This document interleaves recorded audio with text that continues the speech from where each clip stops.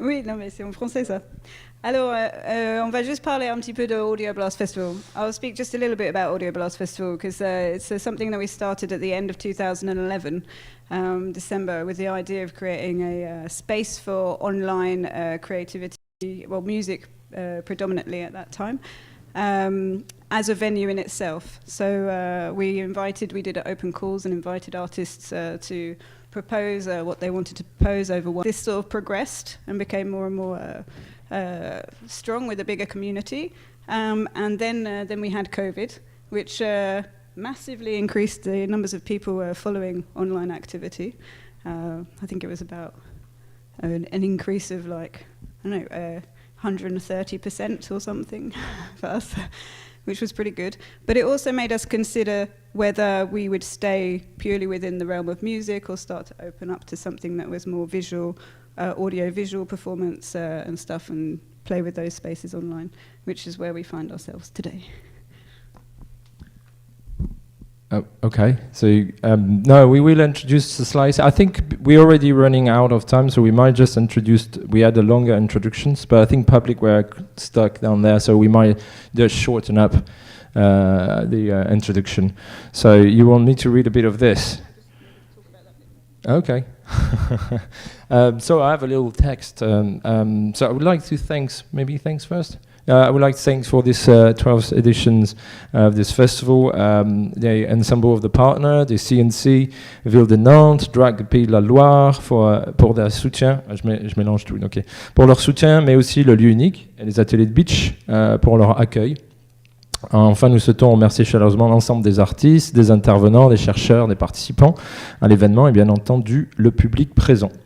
Un remerciement spécial à l'équipe d'Apo 33, les stagiaires aussi, les bénévoles, Jean, Prune, François qui n'est pas là, mais Jean et Prune qui sont derrière, qui travaillent à la technique avec nous, et notre interprète, Karina Biles, qui sera avec nous toute la journée. Un grand merci. Juste un petit peu de contexte et de questionnement et par rapport à ce qu'on mène aussi sur Audioblast. Et depuis une vingtaine d'années, avec Apo 33, on questionne ces croisements entre les espaces virtuels et la physicalité. C'est comment on se retrouve dans un espace déconnecté et un espace ancré physiquement. Et avec l'arrivée des premiers mondes virtuels à la fin des années 90, et les propositions d'environnement visuel, notamment à multiples projections, les recherches que nous avons menées ont permis en fait d'envisager un aller-retour entre les pratiques possibles que les artistes dans ce champ d'exploration ont développé, mais aussi de pouvoir penser des nouvelles pratiques, des technologies connectées et des mondes virtuels interactifs et immersifs. Alors on va voir ça un peu pendant toute la journée. Mais en gros, dans l'art numérique et les pratiques immersives, au sens large, la multiplicité des pratiques est si importante que l'on utilise une plateforme 3D en ligne ou un casque VR ou un environnement mix XR, Extended Reality, jusqu'à des environnements interconnectés. Donc il y a une large panel de pratiques. Et pour faire un petit sort de rapide historique, on attache ce terme de réalité virtuelle à Antonin Artaud, beaucoup d'entre vous le savent peut-être déjà, avec le théâtre et son double, sur le plan purement supposé illusoire sur lequel évoluent les symboles de l'alchimie. Et ensuite, le concept a été développé par plusieurs personnes de façon fictionnelle ou théorique, donc Broderick ou Kruger, qui devient ensuite une technologie en soi à partir des années 80 et se popularise avec les interventions et brevets notamment de Jaron Lanier, VPL Research, avec l'iPhone et le Data Glove. L'iPhone, pas l'iPhone. iPhone. Ok.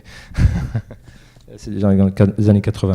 Au-delà de ces recherches-là, universitaires, disons, dans ce domaine-là, de nombreuses entreprises, notamment comme Atari, Sega ou encore Nintendo, qu'on connaît tous plus ou moins, se sont ensuite engouffrées dans la production de jeux et d'environnements VR, Virtual Reality. Et donc il faudra attendre 1995 pour voir enfin une œuvre artistique qui utilise la VR, avec notamment Maurice Benayoun et son installation Tunnel sous l'Atlantique. Qui est un environnement 3D, chat, son spatialisé et intelligence artificielle. Donc depuis le milieu des années 90, les artistes travaillent avec la réalité virtuelle comme moyen de créer des expériences immersives qui transportent les utilisateurs dans un environnement naturel virtuel. Osme Osdade, Char Davis, qui a permis aux utilisateurs de naviguer dans un environnement forestier, par exemple virtuel, où ils pouvaient interagir avec un paysage éthéré, rempli d'arbres, d'eau et de formes abstraites. Donc cette œuvre était une fusion révolutionnaire d'art, de technologie et de nature. Il y a une sorte de panoscopique, donc c'est un panoscope, c'est à 360 degrés, panopticon, qui vient du panopticon, et de ses propres dispositifs personnalisés. Alors, je ne cherche pas à faire un étalage de l'histoire, parce que c'est très large, et je vais sûrement oublier plein de monde, et sûrement plusieurs personnes ici ne seront peut-être pas d'accord. Mais on pourra débattre. Alors, Courchaine, lui, a étendu la possibilité de l'expression artistique, qui transforme les spectateurs en participants actifs, visiteurs, acteurs et habitants, de ces créations expérientielles. Il n'était plus confiné à un seul point de vue, mais il pouvait aussi explorer librement tout l'environnement virtuel, faisant des choix qui influencent leur expérience et le déroulement de la narration. Donc ensuite, alors que le cinéma traditionnel, lui, est une expérience plutôt passive où le spectateur regarde un récit préétabli, d'ailleurs ça continue, des œuvres telles que l'acclamé Flight Pass de Sue Thomas en 2007, par exemple, ont offert, c'est un exemple, ont offert une dimension interactive en explorant les schémas migratoires des oiseaux et en établissant des parallèles avec les réfugiés. On a aussi eu Daphna qui a proposé des choses, Daphna Naftali, il n'y a pas très longtemps, avec le rapport à la migration des oiseaux.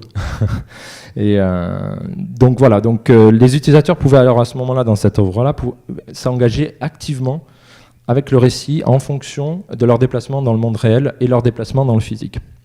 L'histoire se déroulait en réponse à leur emplacement grâce au suivi GPS, qui crée ainsi un environnement personnalisé et dynamique en fonction des déplacements. Bon voilà, donc comme je disais, on ne va pas faire une liste, c'est juste quelques exemples pour introduire un petit peu. Et ensuite, on a imaginé, pour cette journée-là, là je rentre un peu dans le détail du programme, I will go into the detail of the program which you have in this little booklet at the door, que vous avez à l'entrée. Il s'agit ici de poser quelques fondements auxquels, voilà. Donc on a inscrit 3 sujets.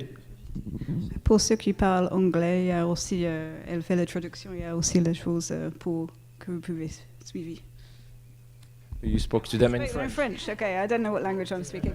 So, if you're speaking English, there's a earphone, so you can understand what's happening in French. So, when I speak one language, I don't know which language I'm in anymore. Do you want to do the other 3 things? Okay. Okay. Yeah. So, for the organisation of today. This conference around which we've organised it. We organised it into 3 themes. The 3 themes are virtual innovation virtuelle. Avec, on avait invité Dom Forrester, qui est là, qui illustre l'interaction dynamique entre la créativité artistique et l'infrastructure technologique, mettant en lumière l'importance de les réseaux collaboratifs. Donc, il va parler, je vais laisser lui parler beaucoup plus sur son sujet, mais il était aussi un précurseur de cette façon à faire l'art réseau. Voilà. On a aussi Helen Varley-Jameson, qui va parler de son projet Upstage, qui je pense a débuté en 2002, c'est ça? 2002? Upstage started? 3? Okay. Ah oui, ok. So, plus que 20 ans d'activité sur une scène virtuelle. Et on a aussi Ali Husseini et Laurent Lescope, qui a aussi examinant les complexités et l'expérience virtuelle, le brouillage des frontières entre la réalité et le virtuel, plaidant pour la perspective renouvelée sur les espaces immersifs. Donc, c'est les gens qui croisent beaucoup l'art, science, technologie, innovation, etc. Tu veux faire la prochaine? Tu veux que je continue avec mon français? Alors, la deuxième partie après manger, c'est sur la relation de soins médiatiers.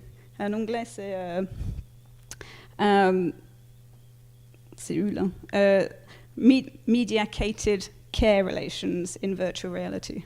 Je pense que ça traduit pas hyper bien.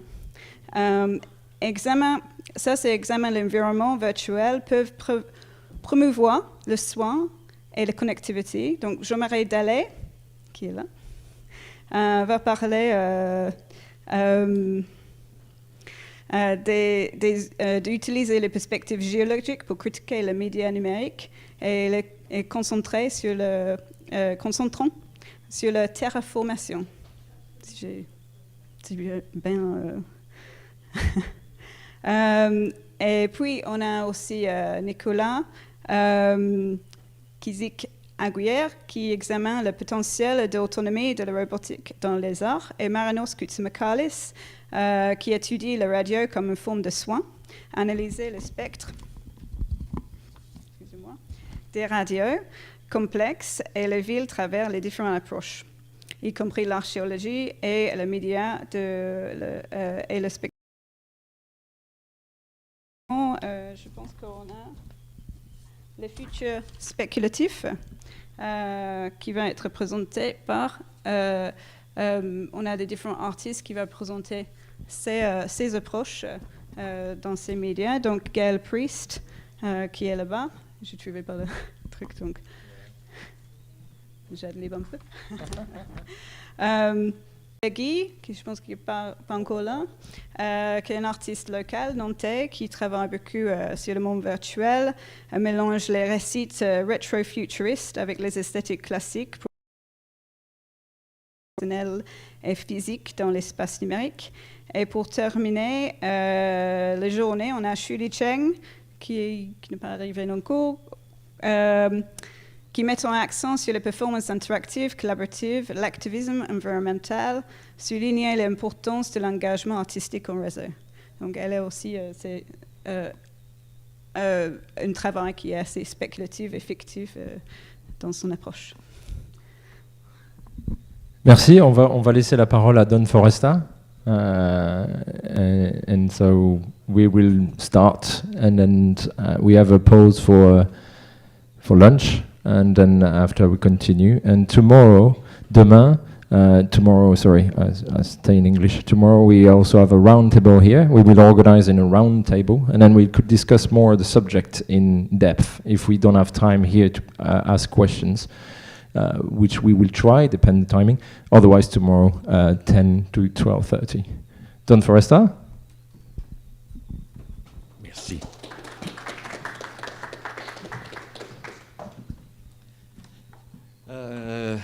Bon, je vais démarrer avec un peu d'histoire en essayant de montrer nos évolutions depuis 40 ans.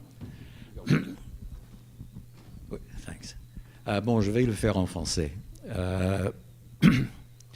Mon premier échange par téléphone était en 81.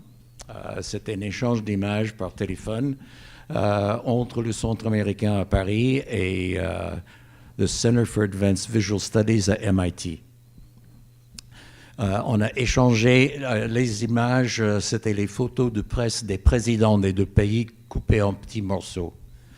Le système qu'on a utilisé à l'époque, c'était SlowScan, qui était une technologie qui était développée pour les banques. C'était pour échanger les signatures de chèques pour les vérifier. Et ça ne marchait pas du tout avec les banques, mais pendant un certain temps, c'était utilisé par les artistes. De mon cas, on a utilisé ça pour 10 ans. C'était une technologie très, très primitive où l'image était gelée dans un buffer et on voyait ligne par balayage, ligne par balayage. C'était très lent. Bien sûr, c'était complètement déformé dans une façon extrêmement intéressante. Mais je crois qu'on a complètement épuisé toute la possibilité avec cette technologie. C'était plutôt une forme de cadavre exquise. Et on a continué pendant toutes les années 80 avec ça, peu à peu remplacé, comme Jenny a dit, avec l'informatique. Et l'informatique, c'était, pour moi, la première fois que j'ai créé un réseau informatique, c'était avec les Mac et les modems à la Biennale de Venise en 86. Et avant ça, c'était SlowScan. On a fait des choses assez intéressantes. Il y avait en 82, Reagan était élu président juste avant et il a annulé toute la participation américaine aux événements culturels internationaux.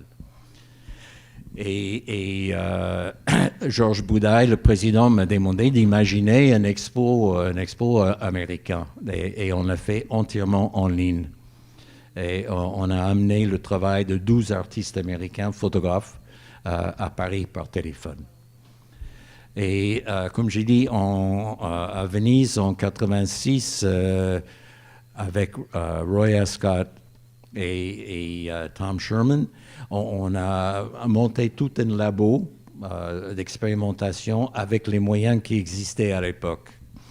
Il y avait fax, il y a Roy qui a fait des textes, on avait Minitel, on avait le slow scan, et finalement on avait les Mac et les modems. Et avec les Mac et les modems, on a connecté principalement avec la France, c'était Paris, Nice et je crois que Nantes et Toulouse et Philadelphie. Non, Pittsburgh. Et à partir de là, j'ai travaillé presque exclusivement avec IP. Et avec toutes ces évolutions très très longues,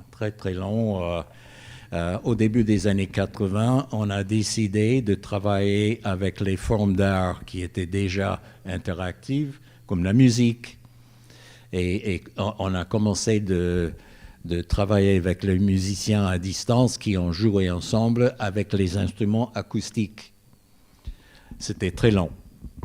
C'était très très long. Il y avait un délai qui était absolument incroyable. Les tuyaux étaient très petits, qui veut dire qu'il y avait très peu d'informations qui étaient capables de passer. Et les gens, quand j'ai demandé les musiciens, j'ai dit comment c'était, ils ont dit je n'ai jamais compté autant de ma vie. Et pour le délai. Mais bon, peu à peu, c'était un peu mieux. Au début des années 80, à l'ENSAD, où j'étais prof, l'école des arts décoratifs, on a tenté de travailler avec la danse. Et surtout en ajoutant des effets. Ça ne marchait pas du tout. Une fois qu'on a démarré un effet sur l'image vidéo, le signal était arrêté. Parce que c'était trop. Et ça, c'était notre problème pendant tout le temps. C'est même un problème aujourd'hui, un peu moins, mais quand même, le délai est un problème concret. Bon, dans tout ce temps-là, comme vous pouvez imaginer, la technologie a beaucoup changé. Dans les années 90, c'était un peu mieux. Et la chose qui était formidable, qu'on avait accès aux choses assez rapidement en France. Vous savez, en 87, on a inventé ISDN, numéris, qui veut dire qu'on avait finalement les lignes de téléphone numériques. Et avec ça, on a groupé ces lignes, 5. Il y en avait 3 pour la vidéo, 2 pour le son. Et avec ces 3 lignes, on est arrivé d'avoir les choses pas trop mal. Et dans ce cas, c'était une percée assez importante pour nous. Et on a continué dans les années 90 de travailler sur cet aspect-là, surtout avec les musiciens. Vers la fin, on avait la capacité d'ajouter un peu d'effets vidéo, mais pas beaucoup. Mais quand même, le début était là. C'était imaginable. Et on bossait avec France Télécom à l'époque, parce qu'il y avait un grand intérêt à un certain moment, mais il y avait à l'interne de France Télécom, il y avait un bagarre entre ce qu'eux, ils ont appelé les plombiers, qui veut dire les gens qui étaient exclusivement intéressés par le câblage et la connexion, et l'autre groupe qui était contenu. Et ça, c'est un groupe qui voulait chercher des choses à faire, les services. Et on a travaillé pas mal avec ces gens-là. C'était un groupe qui était créé par Pierre Musso à l'époque, à la fin des années 80. On était 9 artistes invités de parler avec les ingénieurs de France Télécom. C'était un échec. C'était un échec parce que les ingénieurs nous ont présenté des gadgets qu'ils ont créés en disant « bon, maintenant, on fait de l'art ». Qui veut dire qu'ils n'ont absolument rien compris du processus artistique et la création artistique. Et après 3 ans, on a laissé tomber. En même temps, on était en train de travailler avec d'autres personnes sur la question. Et comme j'ai dit, dans les années 90, ça avançait pas mal.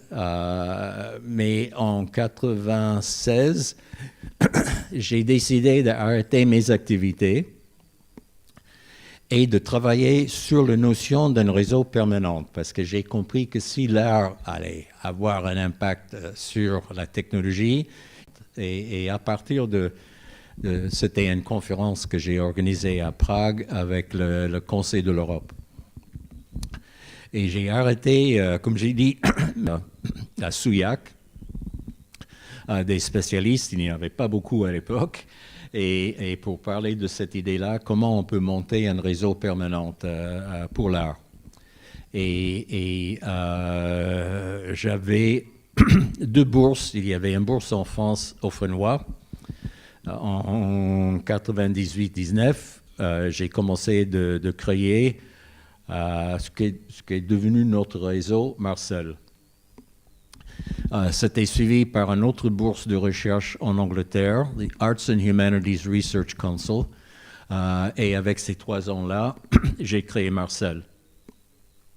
C'est un hommage de Duchamp, bien sûr. On a pris son tableau de réseau, le réseau des stoppages, comme logo. Et en plus, Marcel veut dire Multimedia Art Research Centers and Electronic Laboratories. Et ça a démarré en 2001 entre Londres et Toronto, avec un échange entre un musicien à Londres qui jouait avec une bougie à Toronto. Il avait un tambour, et avec le tambour, il était en train de travailler sur la flamme d'une bougie. Et ça, c'était notre premier événement qui a démarré Marcel. Très rapidement, il y avait un grand intérêt. Très rapidement, j'avais 350 membres dans 22 pays.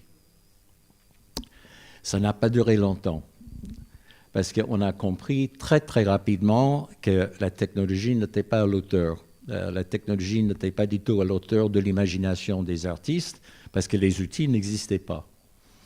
Et peu à peu, j'ai perdu quasiment tout le monde. Et j'ai compris assez rapidement qu'on ne pouvait pas compter sur les télécoms ou même de l'industrie de télécommunications pour avoir la technologie nécessaire pour la création artistique, parce que les objectifs étaient radicalement différents.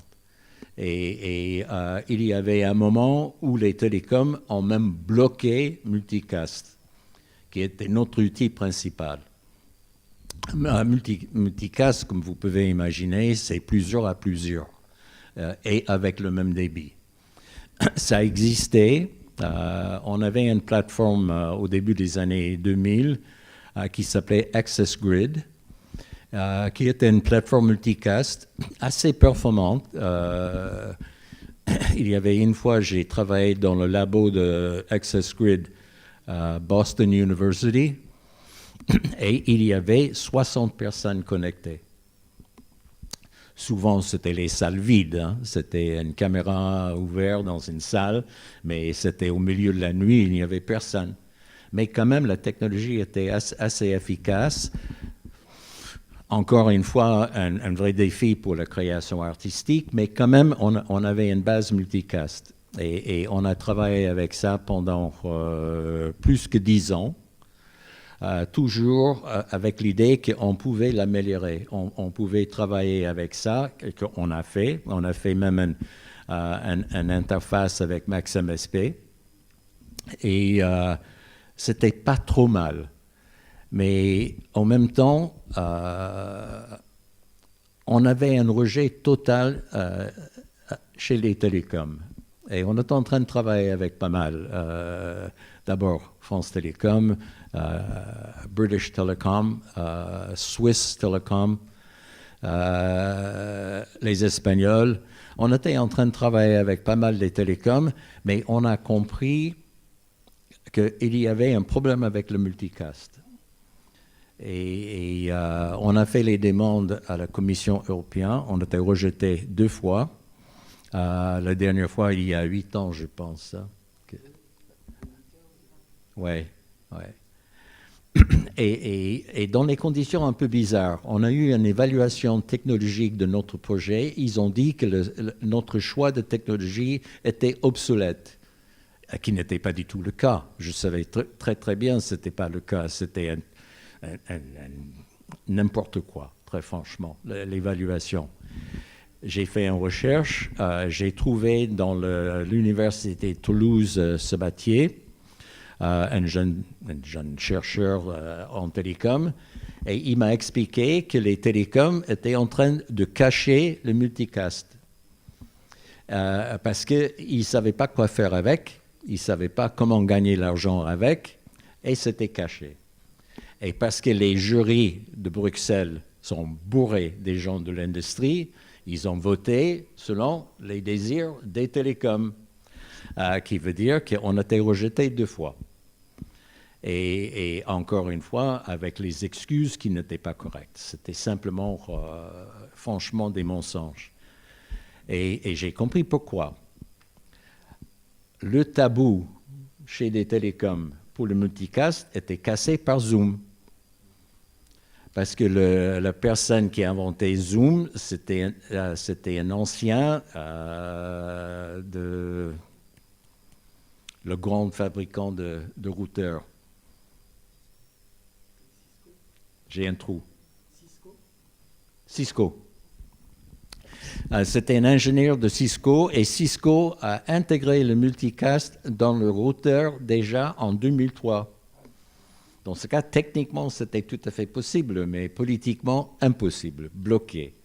Et quand lui, il a créé Zoom, franchement, il n'a pas pris en compte les télécoms, et il a créé quelque chose où le multicast était possible. On est en train de continuer avec ça. Access Grid a disparu sans explication en 2014. Mais maintenant, parce qu'il y a suffisamment de débit disponible, on a d'autres solutions. Ce n'est plus un problème. Et on a démarré notre propre plateforme qui s'appelle MAP. Et MAP, ça veut dire Marcel Multimedia Art Platform. Et notre bêta testing a démarré cette semaine. On a signé avec une université espagnole qui ont reçu la plateforme cette semaine. La semaine prochaine, on le donne à Miller Pocket parce qu'on a, avec Miller, on est en train de créer une interface Pure Data. Notre idée était avec la plateforme, si vous avez besoin d'un outil, vous avez la possibilité de créer cet outil à l'intérieur de la plateforme. Et bon, Miller, il aura MAP la semaine prochaine. APO, je pense que ça sera plutôt vers avril. Mais cette année-là, on est en train de donner la plateforme à une petite poignée de partenaires pour continuer le développement, selon les besoins artistiques. Et parce que mon temps est très court maintenant, je veux parler de quelque chose d'extrêmement important parce que c'est la dimension sur laquelle je travaille maintenant, qui est la dimension juridique. Parce qu'on a compris que si on n'a pas un statut juridique, c'est comme on n'existe pas. Et on est en train de le faire d'abord avec les facultés de droit. Premièrement, c'était la faculté de droit de Poitiers qui nous a écrit un accord entre Marcel et nos partenaires. C'est un accord de collaborer sur les aspects de développement de notre plateforme ensemble. Et les Espagnols ont signé ça d'abord, c'était les premiers. Miller était la première personne qui a signé. Il y a d'autres personnes dans la salle qui ont signé. Et on est en train de faire ça, mais en préparant chaque fois le transfert de technologie. Que c'est très, très clair. Un cadre juridique pour une partie de réseau pour la culture. Ça veut dire on crée tout un système juridique défini, une espèce de constitution pour nos membres, pour travailler ensemble sur une partie de réseau avec tout un système de gouvernance indépendant et qui est toujours ouvert à l'évolution de ces possibilités dans une façon assez démocratique pour le faire. Et voilà. Merci.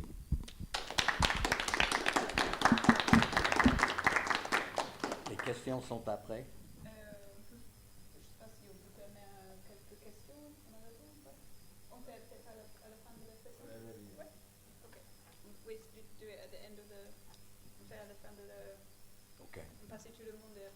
Instead, someone have a very straightforward question. If you have a very straightforward question done, do it.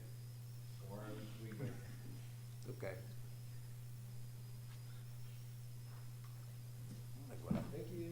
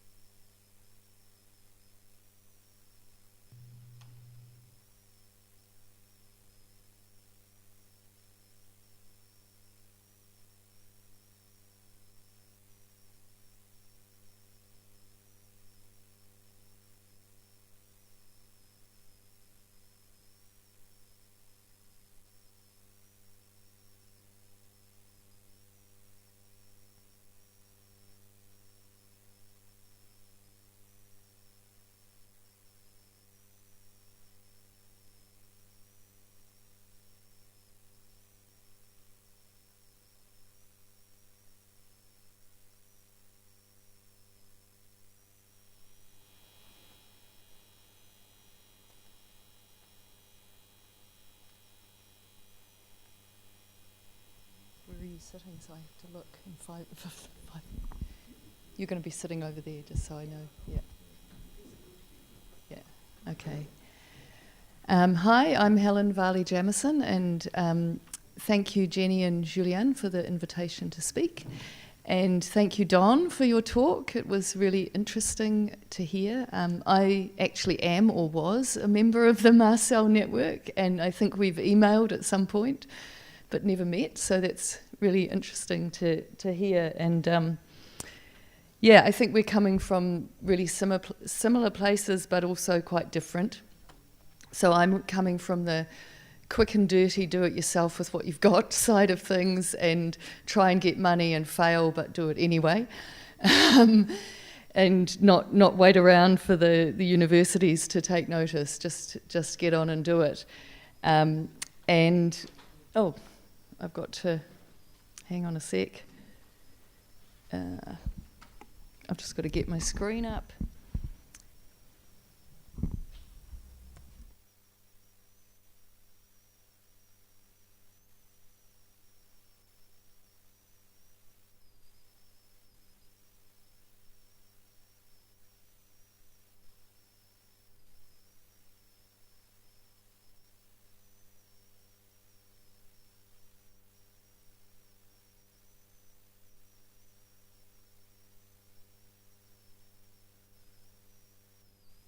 Stage is the platform that I've been working on, co-founding, co-leading for more than 20 years now. We launched it in 2004, but we started the ideas in 2002 and got the little bit of funding to make it in 2003. So we are officially having the birthday this year.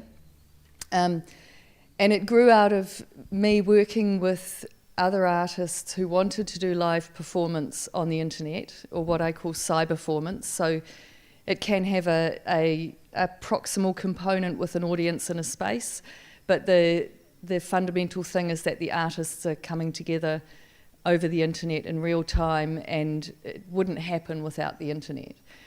And we started out working in freely available chat platforms like the Palace, which was an early audio-visual kind of chat platform, and also iVisit, that was a video conferencing platform, and both of these platforms were made for purposes other than art.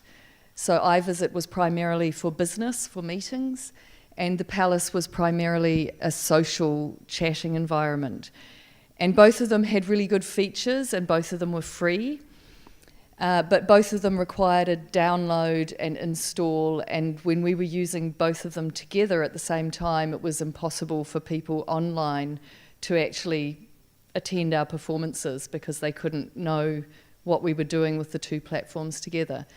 And so in 2002, or even before then, we were running up against the limitations of these platforms. So like you were saying, that you're trying to do something with the technology that it's not made to do, trying to break it, and things like not being able to change our usernames when we were doing a different performance, or the Palace then stopped being developed, and people saying, how can we see your performances online? So our idea was to make a platform that worked in a browser so that audiences didn't have to download and install anything.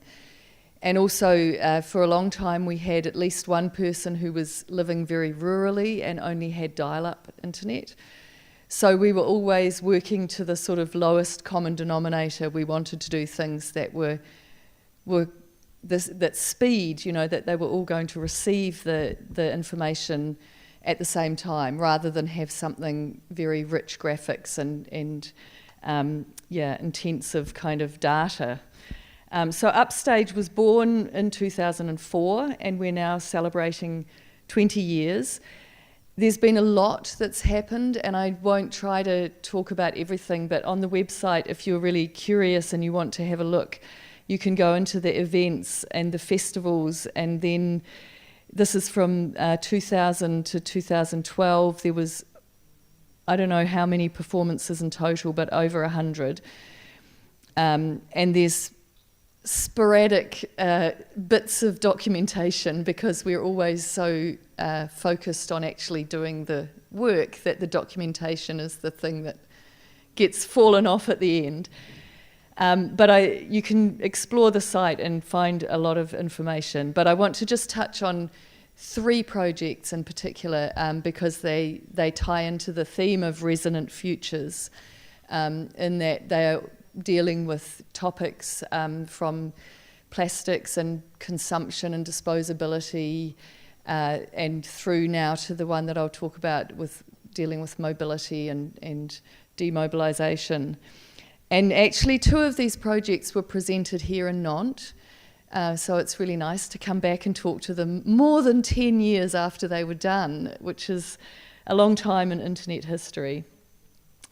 The first one is Makeshift, and actually I've discovered recently that the website has gone.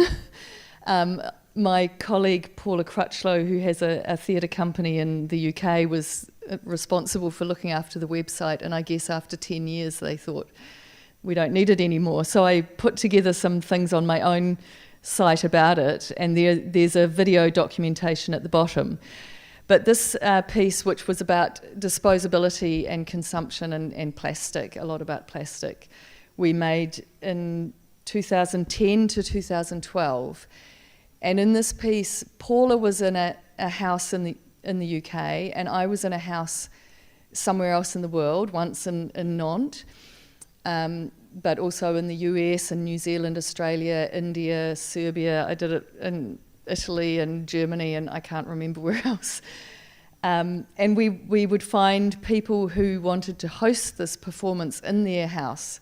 So we needed a domestic house and their living room that had a blank wall that wasn't red, which did happen once, and that was a challenge that we could project onto. And we were connecting the 2 domestic spaces with an audience of about 8 people in each space, with an online audience through Upstage. And it's not very clear, but this image on the video there is showing the screen of Upstage and the webcams from each house. And the audiences in the house and online were required to do tasks to find information that helped to create the performance. So it was co-authored by everyone who was part of it in that moment.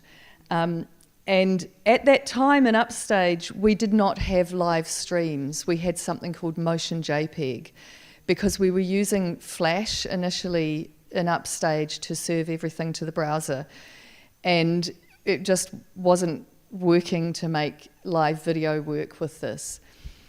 And the workaround was Motion JPEG, which is where your webcam is sending every second or so an image. So you have this really actually quite interesting sort of stop motion video. But for Makeshift, it was really important that we could have not only the video, but the audio streams. And we were starting at this time to work out how we could do it, and we had a developer who was interested to do it, but we didn't have it. So for Makeshift, I just made an HTML frame and stuck 2 streams in the frame on the left and stuck Upstage in the frame on the right. So we were just doing the sort of quick and dirty solution of how we could make it happen the way that we wanted it to. So in Upstage, we were using avatars with text-to-speech, backdrops, props, which were other image objects we could put anywhere. We could draw in real time on the stage. We could have pre-uploaded sounds, so we would play make a sort of soundscape or have some pre-recorded voices. And of course, very important is the chat that the audience online and in the space had access to, so they could communicate. And one of the things in Makeshift that the audience had to do, actually there's not a picture of it here. We asked the audience to gather all their plastic recycling for 24 hours and bring it with them to the performance. And then in the performance, they had to make a kite. And it was interesting how sometimes they would all collaborate. Sometimes they would get very competitive about bits of plastic that they wanted for their own kite. So this was a really interesting piece of the performance. And the audience online, sometimes they would also do their own kite and send us pictures afterwards. And on the website, we had a beautiful collage of all of these pictures. There's just one up there. But one time we had somebody in the audience actually wrote it in the chat. They made an ASCII kite that was using the things to make the shape of the kite, and people were chatting in between it. So you got this broken up kite starting to appear, and then they did all these little S's and tildes and things down for the tail of the kite, and it was a really interesting text piece of this ASCII kite broken up by people's comments. And it's on the website, or the website that was, and I haven't yet refound that image to put it up here. So we did Nantes here in a living room, and it was in the Le Corbusier. Yeah. Yeah. Yeah, it was a beautiful building to do it in. And just going to all these different houses that I've been to as part of this performance was also really a wonderful thing, and using Upstage in it and introducing houses in England with houses in France or India or wherever we were. And it was very interactive. The audience had, at the end, you can see here at the end, they had to perform a tableau for each other and sing a song and all this kind of thing.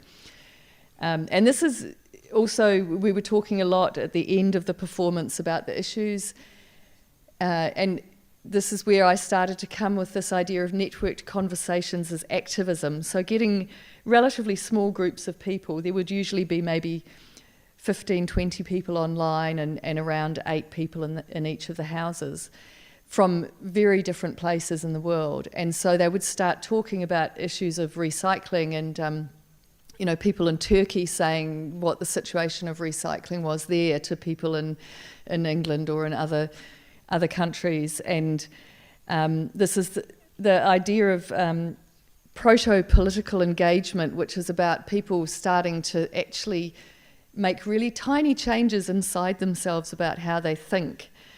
And that when they're in a situation like Makeshift or the other ones that I'll show, how they're taken out of their normal situation, but they're talking about things that are very familiar to them, with people talking about the same thing from a completely different context. And it shifts our brains, and we're dealing with this crazy technological situation and all this media that's coming from multiple angles, and a lot is going on. And I've had people come back to me 15 years after Makeshift and say, I still think about what happened when we made those kites, or, you know, when I carried all that plastic on the U-Bahn to get to the performance, and I was really thinking about all that rubbish I was carrying around. And these are the resonances that we take forward into actually making much bigger changes.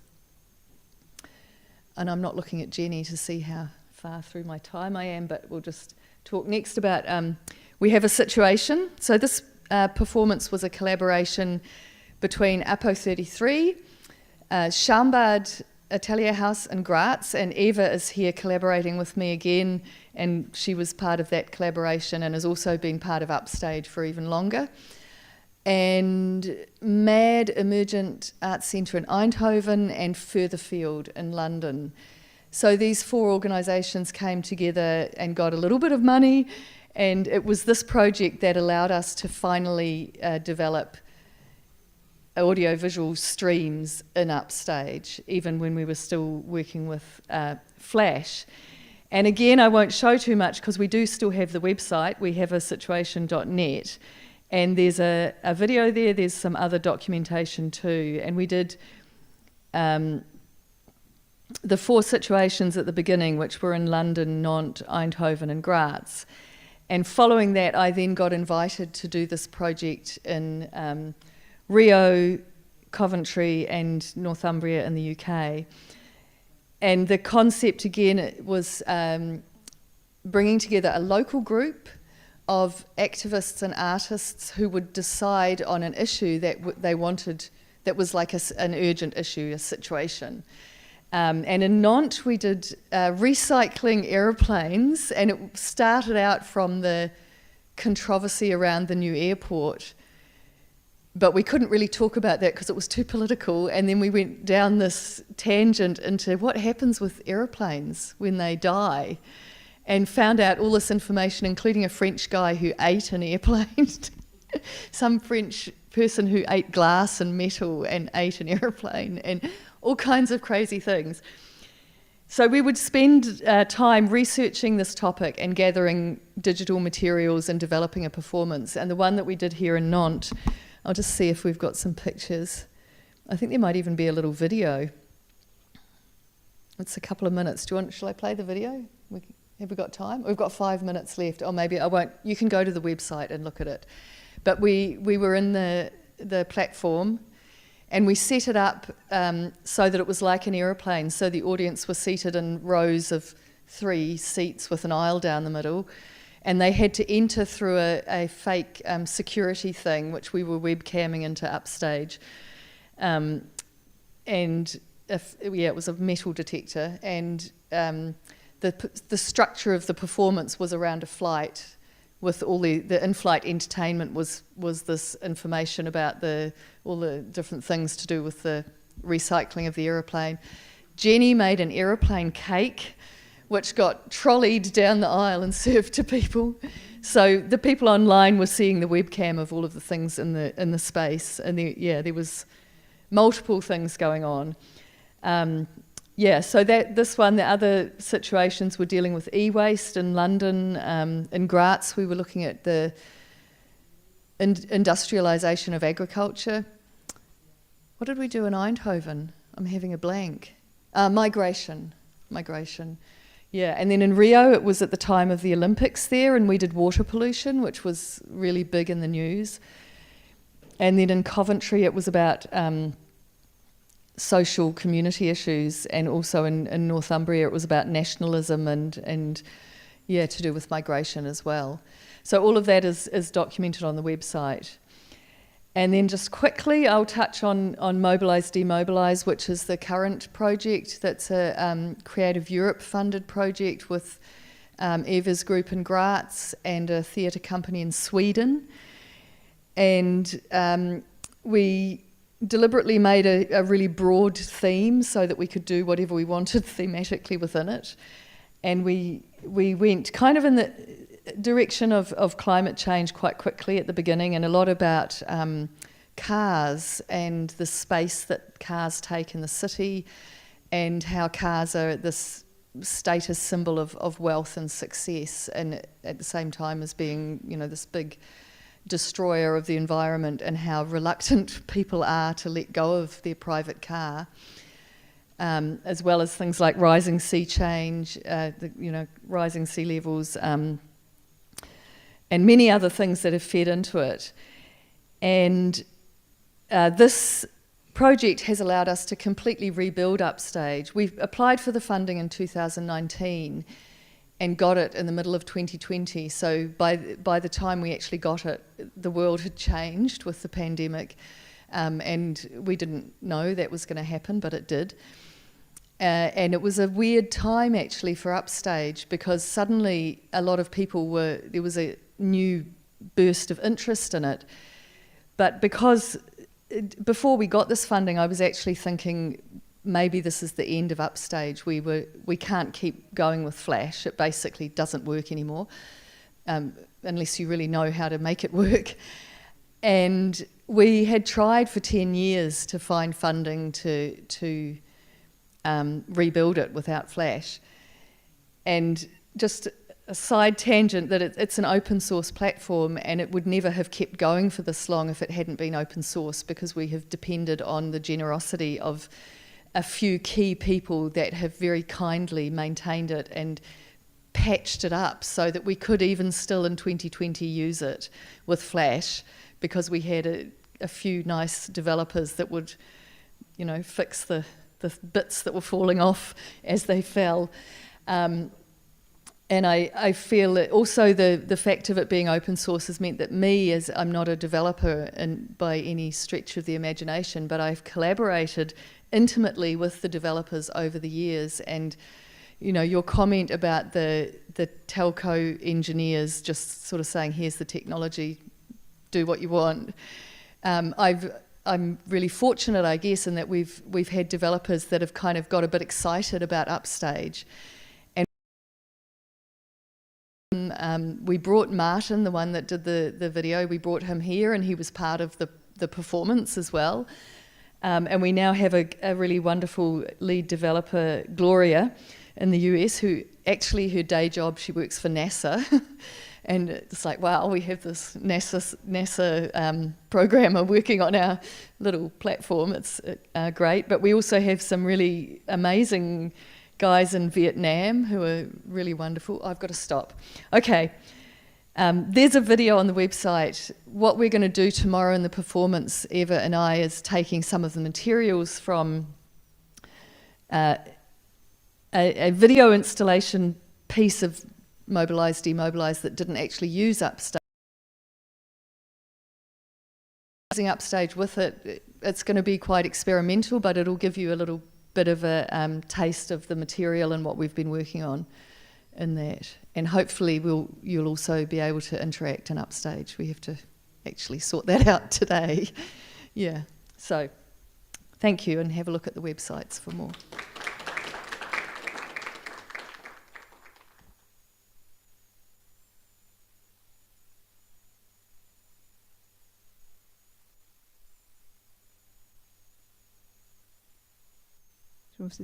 Oh yeah, okay. Is anyone having any direct questions that are very quick that they want to ask? No, okay. We are now going to have a slight change in the program. So we have Laurent Lescaut qui de son action innovative dans le monde virtuel.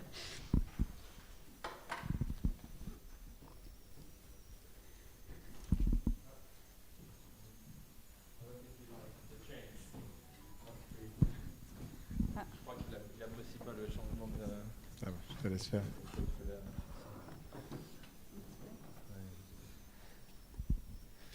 Je vais profiter des quelques minutes techniques là pour me présenter et puis vous dire d'où je parle.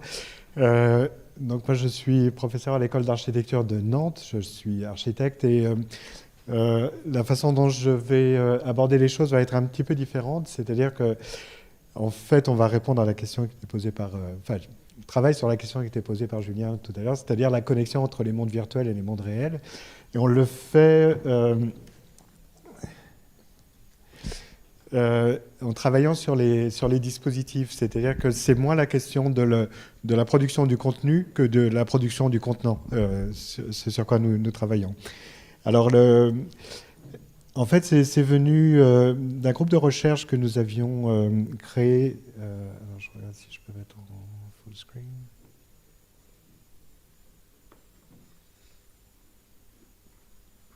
Je sais pas.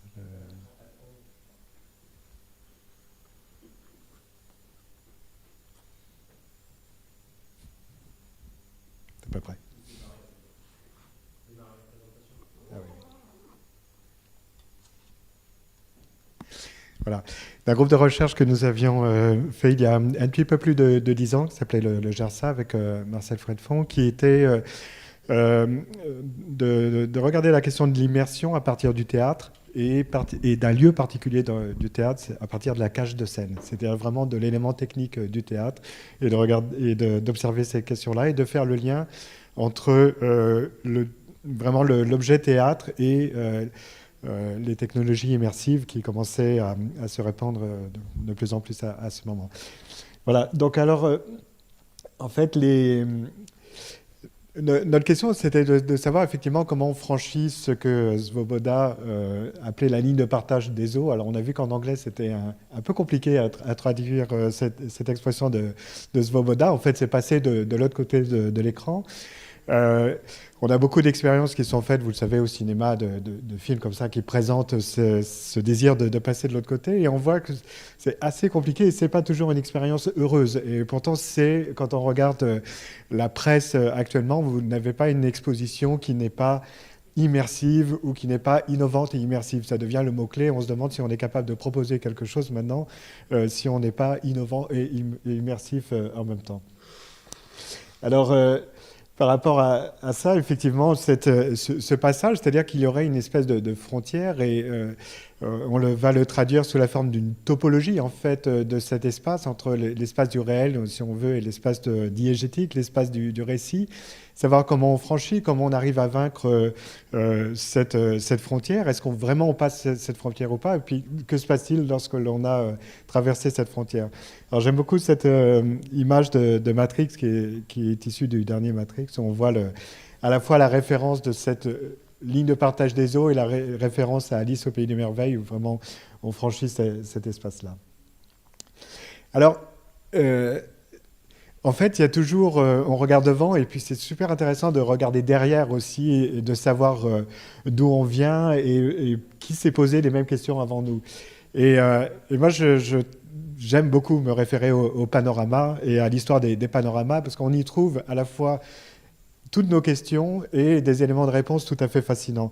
Alors pourquoi les panoramas? Parce qu'on peut dire finalement des dispositifs immersifs, il y en a eu déjà, et puis souvent on peut faire référence aussi même aux espaces, aux grottes pariétales. On dit, bah, tiens, à l'intérieur de Lascaux, à l'intérieur de Chevet, finalement on a sûrement et très certainement un espace immersif qui a été créé. Oui, mais on ne peut pas le prouver. Donc là, c'est un petit peu plus difficile. On peut le soupçonner, mais on ne peut pas le trouver. En revanche, pour les panoramas, il y a un brevet. Et dans les brevets, il y a vraiment la description très, très précise de ce que l'on souhaite faire.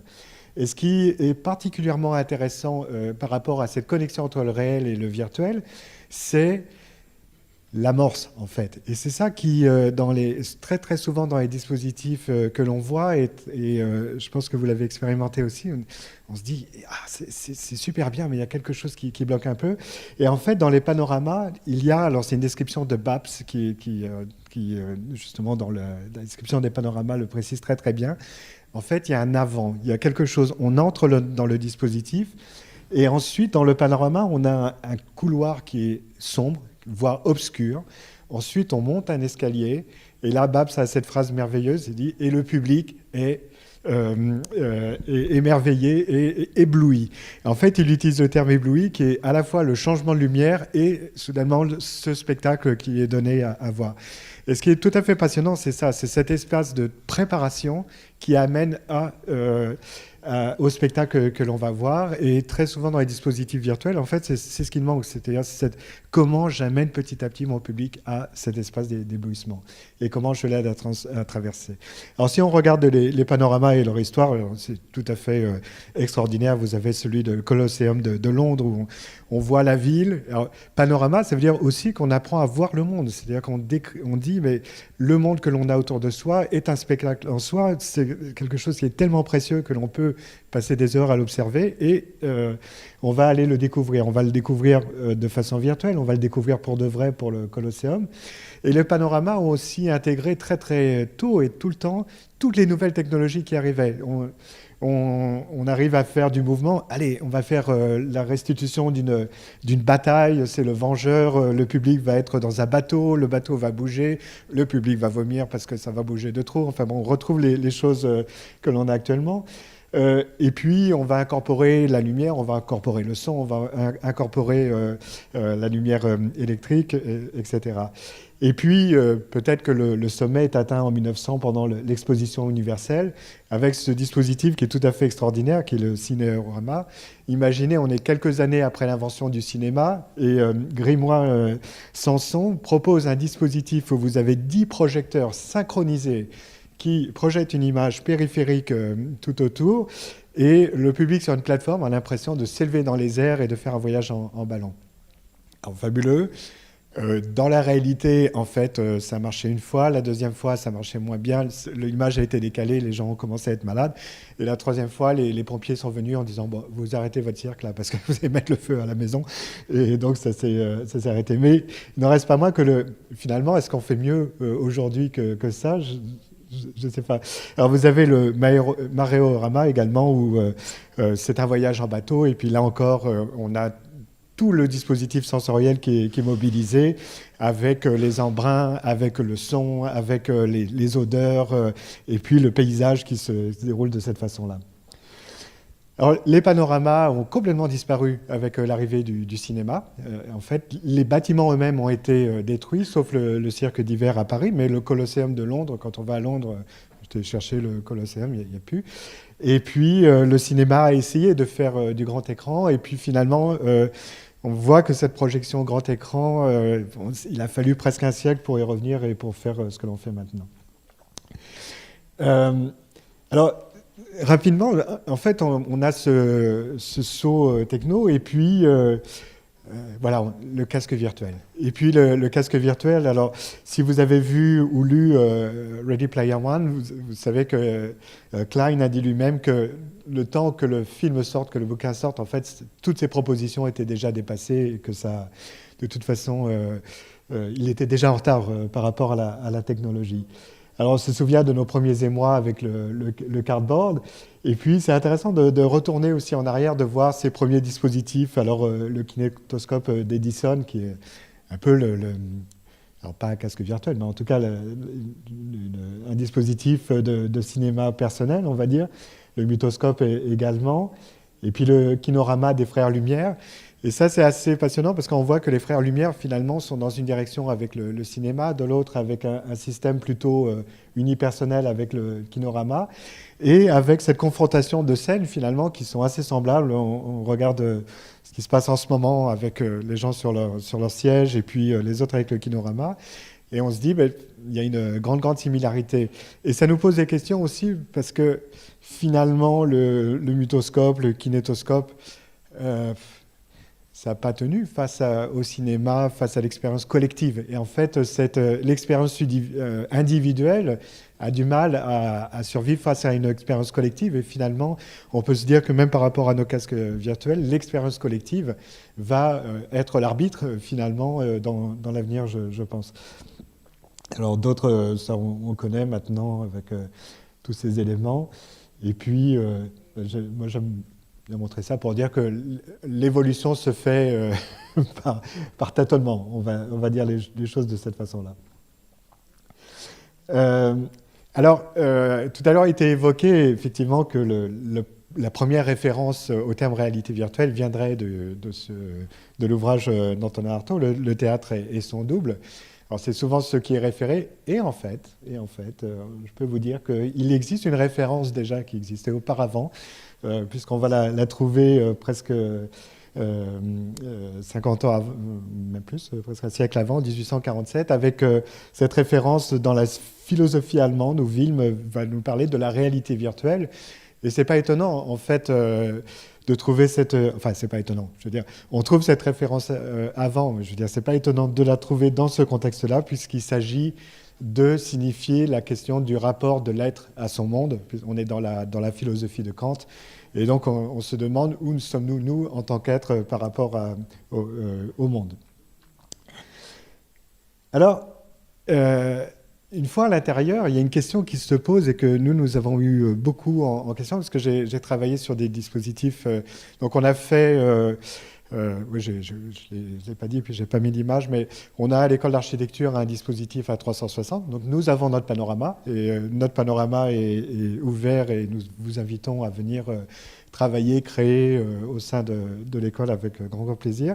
On en avait fait un autre dans le cadre d'un projet étudiant qui a été monté à Los Angeles, où là on avait un train panorama. Donc l'idée c'était de faire un voyage virtuel en train, et puis en fait le paysage était sous forme de projection tout autour. Et on avait fait avec l'école du Bauhaus en Allemagne un dispositif 220 degrés, donc pas complètement fermé, mais mobile, qui permettait d'emmener justement sur les sites des expériences virtuelles. Et puis après, on a fait avec le réalisateur Marc Caro un décor à 360 degrés pour pouvoir filmer en fait et faire des films à 360 degrés à l'intérieur d'un décor réel. Alors, qui sommes-nous à l'intérieur en fait de ça? Alors, vous avez, quand on regarde le cinéma science-fiction, vous vous souvenez ce film qui pique les yeux quand on le voit maintenant, on est complètement déformé, notre corps est peut-être complètement plastique.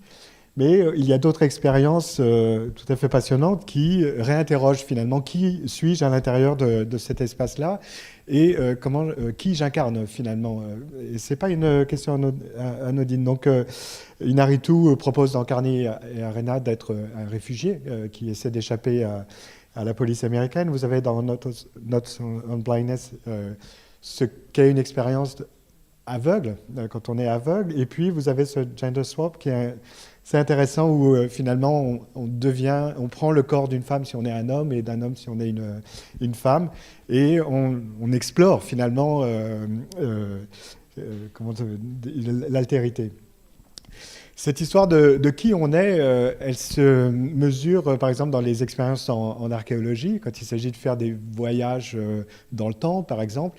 Est-ce que l'on est une sorte de spationaute qui va à Lascaux, à Chauvet comme on l'avait vu, ou est-ce que l'on est une personne de cette époque? Et cette question de l'incarnation est un vrai sujet complexe à traiter. Alors c'est vrai que les métavers... reprenant de la vigueur pendant le Covid, là, nous repose cette question-là. Et en termes pédagogiques, justement, ça a été une expérience tout à fait étonnante à vivre. Alors, métavers, la référence vient de cet ouvrage-là. Avec, alors, les plus jeunes d'entre nous se souviennent de Second Life à l'époque et de tout ce que l'on a pu faire à l'intérieur. Vous avez vu que Second Life a rebrandi son drapeau en disant « Mais nous étions là avant, ne nous oubliez pas quand justement Oculus et Meta s'est réapproprié l'ensemble de cet univers ». Nous, au niveau pédagogique, justement, pour ne pas avoir le zoom et les écrans noirs, l'idée, c'était de dire on va faire des cours complètement dans le métavers. Et on a organisé ça avec 3 écoles, une école aux États-Unis, une école sur l'île Maurice et une école en Allemagne, et de faire en sorte de réunir les étudiants à l'intérieur d'un environnement virtuel. Alors, ça remet plein de choses en cause au niveau de la création, de l'acte de créer, comment finalement on agit à l'intérieur, qu'est-ce que l'on remet en cause par rapport aux dispositifs classiques des écoles. Et on a vu les étudiants très rapidement nous dire le studio, l'école, tout ça, c'est pas intéressant, on a envie d'avoir des cours plutôt au coin du feu ou dehors, ou même si c'est virtuel, et en fait de remettre en cause le cadre d'origine.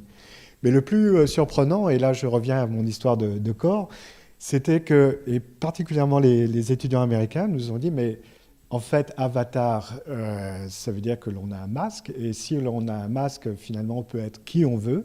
Et le fait de pouvoir être qui on veut aussi est une façon de filtrer peut-être des a priori que vous pourriez avoir en nous voyant, homme, femme, grand, petit, noir, blanc, etc. Et donc, sont venus sous la forme de renards, de petits lapins, de canards. Et je me suis retrouvé à faire cours, finalement, devant une classe de petits lapins, de renards et de canards ou de robots, ce qui était un peu particulier. Mais cette question de la personnalité est tout à fait passionnante. Et finalement, de se dire, mais le monde virtuel m'offre la possibilité d'incarner quelqu'un d'autre et peut-être de désactiver ou de déjouer des a priori que l'on pourrait avoir par le contact physique. Et en fait, on s'est retrouvés après et c'était assez amusant de voir que le petit canard, en fait, c'était l'étudiante que j'avais devant moi, que je reconnaissais par la voix et par les expressions et pas par le physique. Aujourd'hui, finalement, l'IA nous amène à travailler assez différemment au niveau de ces mondes à créer. Alors, en tant qu'architecte, moi, ce qui m'intéresse, alors, normalement, ça bougeait, puis, mais comme il n'y a pas le PowerPoint, vous aurez pu voir qu'on était dans un espace quasi impossible. Alors ça, c'est tout à fait passionnant, puisque en l'état, moi j'aime bien quand la technologie n'arrive pas jusqu'au bout. J'aime bien la technologie qui ne marche pas. J'aime bien les choses finalement, qui amènent tout un tas de glitches et qui nous obligent à bouger par rapport à ça. Et donc l'IA et l'image IA qui depuis un an là, commence à nous bousculer très très fort, nous amènent à créer des mondes, et des mondes qui fonctionnent par exemple dans un sens, dans une perspective et pas dans l'autre. Et donc on peut créer comme ça des environnements où quand on regarde dans une direction, donc on en revient au théâtre finalement, au point de vue, au face-à-face, à cette idée de la place du prince et puis de la perspective. On dit, ah tiens, là ça marche bien. Et puis quand on va derrière, quand on va du côté coulisses, alors on est dans des perspectives impossibles, on est dans des déploiements d'espace qui sont tout à fait saisissants. Et est en train de venir, alors ce sont des continuités par rapport à la présentation précédente où il y avait le chatbot, etc.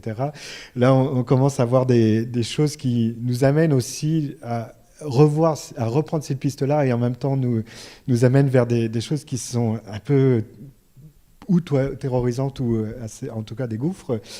Puisque maintenant, on peut avoir des avatars virtuels, vous savez, qui fonctionnent avec ChatGPT. Donc, en fait, ils sont libres au niveau de leur conversation. Et là, ce sont des copies d'écran. On est dans le monde virtuel. Et on va parler avec un avatar de façon libre. On va vraiment converser avec cet avatar qui va nous répondre et qui va faire la conversation ou nous aider à nous promener dans un environnement. Là, il a été créé, celui-ci, pour une visite de site en Floride. Et la question, alors on se pose des questions, maintenant on se dit, mais que se passe-t-il? Est-ce qu'un avatar IA est capable de distinguer deux personnes? Est-ce qu'il saura faire la distinction? Si on est trois dans ce monde-là, est-ce que l'avatar tout seul saura distinguer deux personnalités à l'intérieur? Et si je mets deux avatars IA, est-ce qu'ils vont savoir parler ensemble? Est-ce qu'ils vont, Donc ça ouvre tout un tas de questionnements qui sont assez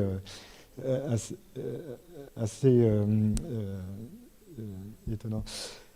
Alors voilà, donc pour conclure dans cette expérience, nous ce que l'on a remarqué aussi, c'est comment on sort en fait, parce que il y a beaucoup d'expériences où, surtout par rapport au casque, où on dit bon c'est fini, on enlève le casque, mais en fait, c'est pas évident de sortir d'une expérience immersive, et on le voit. Alors, ce film, si vous le connaissez ou si vous l'avez vu, en fait, on a l'impression de voir Matrix. Il est très.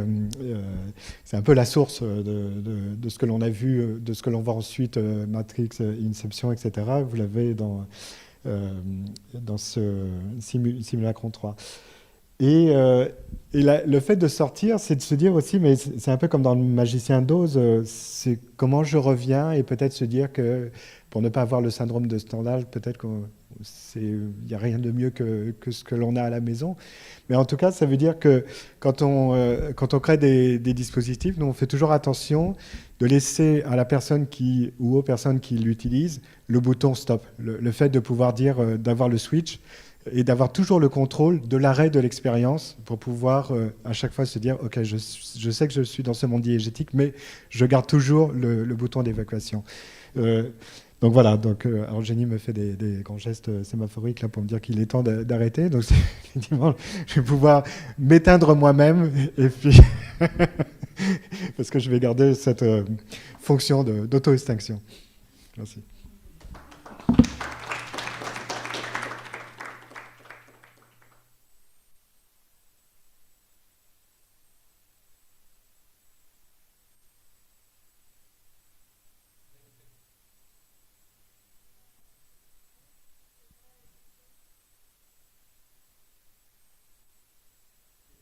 Oui, pardon. En fait, c'est juste que je voulais savoir c'était quoi le film qui piquait les yeux des années 90 parce que je l'ai pas connu. Et j'ai pas eu le temps de noter. En fait, ça s'appelle le cobaye. C'est une pièce d'histoire, hein. Faut le voir comme il faut.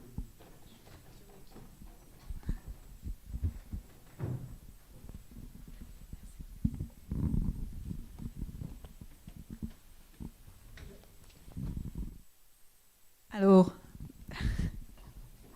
petit changement d'ordinateur.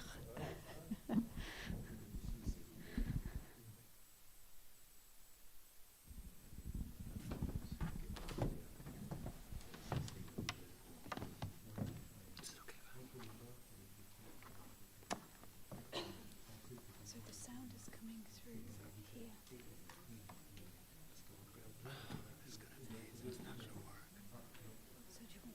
It's got it. I don't have a jump drive on me. Okay. So. You don't need sound? He does. I do need sound. It's not going to go through the. Won't work otherwise. No. I kind of. Yeah. So I have the movies downloaded on my computer.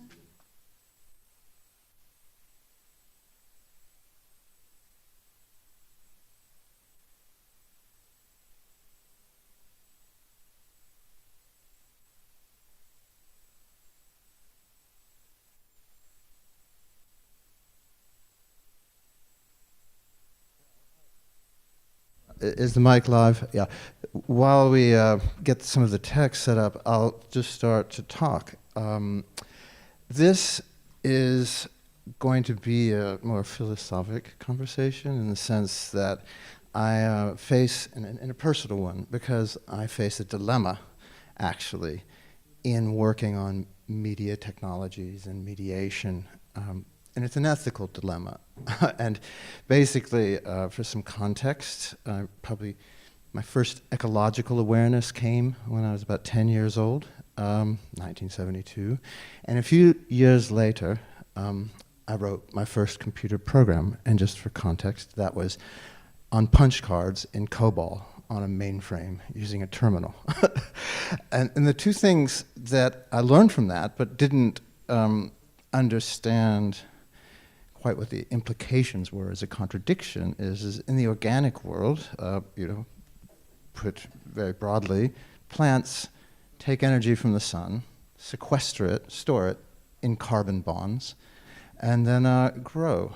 And then animals eat the plants and each other and break those down and release that energy. So it goes in a cycle that counters thermodynamics. So life, at least temporarily, but for 4 billion years, has counteracted the second law of thermodynamics, which means things run down. Now, that was clear from ecology at the start. In COBOL in particular, and the early forms of computing, you had a very linear and very obviously mechanical form of causality. So one thing happens after another in an algorithm. And in the 50 years or so since then, we have discovered things that appear to be cyclical, for loops, for the developers in the crowd, while loops. So things seem to go round and round in cycles, but they're not, actually. They're still running down, and they're running mechanically, and eventually they'll just stop working because they have no way of renewing themselves, regenerating, creating new generations. And this is the crux of the dilemma. Now, I didn't see this when I was a teenager, but I started to sense that there was more to the world than there is in science. I was really pro-science because science seemed to expose both the truth of reality and it also seemed, well, maybe there would be, if we understand existence, then we can confront existential dilemmas. And so this would get reconciled. And the whole thing became a train wreck at some point. And I decided to study philosophy to mediate, my experience. And experience I put in all the forms of artistic expression that we've seen today. And I think you'll be coming to the Apo 33 website, a lot of self-expression and social expression. And in the presentations we heard earlier today, we saw how technology can be used to form social solidarity. But I also work in these technologies, and actually Don Forrest, I thank for inspiring network performance, which I worked in for a few years. With Helen, I worked with Palace too in the 90s, integrating it into television. One sec. It's on the desktop. It's on the display. Okay, so. So we take this. And then you help. Okay. So we'll have a few platform changes here, but.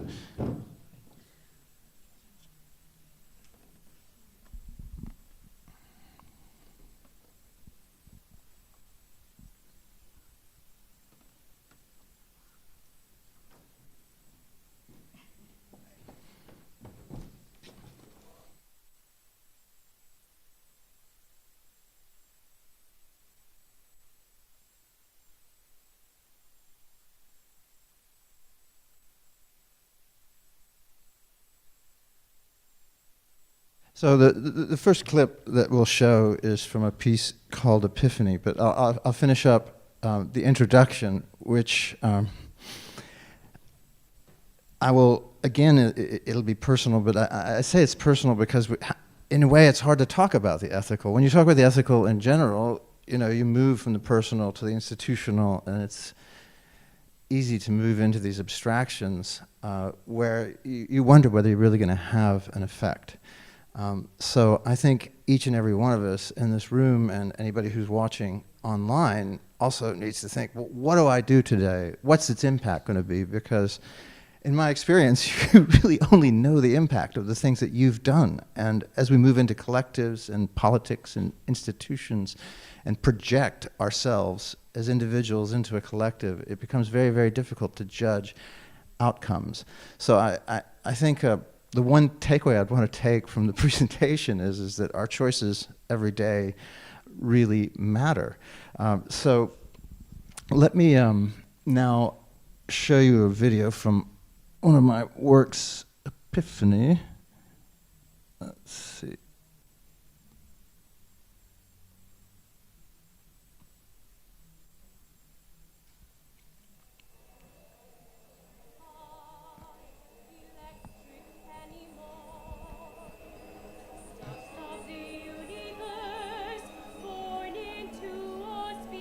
Against itself, gone by my gadgets. Whether a common soul, whether a common soul. A saint, a martyr, I know a hero. Comrades in the stars, my best, I hope I did try. I beg you, without your reckoning, I thought I was living to live. So Epiphany was an immersive performance installation and collaborative artwork. I conceived it and I did all the video, but I worked with an artist, Nilofer Talabi, who wrote the libretto, and Paola Prestini performed the music and the, let's see. And it was the Young People's Chorus of New York City who were actually singing. And this is the first part of the libretto, and this captures this contradiction that I have felt in my life since I became ecologically aware and started learning how to work with mechanisms. So, I, electric animal, dust of the universe, born into a species against itself. And another way I'll put this dilemma is, I guess I always oscillate between technophilia and technophobia, you might call it. It's not really a phobic, though. It's an ethical questioning. But what I have found is, when I serve the machine, whatever that is, things go really well. And when I resist it, my life is rubbish.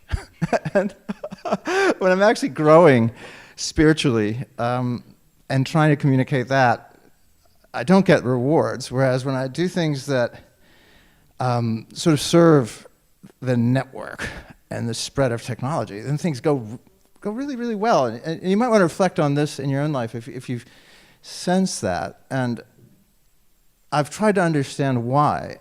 So this now moves from the very personal experience to the institutional, and we have really, I'm at the axis of two institutions here, Apotwentois, which you're familiar with and have been introduced to, and the Institute for Advanced Study of Nantes, which is actually just very close to here. And there I'm working as a researcher in biology, but also as an artist and cultural professional, trying to take a proper theory of biology and express it in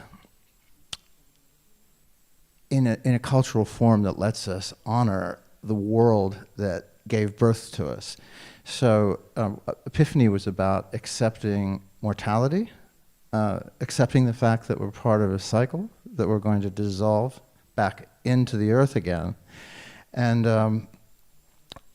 I think that it's obviously using technical means for expression, but I wonder if it really achieves that goal, because there might be, in fact, some epistemological or some fundamental reason why anything we do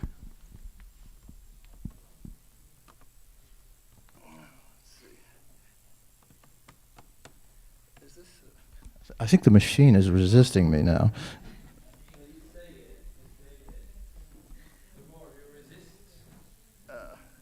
Well, here we go. I'll go to the next piece. I have to fix it every time you switch. Oh, sorry.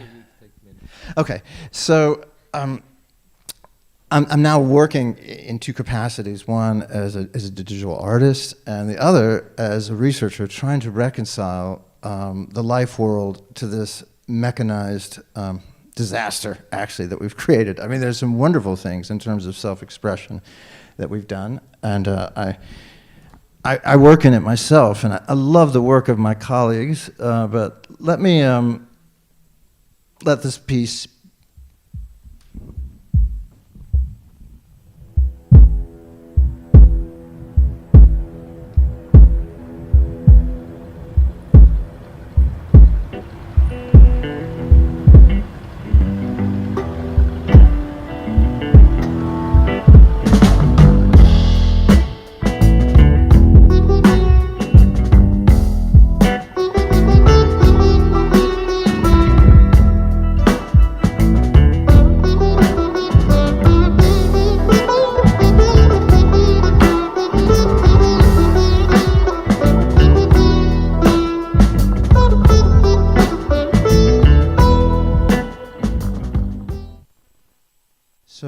Groupthink was a piece that I did when I was a co-director of National Gallery X, and also did some artistic works. And again, it's a collaborative piece, but it was looking at a future of an internet of neurons where actually we move from these audio-visual interfaces to muscular or direct brain implants. And I've worked in brain-computer interface, work on standards, among other things, for the IEEE.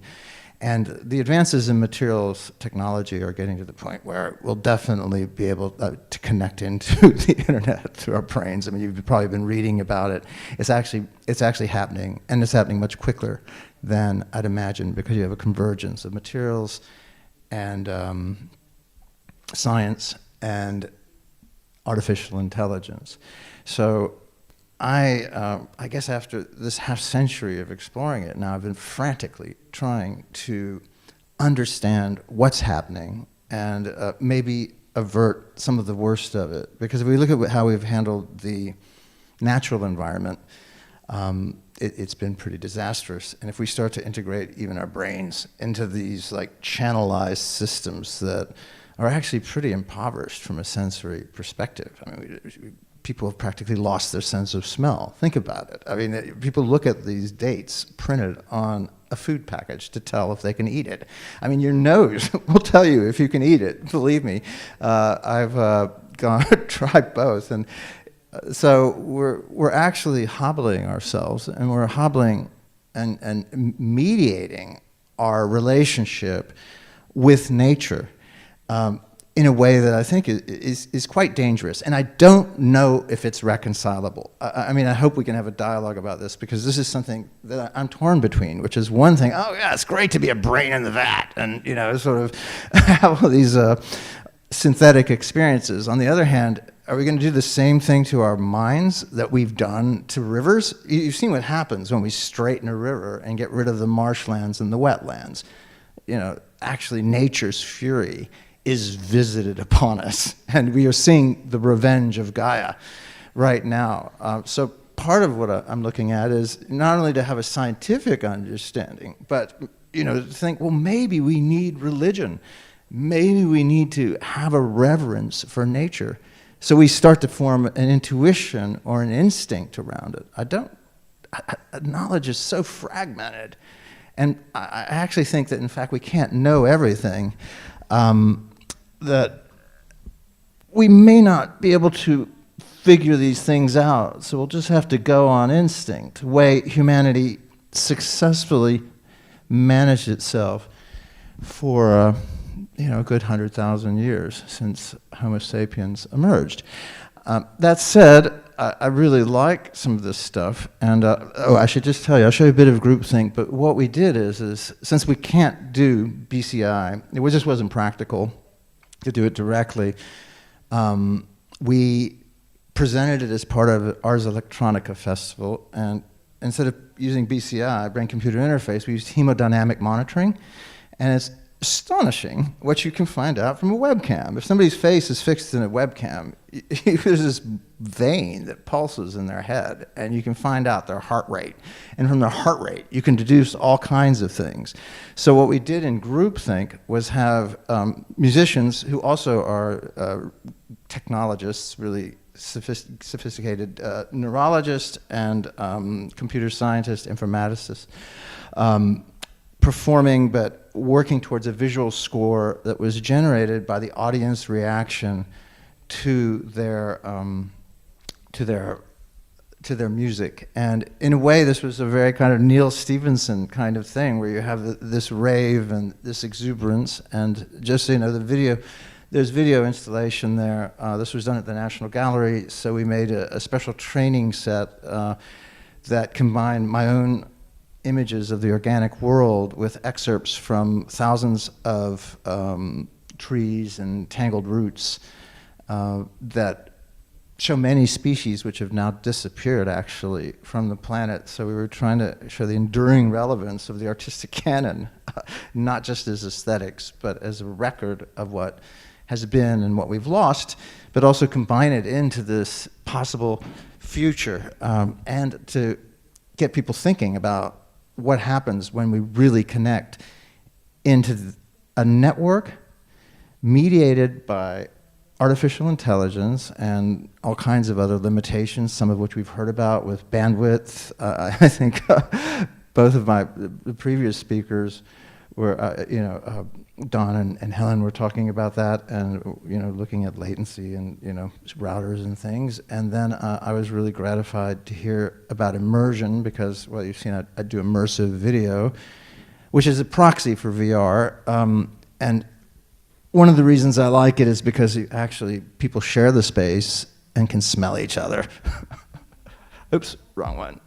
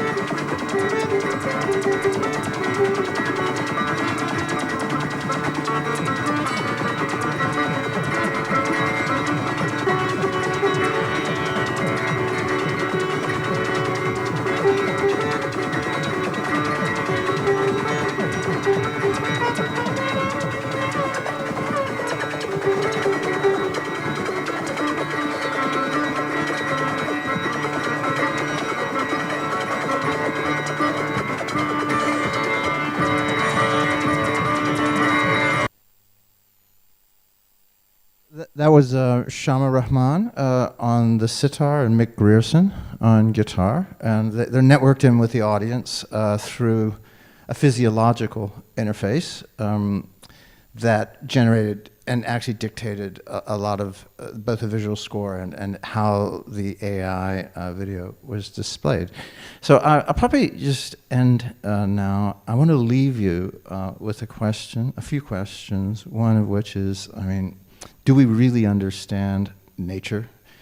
And mathematics actually seems very, very accurate in the mathematical-based sciences, but one thing I'll say is we can reach an arbitrary level of precision.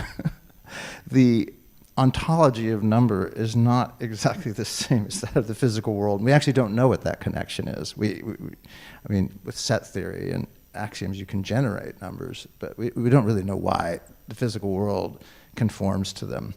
So I'm not downplaying science or anti-science at all. What I'm saying is we need to understand its boundaries. At the same time, we need to understand the boundaries of our own intuition.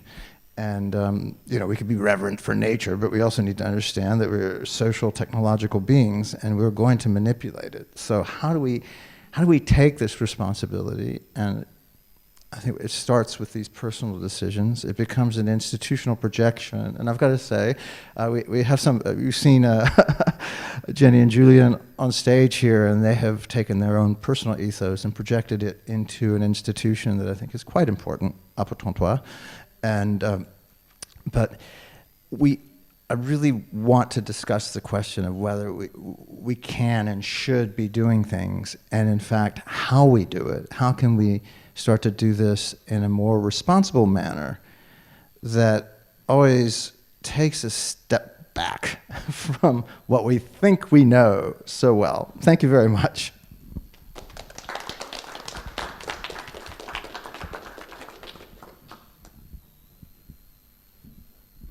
Merci.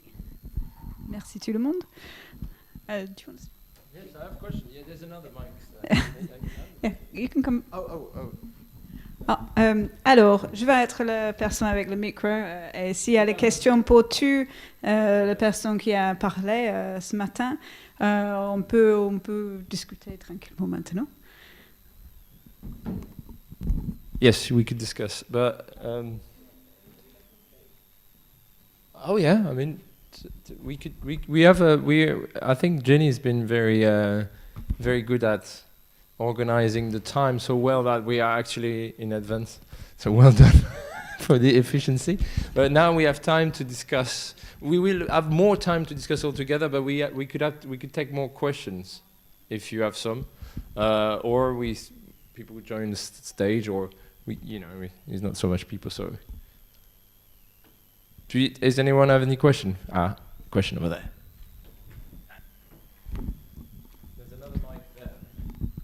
It's on a lead.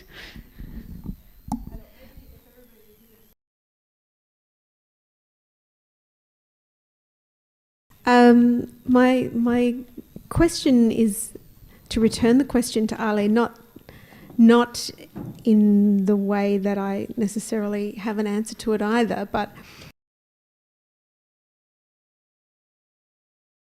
do we really understand nature? I kind of turn it back and go, do we really have to?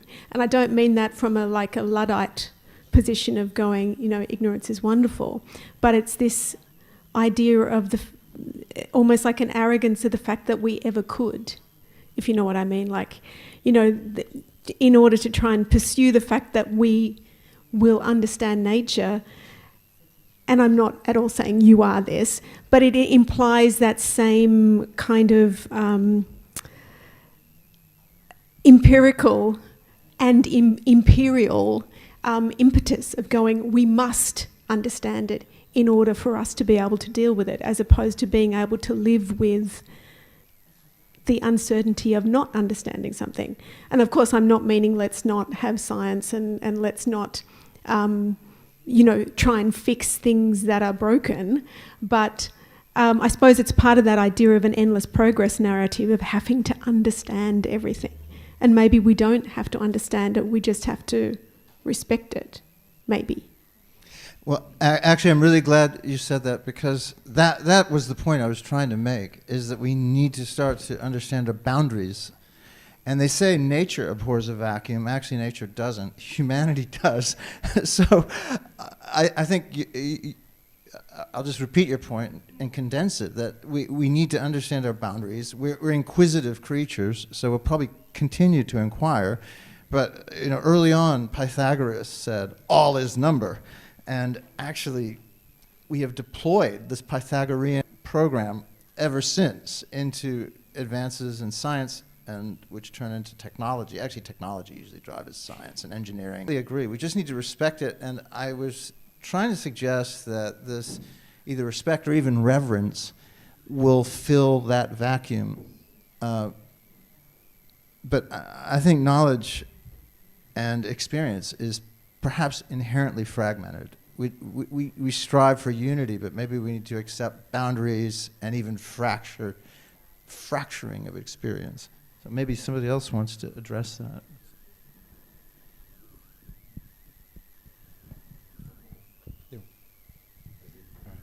Je vais répondre en français, mais ce sera traduit. La question est toujours passionnante, puisqu'au niveau historique, on a vu que la crise du XXe siècle est justement autour de ce thème-là, quand soudainement la théorie du chaos et le chaos a montré qu'il y avait quelque chose qui était peut-être imprédictible, que l'on avait du mal à prévoir, et qui venait pouvoir contrôler de façon mécanique et mathématique effectivement le rapport à la nature, et que l'on pouvait explorer le monde d'une façon numérique, en fait.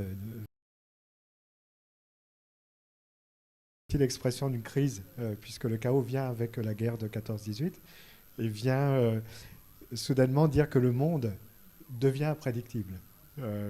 La guerre venant comme un événement que l'on ne pouvait même pas imaginer, dépassant toutes les attentes, finalement le chaos nous disait mais on n'a pas le contrôle. Et c'est intéressant d'avoir cette rupture au même moment, et on va retrouver la même rupture après la Deuxième Guerre mondiale avec l'arrivée de la bombe atomique, où soudainement au niveau, alors qu'on se disait mais on recontrôle finalement le chaos, on finissait par comprendre des patterns à l'intérieur du chaos et des choses que l'on pouvait voir revenir. Donc on se disait peut-être qu'il y a un ordre dans le chaos que l'on arrive à comprendre, et soudainement la bombe atomique arrive et on se dit ah non, ça nous échappe de nouveau. Et par les études qui sont faites sur la météo, sur les tremblements de terre, sur ces domaines-là, on s'est dit ah non, on n'a plus le contrôle de nouveau. Et c'est intéressant de voir comment les flux sociaux et politiques réinterrogent ça, et finalement on voit que non, on n'a pas le contrôle, et on le voit puisqu'on ne peut pas prévoir les tremblements de terre, on ne peut pas prévoir les tempêtes, on ne peut pas prévoir les cyclones, on ne peut pas prévoir ces choses-là. On a une approche globale, mais on veut dire... Donc il y a une granularité, quelque chose qui est de l'ordre de à quelle échelle on travaille. Et ça, c'est intéressant par rapport à la nature, de se dire à quelle échelle on travaille, finalement. Et dans ce que l'on a vu, là, c'était le fait d'avoir cette vision globale qui nous accroche. Et finalement, si on va à l'intérieur, il y a quelque chose qui redevient un monde inconnu. Et ça, c'est tout à fait passionnant dans cette histoire de nature.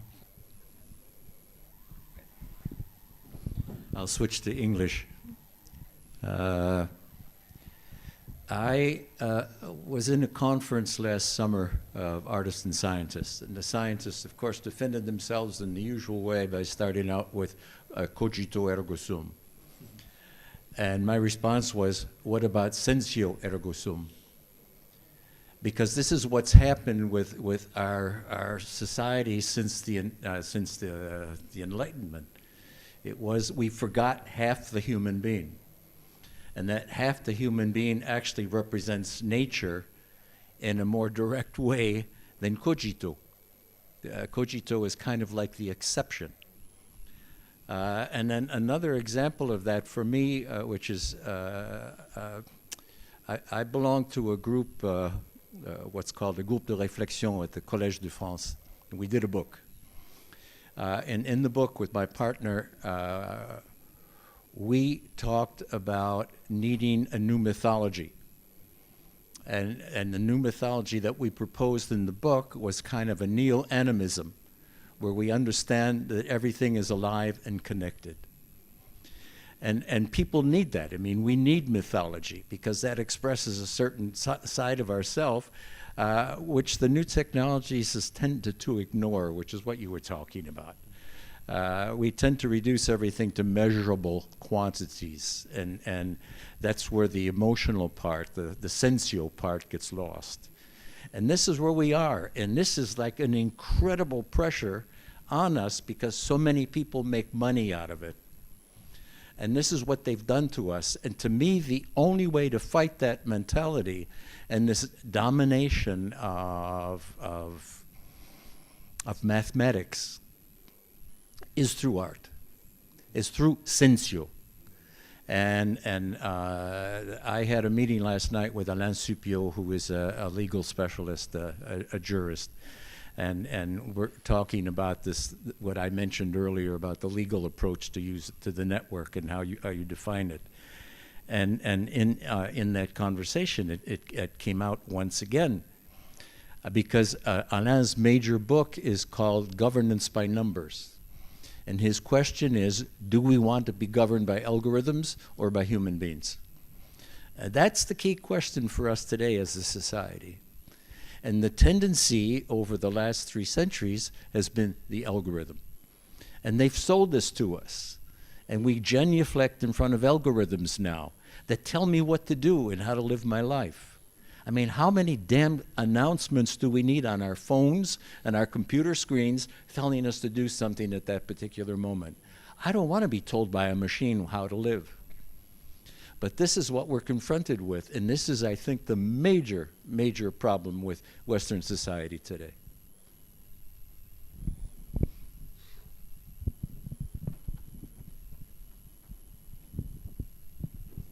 I actually am not coming up with what I want to say, but I just have one word to add, is that it's the major problem with Western patriarchal society today.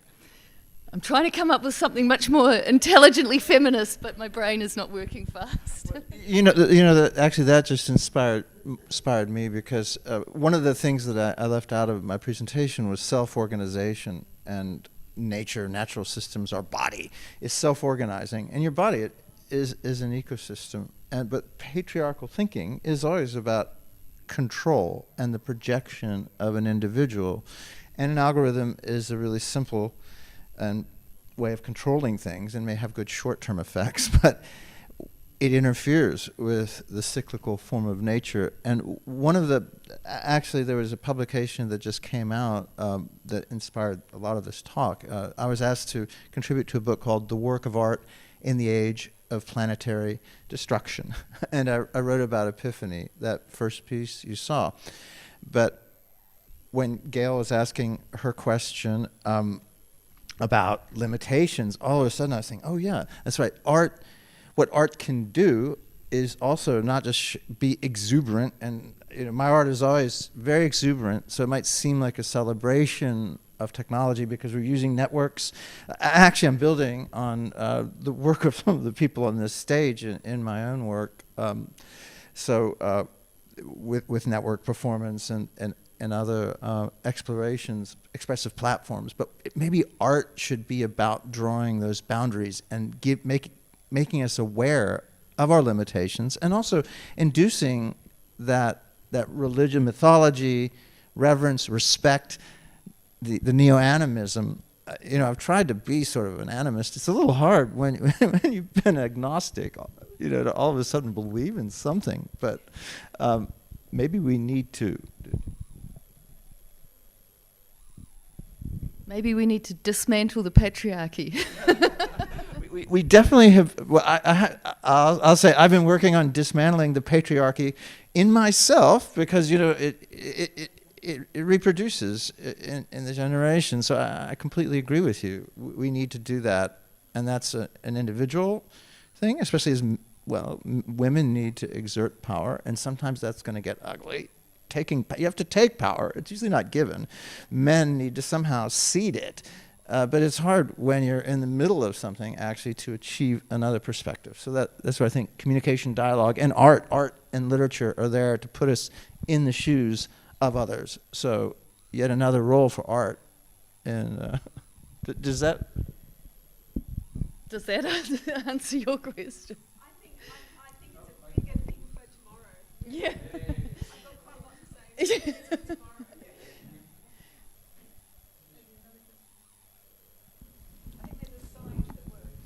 C'est bon? Ouais, pardon. Oui, pour poursuivre ce débat avec ce système de relations qui constituerait la nature et nous dans la nature, on peut penser, pour rebondir sur l'intelligence artificielle, que finalement l'intelligence artificielle telle qu'elle est vue par exemple dans les jeux vidéo ou dans ce que pourra nous amener au quotidien, c'est ce type d'hyper-relation dans lequel finalement nous comprenons mieux, puisque finalement elle est nourrie de nous-mêmes, elle pourra mieux nous accompagner et mieux justement faire ces amorces, comme tu disais tout à l'heure, enfin, l'amorce quand on veut rentrer dans le panorama, en fait elle nous créera des conditions optimales de relation avec un être qui n'est pas vivant, quoi.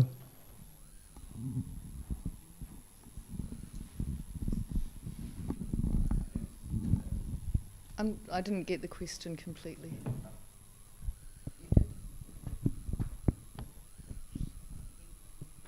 Oui, et pour poursuivre la réflexion sur la sensorialité, en fait, on voit qu'effectivement, c'est le pan qui manque actuellement à l'intelligence artificielle, c'est-à-dire le côté sensoriel, puisque les sens ne sont pas adressés encore. Et quand on dit effectivement ce n'est pas une intelligence, c'est parce que ce n'est pas une intelligence sensorielle. Il manque cette dimension sensorielle. Et tout l'enjeu, et peut-être les frontières qui seront à tracer, c'est de savoir est-ce qu'on va jusqu'aux dimensions sensorielles. Et là, il se passera quelque chose d'assez particulier, je pense. Et comment on peut les coder, ce qui fait le relais avec la question effectivement de la nature et de son codage, puisque ce qui est passionnant, et c'est ce qui est évoqué par rapport à la dimension un peu religieuse qui était à un moment mentionnée dans le propos, c'est que c'est ce que se posaient les mathématiciens, si les lois existent, si des lois de la nature existent, est-ce qu'il faut les trouver? Et là, dans ce cas-là, est-ce que notre intellect est capable de trouver ces lois de la nature? Et les mathématiciens sont très, très préoccupés par ça. Ou si elles ne le sont pas, alors nous avons la possibilité de créer des modèles, ce ne sont pas des lois, mais des modèles pour le coup, qui vont d'une certaine manière interpréter. Et là, ces modèles ne sont pas uniques, effectivement. Et par rapport à la question du patriarcat et du matriarcat, c'est là plusieurs modèles, peut-être pour décrire la même chose. Et Pascal Pic quand il parle du rôle des femmes scientifiques, justement, dans l'académie, à cette conclusion dans son livre le Nouvel Homme, je ne sais plus le titre précisément, puisque les femmes étaient interdites d'être dans l'académie à des postes élevés, et donc elles étaient sur le terrain. Et du fait d'être sur le terrain, elles observaient le monde. Et il a, dans la conclusion de son chapitre, « Et la vie des singes en a été changée », puisque en fait, l'observation faite par d'autres types de personnes a fait que les conclusions générales que l'on tirait de l'observation des singes a été complètement modifiées. Bon, cette fois, je le ferai en français. Van Naumann était absolument convaincu qu'il pouvait réduire l'existence de l'humanité à une formule mathématique. Et c'était ça, cogito ergo sum, à son extrême. C'est la notion qu'on peut réduire tout à quelque chose mesurable. Et c'est une déformation de la vie complète. Si on va comprendre la nature, d'abord on doit commencer à comprendre nous-mêmes, qui sont fait partie de la nature, mais en même temps, ça c'est absolument sans cesse.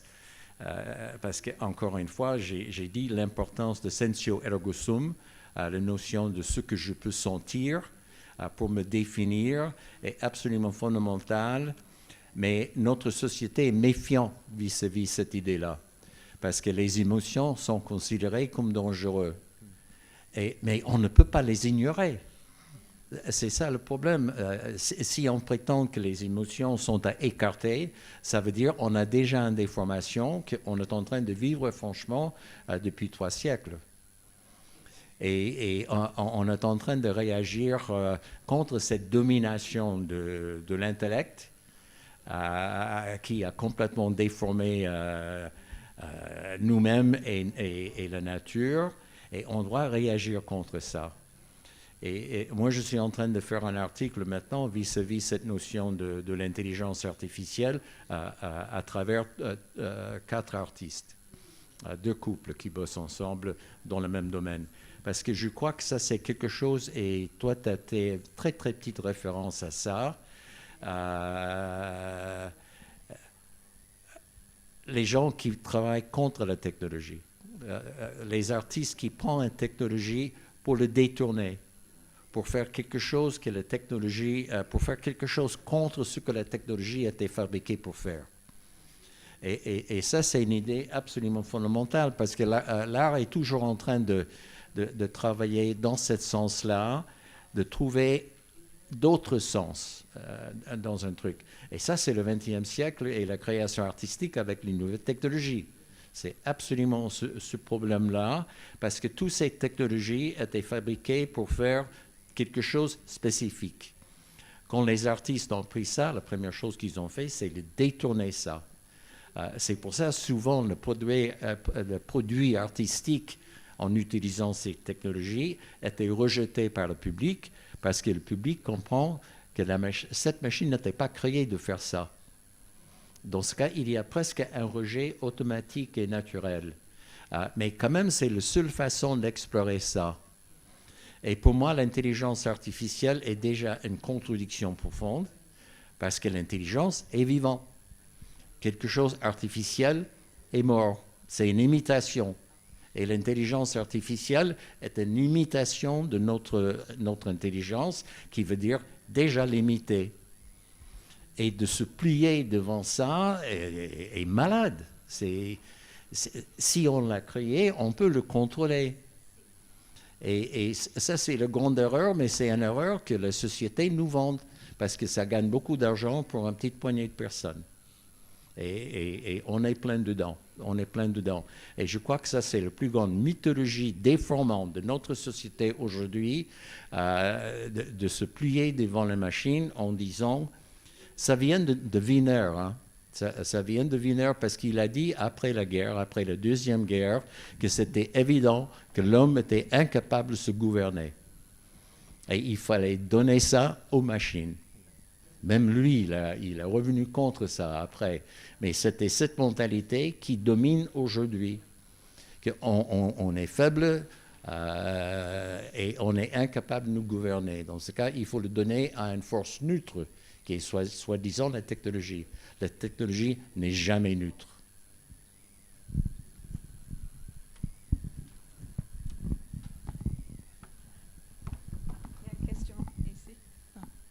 But you want to answer this? Go on.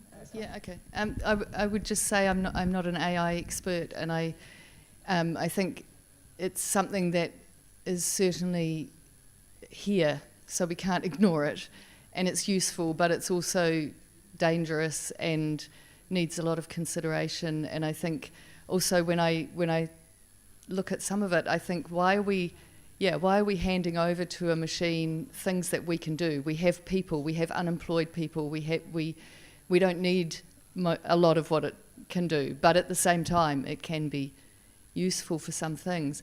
But I think what we really miss in this discussion is the Indigenous voice.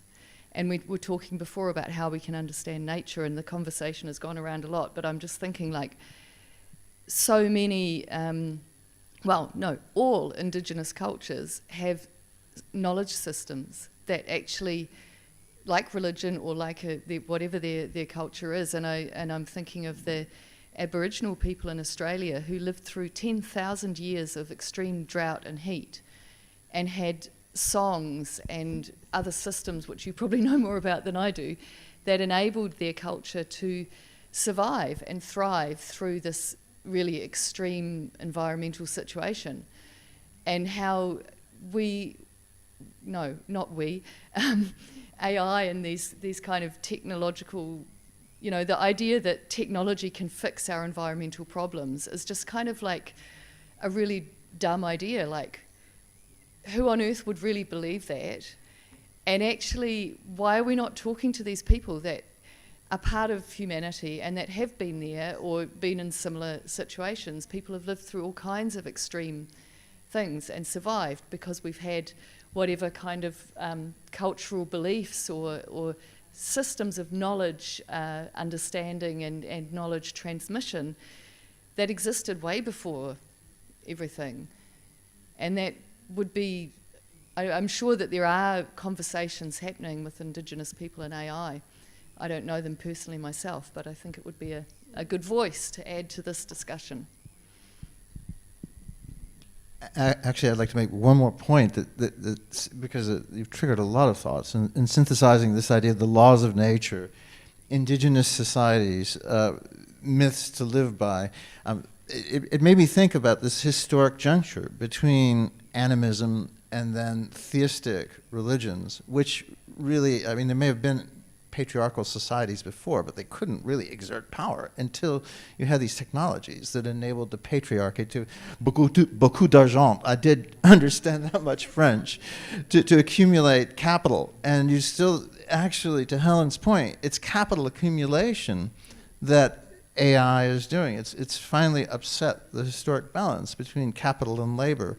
And it's an expression of this patriarchal form of thought that or this emergence of a patriarchal ideology that was projected into theology, Zeus, all the different, all these systems ultimately that became monotheism with a very male kind of God, and the idea of total capital accumulation, total power concentrated in one being who just projects their will. But what I want to say is that there is a point.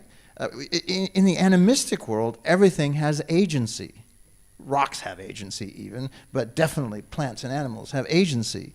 And then when you Laurent brought up the point about laws, the laws of nature emerged with the patriarchy and with number. And the accounting technology started about 4,000 years ago, really took off, 3,000 years ago, and they enabled this patriarchal control. And what happened is the idea of law comes from nomos, and a nomos is a domain where a god has control. So it was called nomothetic law. And that was abstracted into science. So you have these domain, and you hear the word domain in mathematics a lot and technology. And guess what?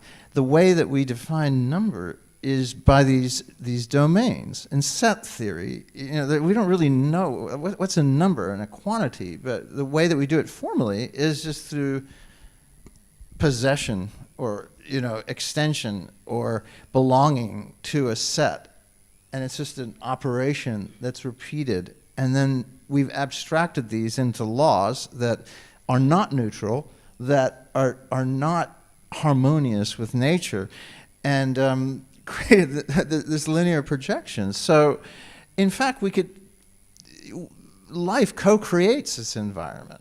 And this is much more of, I think, a lot of feminism is based on this idea of co-creation and based on agency, mutual agency, negotiation, and instead of law. And in fact, our bodies are the same way. We have our cogito, but it's almost like I digest. Digestion and the immune system arguably are cognitive functions, and anybody with poor digestion knows where the dominant force is in their daily life. So I'll end there. Maybe we take more questions.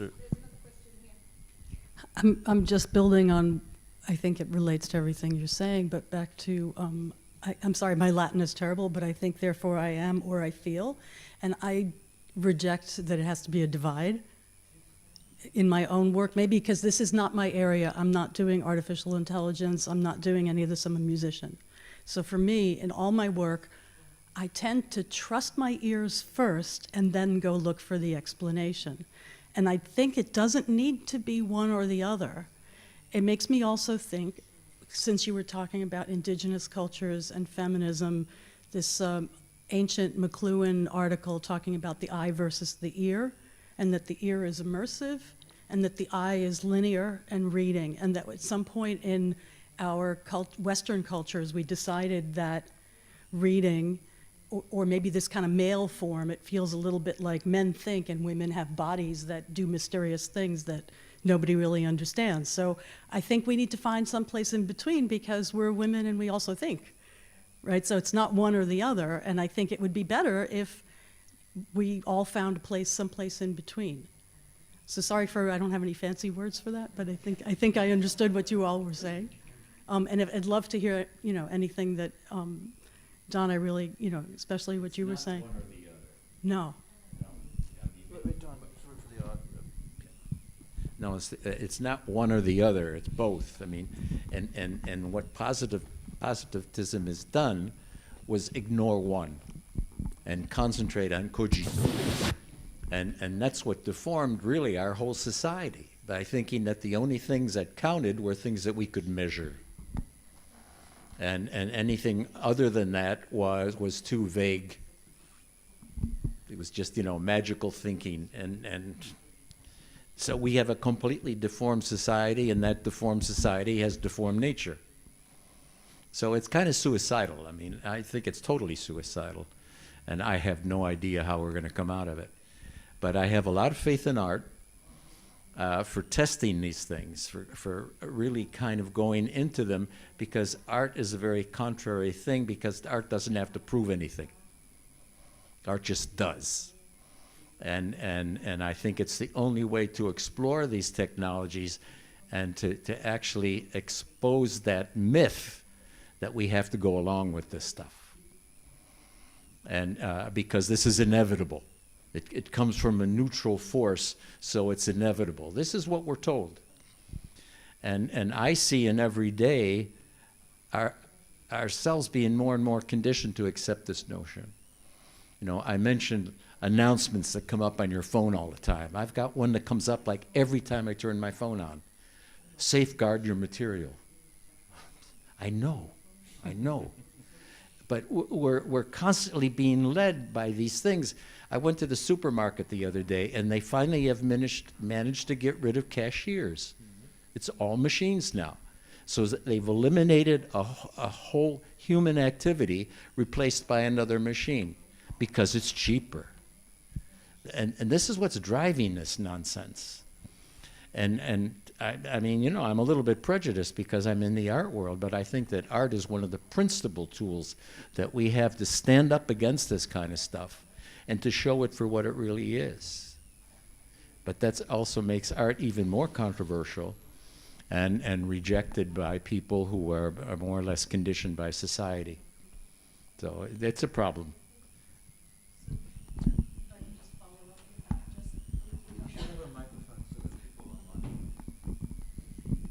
Okay, so you're saying that we need to be able to do both.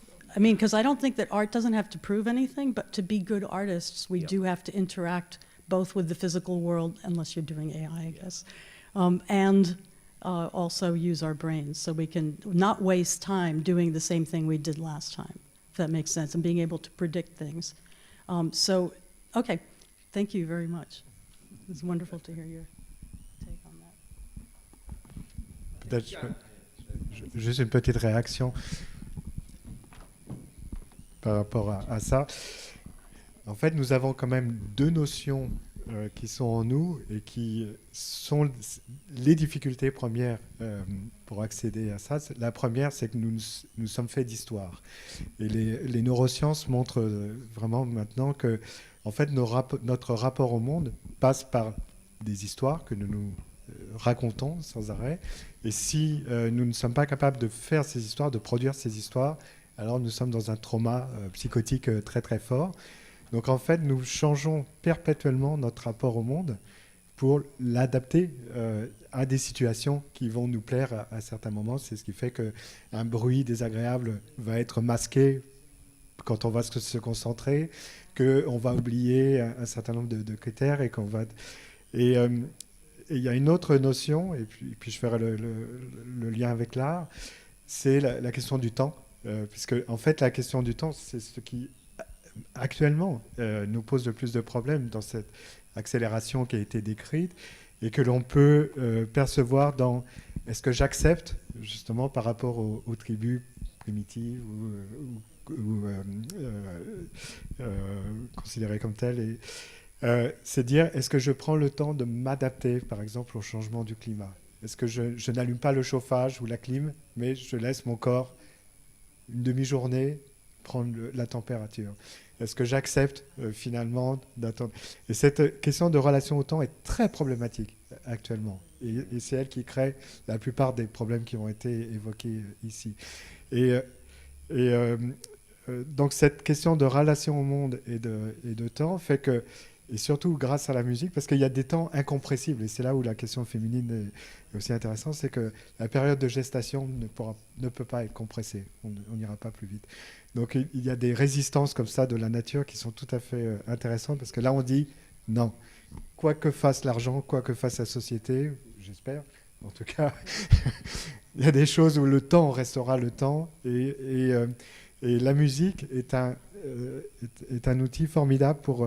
à un moment dire, je vais vous remettre dans un état de contemplation d'un temps réel, que l'on peut soit compter, soit mesurer, mais dans un état de temps, et finalement vous dire, je vais vous raccrocher finalement à quelque chose, ou vous ouvrir à des mondes perceptifs que vous masquez par vos histoires ou par l'accélération du temps, et que l'on va ressaisir soudainement. Je pense que l'expérience artistique et surtout musicale par rapport à ça est fondamentale.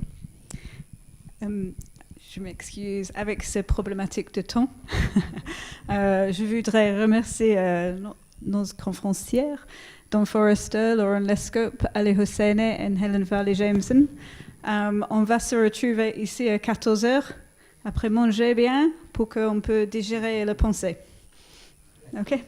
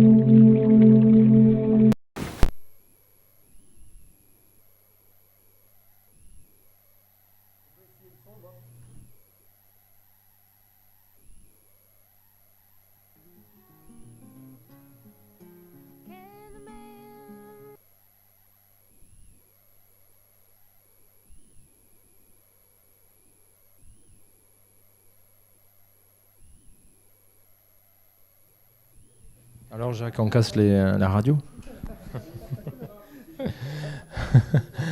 Bon après-midi à tous. Alors on va enchaîner avec la deuxième partie sur le mediated care relation in virtual reality. Je crois que c'était mieux en anglais qu'en français. Avec Jean-Marie Dallet du Slider Lab.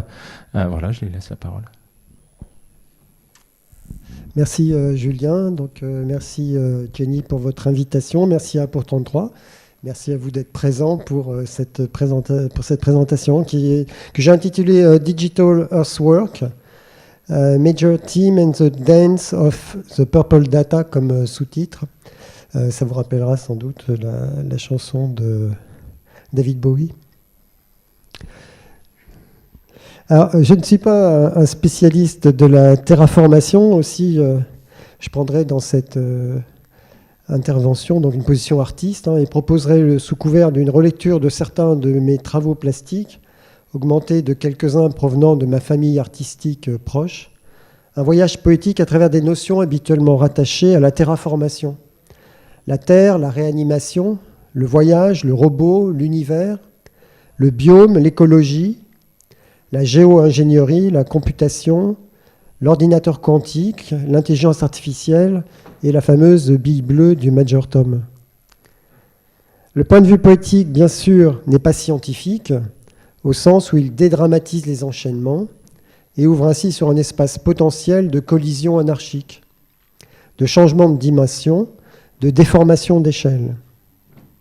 À ce titre, tout se passe comme s'il n'existait que des alphabets, l'opération d'art consistant à faire passer des éléments d'un alphabet dans un autre alphabet. Major Theme est ainsi l'image rémanente du voyageur délirant du Space Oddity de David Bowie en 1969, Major Tom, celui qui a annoncé dans sa radio de bord « The planet Earth is blue and there's nothing left to do ». Personnage qui entretenait lui-même des liens étroits avec David Bowman, l'astronaute en route vers Jupiter de 2001 Odyssée de l'espace, film de 1968. Dans leur histoire, tous deux perdent la connexion avec leur base de contrôle en s'enfonçant dans l'univers, et ce trou noir communicationnel en fait surgir un autre terriblement plus angoissant, l'original, un objet céleste si compact que l'intensité de son champ gravitationnel empêche toute forme de matière ou de rayonnement de s'en échapper.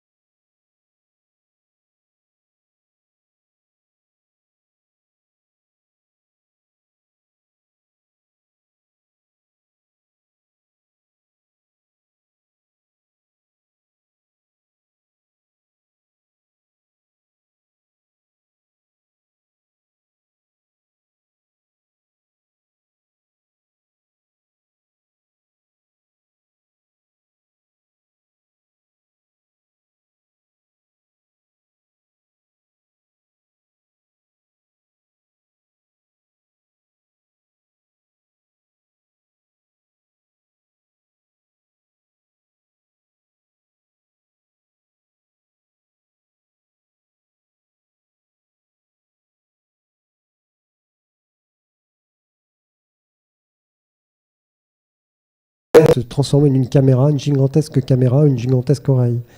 Image pour laquelle nous avons servi de catalyseur.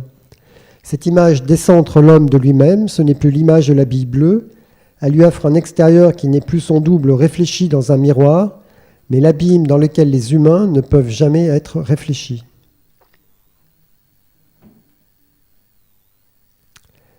Cette première image d'un trou noir renvoie aux outils optiques d'observation, les loupes par exemple, les longues vues, les télescopes qui seront à l'origine de la révolution copernicienne, qui amorce un déracinement géocentrique, obligeant l'homme à ne plus concevoir la nature comme l'arrière-plan de ses actions, mais plutôt à considérer, comme le note Bruno Latour dans Face à Gaïa, que l'air, les océans, les glaciers, le climat, les sols, tout ce que nous avons rendu instable interagit avec nous. Les fameuses relations dont parlait Don ce matin. Nous sommes entrés dans la géohistoire, c'est l'époque évidemment de l'Anthropocène. J'aime bien ce travail de Piotr Kowalski. Ceci se déplace à 29,9 km par seconde, mais c'est par rapport au Soleil, qui nous rappelle que finalement nous sommes un astre qui bougeons actuellement à cette vitesse-là. Alors cette volonté de déraciner les humains de leur intuition géocentrique, c'est le sens de l'œuvre All Vision de l'artiste islandaise Stena, qui fait partie de la série des Machine Vision. L'idée de cette installation est en effet de casser la logique de la perspective classique, qui place le regardeur au centre d'un espace de représentation unifié, pour déplacer la perspective du côté des machines. 2 caméras placées chacune au bout d'une barre animée d'un lent mouvement rotatoire ont leur optique dirigée vers une sphère réfléchissante posée sur l'axe central. Ce que voient les caméras apparaît en temps réel sur 2 moniteurs qui affichent 2 vues hémisphériques opposées d'un espace irrémédiablement disjoint dont l'humain a perdu sa position centrale exclusive.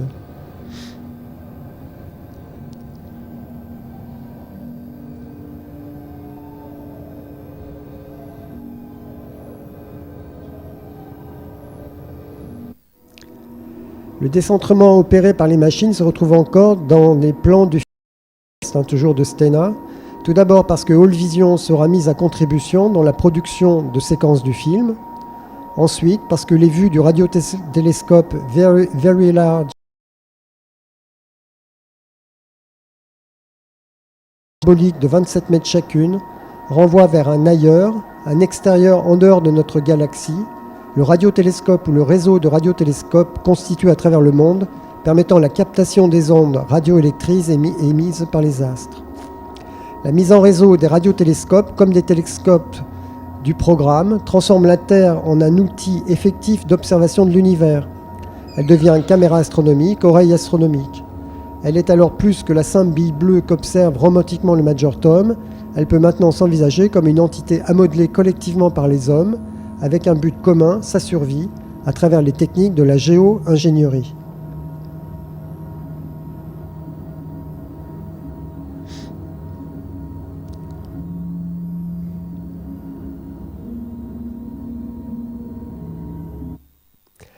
La terraformation peut bien sûr s'envisager comme le travail à faire sur la Terre, en raison du drame écologique et social qui se profile à l'horizon de ce siècle, comme l'on montre ce schéma, analysant l'évolution de la température sur Terre, puis ceux à venir sur la fonte des glaces et sur l'impact négatif des activités humaines sur les écosystèmes marins. Yves Citon écrit ainsi que nous n'échapperons pas au besoin impératif de terraformer notre seul habitat commun. Ça, c'est plutôt les... En planifiant les conditions nécessairement artificielles de son partage équitable, de sa préservation minimale et de ses aménagements souhaitables. Et là, je cite, Yves Citon, qui recite Benjamin Bratton dans son introduction sur le livre Terraformation 2019.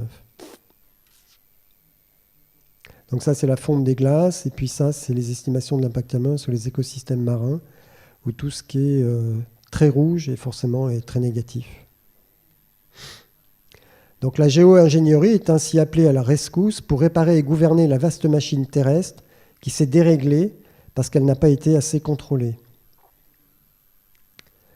La terraformation est aussi envisagée du côté de la fiction, comme la possibilité pour les humains d'aller habiter d'autres mondes après l'échec de la vie sur Terre. Je pense au célèbre auteur américain Kim Stanley Robinson, avec sa trilogie Mars la rouge, Mars la verte, Mars la bleue, mais aussi à d'autres romans comme Aurora ou 2312. Dans ces livres, la planétologie comparée, c'est-à-dire l'étude des points communs et des différences entre les corps célestes, réellement initiée par la NASA avec la mission Curiosity par exemple, permet de cibler les planètes susceptibles d'accueillir les humains et d'être viables après terraformation.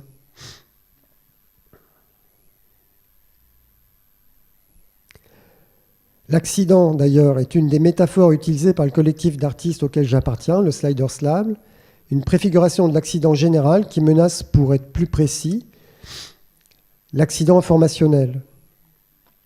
Pour reprendre une des thèses que l'urbaniste et philosophe Paul Virilio avait appliquées à la voiture, nous anticipons qu'avec l'avènement des mémoires informatiques, qu'avec la multiplication astronomique des zeta-octets d'informations, un zeta c'est égal à 10 puissance 21 octets, stockés dans les fermes de serveurs à travers le monde, s'invente l'accident informationnel majeur que sera la disparition des données, sorte de trou noir mémoriel généralisé.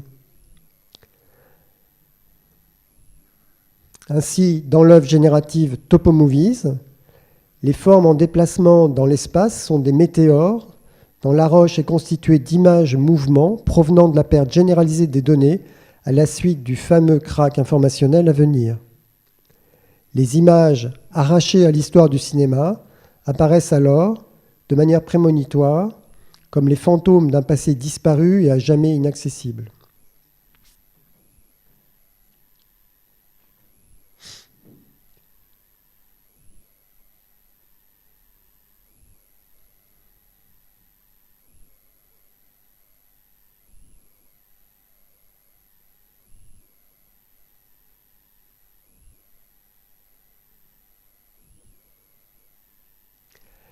Ces météores, il faudrait considérer de manière métaphorique qu'ils sont terraformés à l'aide d'images mouvements qui permettent la naissance d'un écosystème audiovisuel stable qui peut être aussi un biome caractéristique d'une ère infogéographique.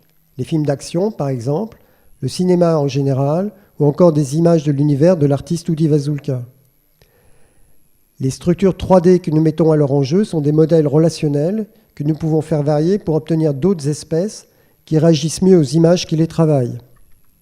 Il faut ainsi imaginer, pour des opérations de modification, l'ensemble des couches d'images de cette structure cubique, reliées verticalement par des liaisons mobiles, qui, en se déformant progressivement, suivant l'axe horizontal et vertical, donnent naissance à une double hélice d'ADN.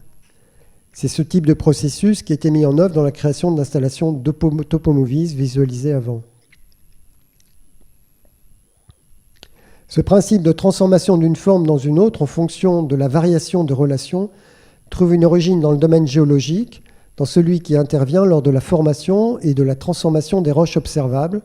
Par exemple, sur ce diagramme double triangle de Streckhausen, du nom de son inventeur, en 1974, le géologue et pétrographe russe Albert Streckhausen. Dans ce diagramme, le sommet A vaut pour orthoclase, donc qui est une classe de minéraux, P pour plagioclase, Q pour quartz et F pour feldspath. On comprend alors très bien à partir de ce schéma qu'en faisant varier les pourcentages, c'est-à-dire encore les relations qu'entretiennent les 4 minéraux de base, la composition minéralogique est modifiée, provoquant la genèse, dans ce cas, de roches plutoniques différentes, granit, diorite, syénite, péridotite, pyroxénite, etc. C'est encore un imaginaire géologique, le souvenir des modèles de cristallographie observés durant des études de géologie déjà anciennes, qu'est née cette idée d'un pattern de structure élémentaire modifiable à volonté que nous utilisons dans nos installations et dans nos performances. Cube, cylindre, tore, cyclide, cyclide de Dupin, spirale, sphère, etc. Appliqués avec nos logiciels entre deux formes, par exemple un cube et une cyclide, doivent être compris comme une manière de faire jouer un diagramme de Streckhausen appliqué à l'image, qui est aussi une façon.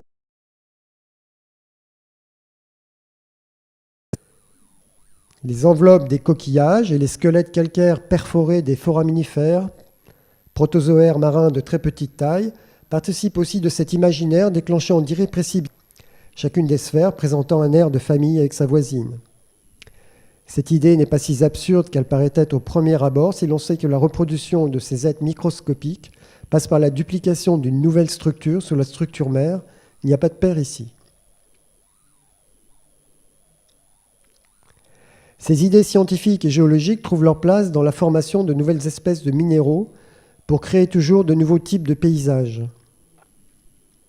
dont les structures sont directement reliées au langage ALU, pour Arithmetic Logic Unit, logique de calcul propre aux ordinateurs, aujourd'hui basée sur l'usage des opérateurs logiques, dont les quatre principaux sont non, et, ou, XOO.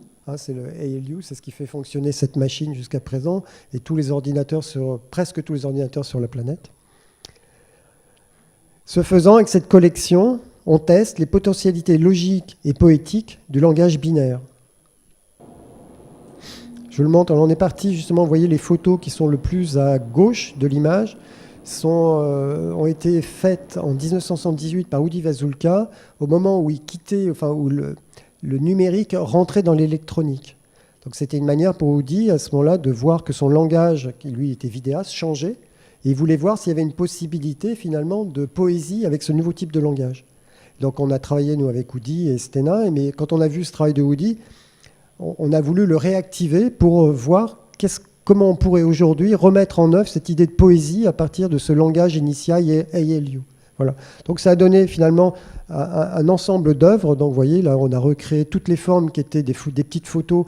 On les a donc extrudées, transformées en langage numérique, imprimées avec une imprimante 3D, mis sur une table lumineuse, un peu comme on pourrait dire des négatifs de potentiel de paysage.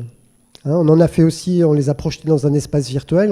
Je n'ai pas la vidéo là, mais on a fait aussi une installation interactive où on peut naviguer avec son corps dans la matrice. On déclenche des sons, la matrice peut bouger elle-même, bien sûr, qui très très abstraite, qui suit ce langage ALU. Et on a vraiment une impression comme ça d'être au cœur, finalement, on pourrait dire, de cette boîte noire informatique, au plus proche du langage, en fait. Il ne faut jamais oublier que tout ce que l'on voit là, qui passe par un ordinateur, ce n'est qu'une suite de 0 et de 1 de chiffres. Même si ça fait image, il y a une version plus abstraite, de bas niveau, où on n'a que des formes noires et blanches, par exemple. Alors, ces expériences de terraformation sur des paysages d'images numériques permettent au Sliders Lab d'envisager divers scénarios qui mettent en scène des voyages dans des univers virtuels. Dans le premier voyage que je vous propose, des opérateurs naviguent dans une ceinture d'astéroïdes en orbite autour d'une planète. Les images sources et les sons proviennent de caméras web disséminées sur la Terre et les opérateurs vont tenter de les acclimater à leur nouvel environnement en leur faisant subir de profondes mutations par altération de leur code génétique. Pour chaque météore, une composition unique anime le modèle sphérique 3D, le réanime pour coller au champ sémantique de Kim Stanley Robinson. Ça, c'est une performance qu'on a faite au cube. Il faut imaginer effectivement des sphères qui sont comme en orbite autour d'une planète invisible. Et en fait, chaque sphère, tout doucement, va se colorer avec des images qui viennent du web. Et donc, on performe ces images en temps réel. Bon, évidemment, on a choisi, nous, des caméras web dans le monde, sur certaines problématiques. Et après, on performe le son et les images en temps réel.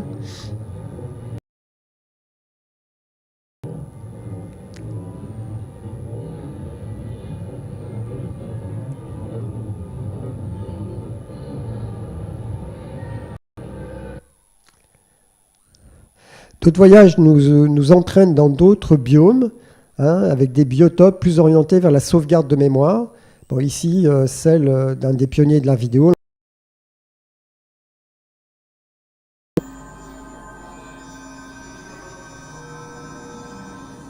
Pareil, on a repris des images de Udi et on les a remis dans des univers, en fait, de voyage.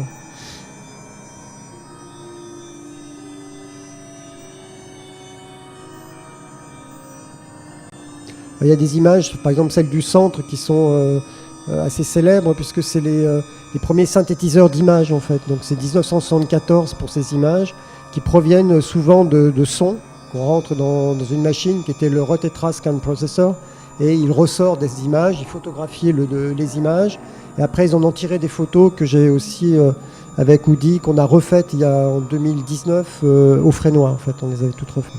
De l'univers, enfin, ont été utilisées pour imaginer des voyages dans l'espace. Alors ici, celui du Mysterium Cosmographicum de Johannes Kepler, qui donne un modèle d'orgue de Mercure à Saturne, sont emboîtées les unes dans les autres, l'espace entre elles étant successivement occupé par les 5 polyèdres mathématiquement les plus proches de la sphère. La sculpture Horizon sans fin propose une relecture de cette modélisation à l'aide de polyèdres réguliers. Entouré de miroirs, un écran placé horizontalement affiche des planètes en mouvement que le spectateur est amené à explorer à mesure qu'il les traverse. Le spectateur croisera sur sa route des soleils, des végétaux étranges, des mondes liquides, gazeux et minéraux.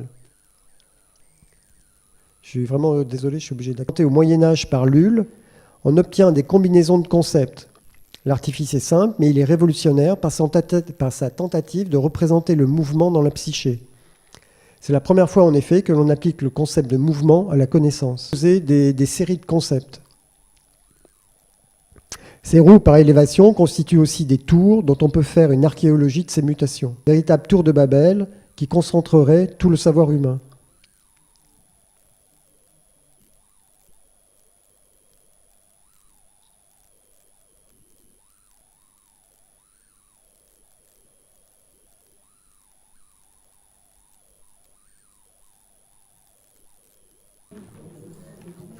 Je finirai donc avec cette installation disons sonore, hein, réalisée avec justement des intelligences, une intelligence artificielle, où on a travaillé avec une mémoire de 700 cartes postales qu'on a donné à manger à une intelligence artificielle qui est gérée par le CNRS. Hein, ça s'appelle le Bloom, hein, c'est un programme européen.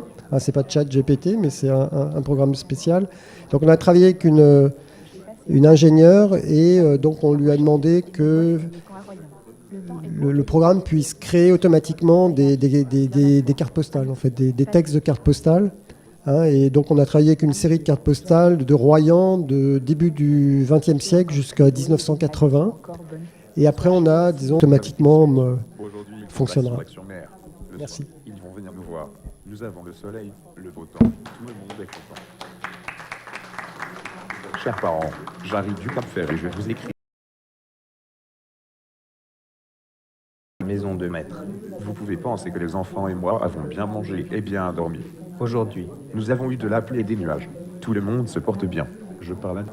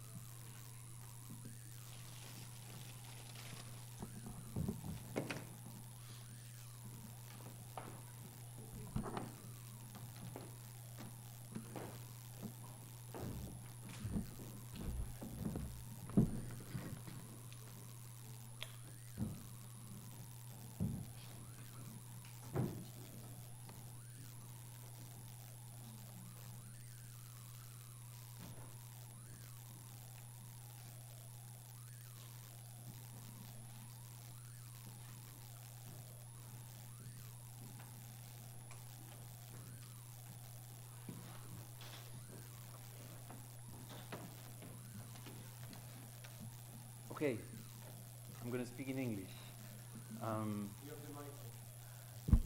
Hello. Hello. Okay. Yeah, thank you, everybody, for your presentations.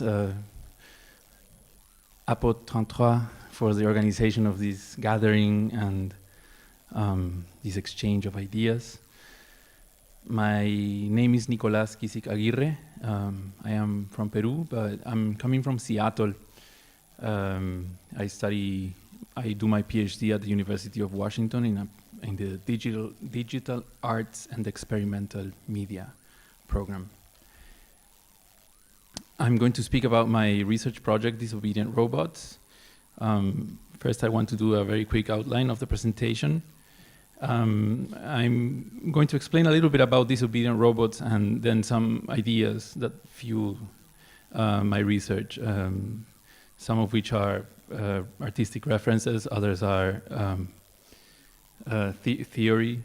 And finally, I'm going to present the project that I'm currently working on. So over the past 2 years, I've been dedicating my studies to developing my expansive long-term project, Disobedient Robots. So beyond representing a singular piece of research or artistic installation, the project's title reflects an attitude and a focus on robotics in the sphere of contemporary art. Disobedient Robots serves not only as a research platform, but also as a theoretical framework inspiring the ideas behind the artworks I have created and will continue to develop in the following years. This evolving platform encapsulates the challenges and artistic opportunities within my exploration of robotics, forming the basis for future dialogues with artists working on similar concepts. So if any one of you is working or is interested in working with robotics in the arts, please reach out. These ideas are deeply rooted in personal intentions and experiences, and they are influenced by the works of artists and scholars like Ernesto Rosa, Bruno Latour, Paola Gaetano Adi, Gilberto Esparza, among others. So I ask myself, how can we think about robots instead of objects as subjects, and rather than tools as collaborators? As a point of departure, Disobedient Robots interrogates how robots can disobey their categorization as mere extensions of the human body to become bodies with agency themselves. I don't mean disobedience in the term, in telling a robot to go left and the robot goes right. This is not what I mean. I try to go in many dimensions and perhaps in a more profound meaning. My project takes on the challenge of defying the purpose of mainstream robot fabrication that oftentimes is centered on commercial, productive, surveillance imperatives. The concept of disobedience is derived from this phrase, technological disobedience, that was coined by Cuban artist and designer Ernesto Rosa. And it encapsulates this necessity-driven ingenuity, creativity that is often employed to subvert, assemble, repair, and imagine technology outside the mainstream. Oftentimes also in context of crisis, like in these images that are from Cuba. Not only Cuba has this type of approach to technology, also many countries in the global south, including Peru. For Disobedient Robots, I draw inspiration from these works, which are products of everyday makeshift artisans who anonymously give shape to various artifacts and devices. Of course, in contemporary art, I see this attitude reflected first and foremost by the work of Duchamp, who pioneered the object decontextualization in the field with his ready-mades. Likewise, the situation is international, influenced by Guy Debord's Society of the Spectacle, introduced détournement, trying to redirect the capitalist expressions against itself. Globally, art happens to do this. They repurpose objects. They practice détournement, myself included, adapting them for new meanings and subverting their original purpose. In Latin America, this is very common, and artists and collectives embrace this practice, contributing to a diverse artistic expression. Artists like Leonelo Zambon, Javier Bustos, Colectivo Gambiología, Claudia González, Constanza Piña, Francesco Mariotti, Guillermo de Orregoso, among many others. These artists and collectives use the same strategies documented by Orosa, with the difference that Orosa's research points to everyday objects instead of purposely created artworks. And while Orosa refers to the Cuban technoscape, these ways of understanding technology have been a constant in my life, growing up in Lima, Peru, an epicenter for technological disobedience. In Lima, makeshift machines, DIY creations fascinated me during my childhood, cultivating a unique way of relating to artifacts and devices. My grandfather, for example, and I used to create my own toys when I was a kid, and we used to make them with the lids of soda cans, and I don't know. It was my initial introduction to subverting artifacts when I was 4 years old with my grandfather. Of course, we were in a country in crisis, and so we had limited access to modern technology. And this led us to imagine innovative uses for essential artifacts. So similar to Orosa's disobedient objects, we improvised by repurposing and assembling disparate parts. In today's world, however, it seems that we have become accustomed to consuming already packaged artifacts, a way that enforces a division between us, humans, and those objects.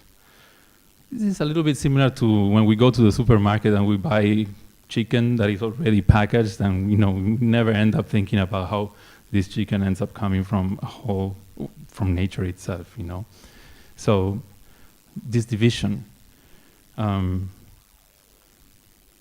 this is a division that I give now sense, this modern world division, I give sense to through the lens of Bruno Latour's critique of modernity. As he described in his book, We Have Never Been Modern. This actually we've been talking about this all the morning, so maybe Latour is interesting with this study. Latour critiques modernity's attempt to separate culture from nature. But at the same time, he emphasizes the illusion. This is an illusion. He terms this illusion the Great Divide. Eric Davis, in his book Technosis, summarizes Latour's perspective and connects it to technology. And I quote, he says, "The Great Divide disenchants the world, enthroning man as the sole active agent of the cosmos. From within the paradigm of the Great Divide, technology is simply a tool, a passive extension of man. It does not have its own autonomy. It simply acts upon, but does not change the world of nature." So, conditioned by crises like Orosa's Cuba or my childhood Lima, I think that my grandfather and I were not immersed in these great divides. We were instead embraced and absorbed by this alchemical and magical idea that everything was possible with anything. Perhaps in closer connection to the machines and the artifacts that were surrounding us. This different type of awareness is closer to what Latour would describe as the anthropological matrix. Also mentioned before, more or less, everything is alive, everything has agency, everything is nature. Or perhaps as Eric Davis would explain it, and I quote again, "This concept is a web work in which nothing can be nearly divided between nature and culture. Instead, this matrix is composed of hybrids, speaking things that are both natural and cultural, real and imagined, subject and object."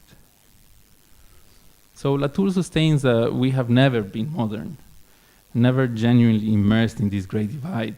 The illusion of modernity easily breaks apart to reveal the pre-modern anthropological matrix.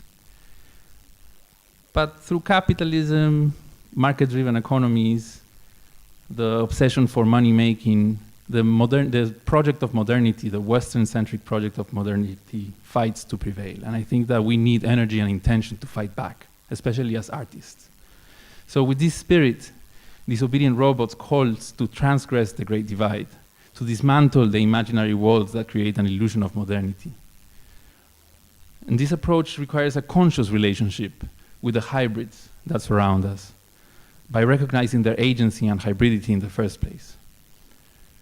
And in recognizing this agency and hybridity to subject objects, I take distance from the problem-solving techno-positivist ideas of singularity, machine consciousness, and sentience.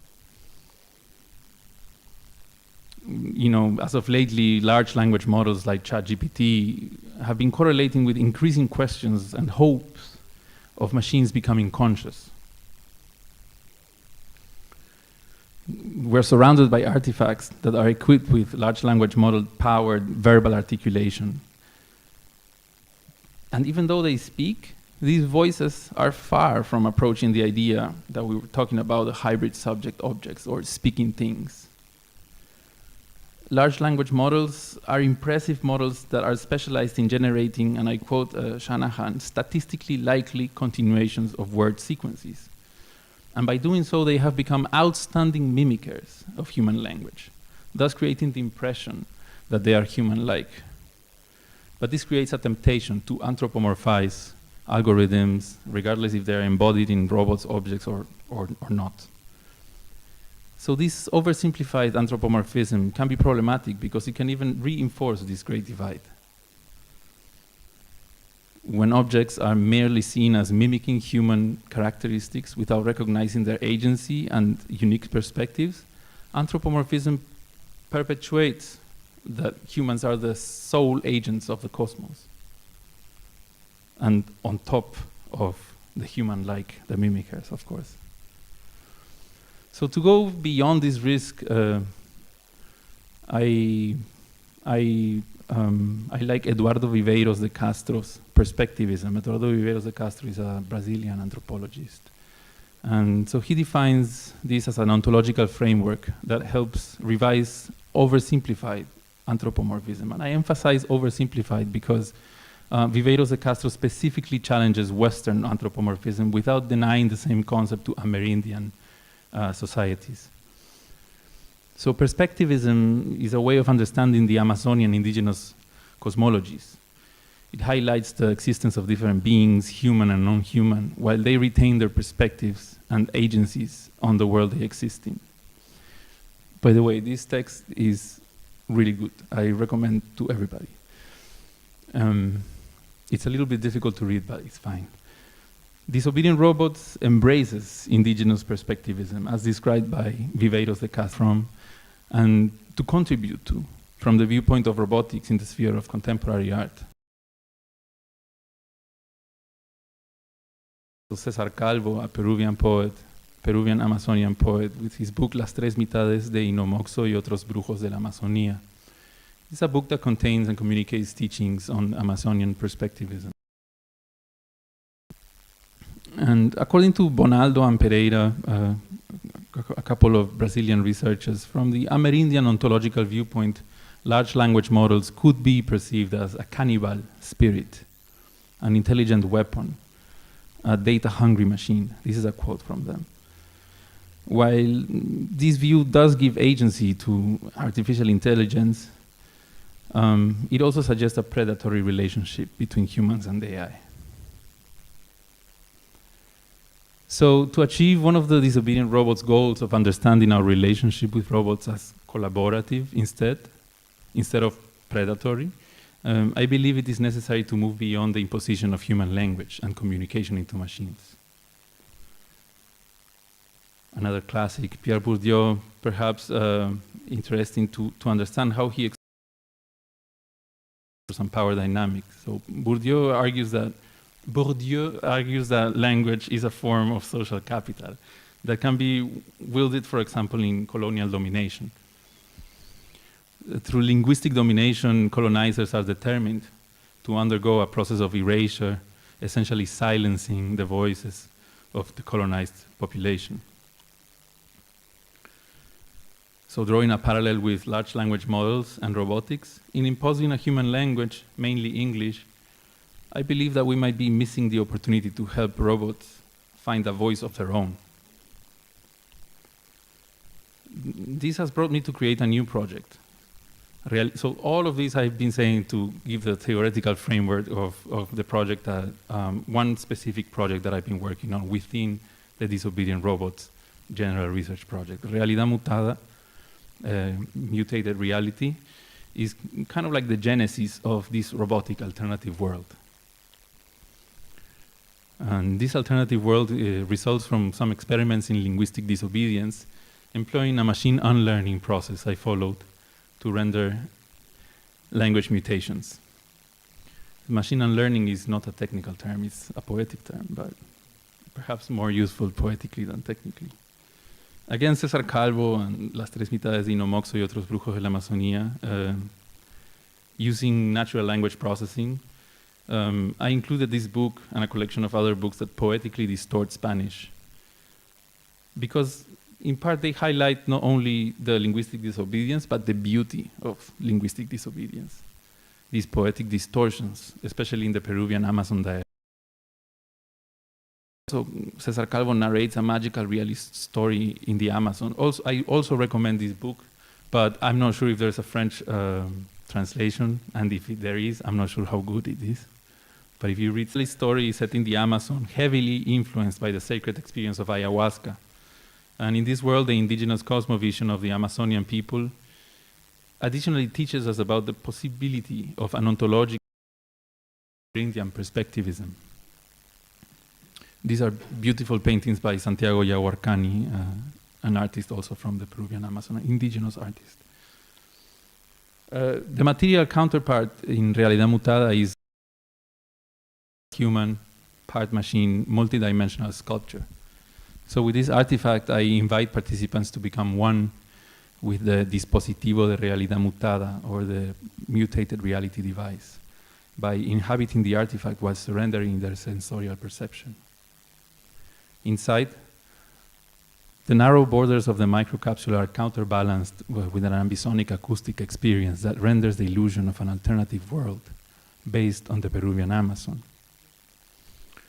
Words, invented words and concepts, or puso, stem out from this machine unlearning process, can be experienced inside the dispositivo de realidad mutada. And I created them by composing an ambisonics piece. So this sculpture, this object has 16 loudspeakers all around you, and they have the capacity to create or recreate a three-dimensional world in a way, so a reality. And I composed that reality by stitching together and overlaying sounds. Peruvian Amazon.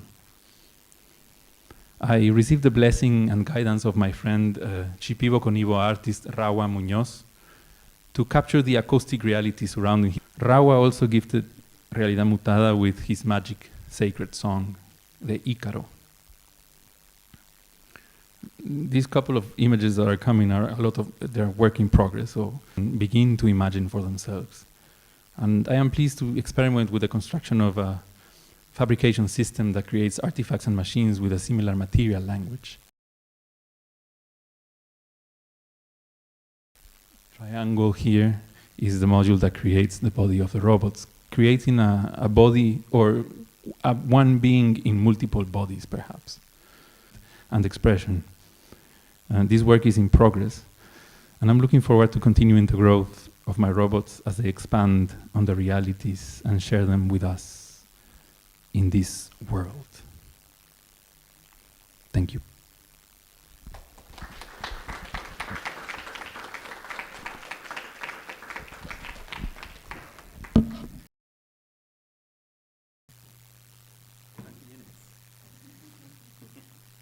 I practice. But I still have to be.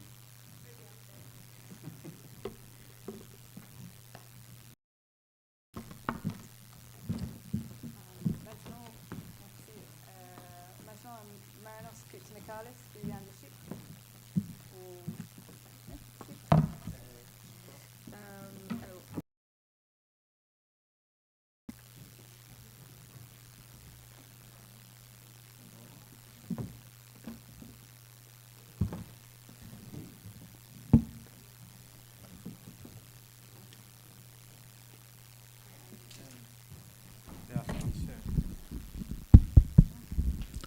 Salut. Mon français sont vraiment très problématiques. mais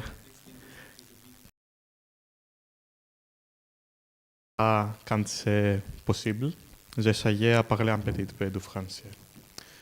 Pourquoi j'écris sur les langues et les perspectives de voir le monde. Mais mon français est vraiment très mal. Alors, cette situation-là,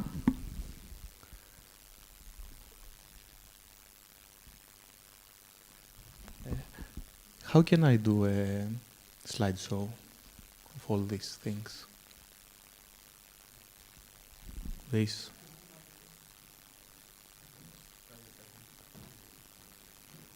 Bro.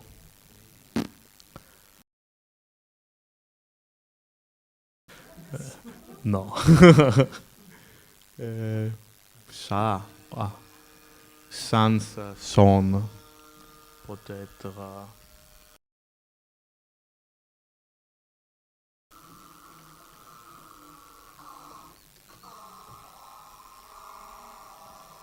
Non, sans le son.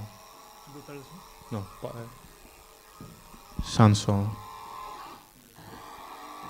Où est le...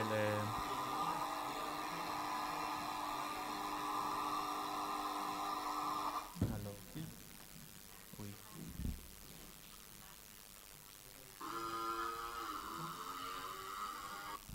Merci beaucoup. Alors, ça projette est part d'un projet plus gros qui s'appelait Post-Human Radio. Alors, Radio Care est un effort pour explorer la mode invisible de l'actualité et la virtualité radiophonique. La mode radiophonique est aussi un monde vraiment multiculturel, un monde avec très de langues et très de perspectives de comprendre et de avoir un rapport avec le monde. I find it very fascinating from a poetic but also technological perspective. The whole idea of electromagnetism and electromagnetic frequencies. For starter, this is one of the cases where, following also Nicolas' talk, we see this great divide collapse. Because you have this situation where simultaneously frequencies that originate to the universe avec fréquence et signal radiophonique qui arrivait de télévision, radio numérique, radio normale. Okay, sorry, I make the life of the translator very difficult. I apologize for this. Okay, I go on in English. Okay. Yeah. Excusez-moi. So yeah, the situation is that essentially you have this world which is essentially singular, it's holistic, but at the very same time it's a multiverse or simultaneously worlds, virtualities and actualities. Think about it for a moment. It's one single vibrating, pulsating kind of energy, and we are always immersed in this. It's all around us. And then, as humans, we use various probes, and these probes could be biological probes, our eyes, for instance, that they have been evolutionally became, and they have surfaced evolutionary processes so that they are sensitive and adequate to sense and make sense also of a certain part of the radio spectrum, which is visible light, what we call visible light. Other animals have developed different sensors. and they are sensitive to other kinds of frequencies. So there are, for instance, animals that they can see infrared, they can sense other kinds of radiation. And we also use technological probes, antennas and so on, and we can, I'm just pushing the thing as well. I've never made it to do a slideshow, but doesn't matter. There is there is a play button. So we can use radio phones and other kinds of things to demodulate information that we have encoded in those signals. And then there is also the case of signals that comes to us from other planets. For instance, Jupiter, has it's as far as we know, it's made of liquid hydrogen, which is essentially a certain kind of liquid metal. So it has a tremendous magnetic field, greater than the sun's, and it oscillates and creates pulsating waves throughout the entire solar system. And this also arrives simultaneously with everything else, and they cross-modulate one another. And then you have solar wind, and you have all these phenomena in the ionosphere, the Earth ionosphere, and the aurora borealis, and all sorts of natural things going on. But also our own interaction. If I just take my keys and I do like this, I essentially create a very weak electromagnetic situation, because there are metals that move, and following the laws of electromagnetism, they create some kind of something. In interest of mine in exploring technology, what is around us, but also it's a little bit difficult for me to explore the techno-scientific. Usually you can buy like a very good transceivers or a digital software-defined radio or something, and you have something that is sensible to certain frequencies and so on. But retreating to capitalism and market, market approach towards being in the world. And we are enclosed and embodied within this techno-solutionist hyper-optimization that the market advertises itself, and it's proud of being supposedly around all these things. But for me, it doesn't work. Because it gives me the opportunity that I can right away, get one of those instruments and I can immediately, go through the entire spectrum, and do things and listen to frequencies. But at the very same time, it gives this, I'm trying to remember the term now, there, this perspective that the world is in front of us and that we can simply survey and change things, and it's all a matter of, okay, I tune in this frequency, in this other frequency, I pick this, I pick that, and this is essentially the promise of capitalism. But this is not how the world is. Different frequencies come with entirely different worlds.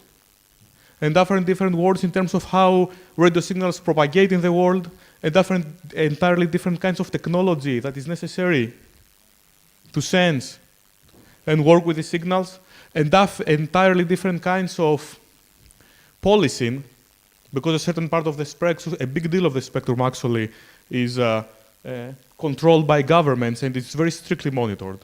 So all the contemporary receivers you can buy, like 99% of them, they have certain frequencies blocked. Not even for transmission, but even for reception. Okay, and from the 1996 and onwards, no radio scanner will have, for instance, the frequency around 1 gigahertz, which is the frequencies used by the cell phone companies. So all this kind of technological infrastructure, which is ready-made and available in the market, is also at the very same time an infrastructure which comes with a certain perspective to approach the world. And what I want to do with Radio Care is to care for all the different ways in which we can approach the radio spectrum, what one can do with the radio spectrum, how the radio spectrum affects us and defines us, and of course, the technology itself that we use to explore this situation. And I am proudly very non-techno-solution about this, and also very, I like to think in poetic terms sometimes. So it doesn't necessarily have to make perfect sense. And what I do is that I go back to the basics, and slowly, and in this context, also through workshops, we kind of try to rediscover the technology and rediscover radiophone.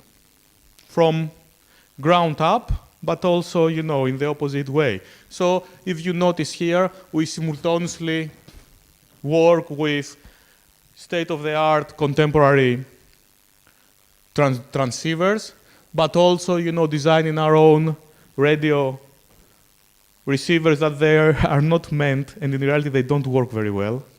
And then we realize how difficult it is. We also focus on some designs with crystal radios and so on. We discovered together the fact that you can't get a crystal radio to work without a proper grounding. And you can't get a proper grounding in all kinds of buildings. You need to have, for instance, metallic tube piping. You need a very good ground. And you also need a very long cable. And the cable needs to be high enough so that you can get a signal which is powerful enough that you can listen to it without amplification. And then you need a special kind of detector. And these are no longer available. So in this workshop, for instance, I've used germanium diodes that I had to retrieve, through the internet from old Soviet stock. And this is also another aspect of this. Exploring this radio reality, we also get to explore together a great deal of history of the 20th century. How we now make buildings in a different way, how we transmit in a different way, how we use different kinds of technology. It's not longer easy to just go, and build your own radio. But there was a time that this was important, not just for home use and not just because the DIY used to be, a big thing, but also for military applications. You don't want to carry around big batteries when you are in the field. So in the first part of the 20th century, there were available actually headphones, crystal headphones and earphones that were meant for military applications, and you could directly wear, and have communication which is essentially won't require someone to carry around batteries. And then again, the actual radio reality. Somebody is still in my studio. No. Sorry, no. They're not stealing it. Just that the internet is off. See, it was a radio signal actually that notified me, that in another country, in another location, the internet connection is off. And I get this alarm now. We rely a lot on radio technologies. A lot. And we no longer understand it. It used to be more explicit some decades ago because you couldn't navigate around. And still, the airplanes, they use radio beacons. People who work in the sea, they rely on radio to get information. They rely on GPS. All these kinds of signals and the different ways to communicate with one another, but also the physical signals and the way that they propagate.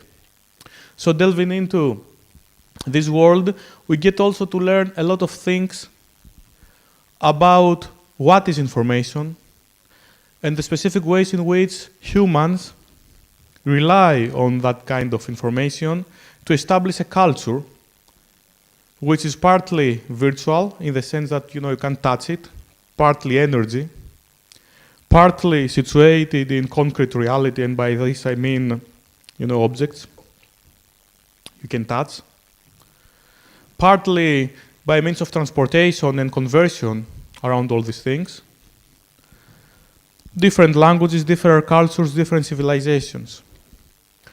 For instance, you have Morse code. It's a super efficient way to transmit information.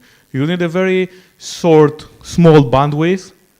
With 5 watts, just 5 watts, you can talk with the entire, you can reach the other side of the different continent. You can go to the world around a couple of times if you know what you are doing and if, the space weather is a little bit capable of helping you in this. Sorry. Still, it's possible. But on the other hand, Morse code is meant for languages of the Western variety. Can you imagine transmitting Chinese or Japanese through Morse code? And this is probably why historically, the East prioritized fax, because their language is mostly a visual language. So you get the polymorphism of different ways to communicate, also in the form of signals that are modulated differently, and they are meant to arrive different targets. You have one-to-one communication, somebody trying to find somebody else. You have random events.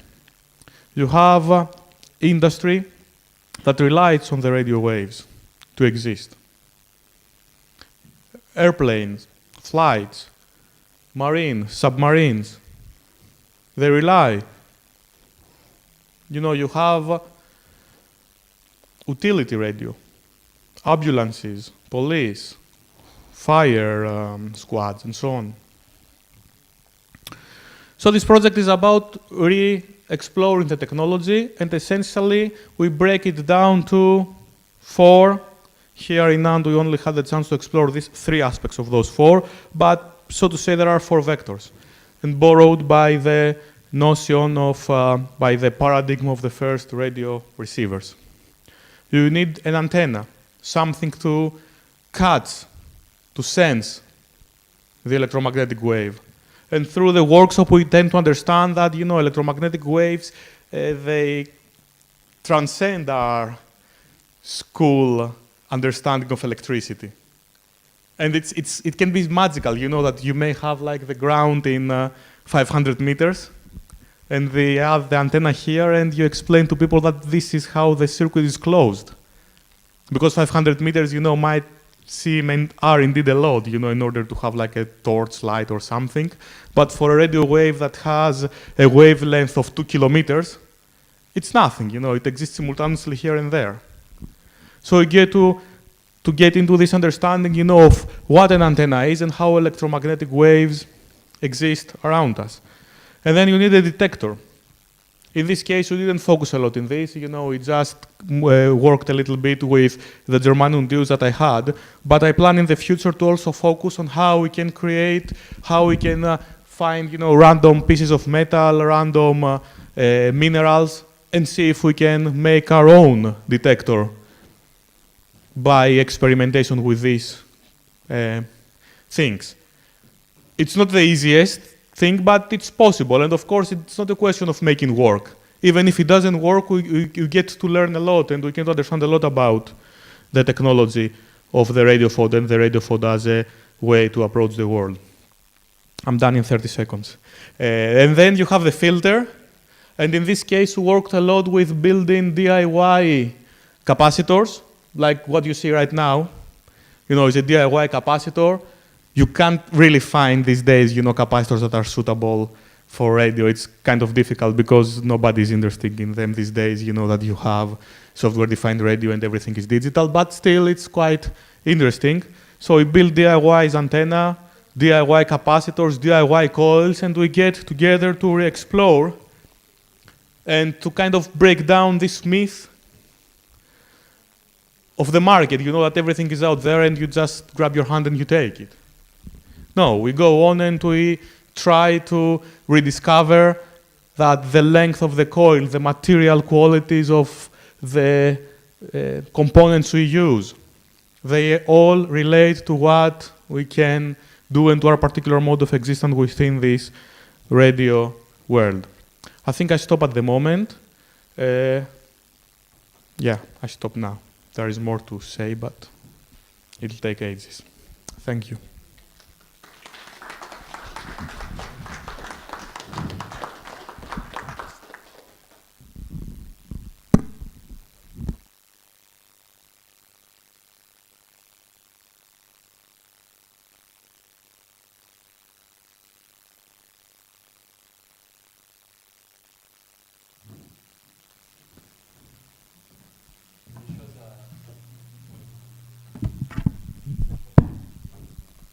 I have a question. No, just a historical question. When was the first time? When was the first time that in history that radio waves were harnessed. I don't know. It seems like it's humans were aware of, or fire, for example, was like a big. It's not a discovery, but whatever, and electromagnetic waves are another one, perhaps. Do you know? Well, the official Western tale is that it was Marconi, I think, who made the first experiments. I mean, it was a series of events, the Faraday and these people who kind of, and Maxwell, who studied electromagnetism. Then they realized that you can transmit it, over a short distance, and then you had Marconi, making the first radio transmitter and receiver. But I like to think differently. Again, also maybe borrowing the poetic, side of things, and understanding very well that technology it's not something specific to the contemporary world. It's just that in the past, technology wore lots of different faces. So, for instance, you had this Muslim philosopher. I can't really pronounce his name. I think it was like Al-Shishani or something like that. But he was famous for articulating this theory that everything is vibrating energy. Everything. So you have very low vibrating energy, which is objects. So wood, the desert, mountain is energy that is really vibrating very slowly. And the further you go up, you have light, energy in the form of rainbows and all these physical phenomena. And you can go even higher, and you have maybe ideas and eventually God or something like this.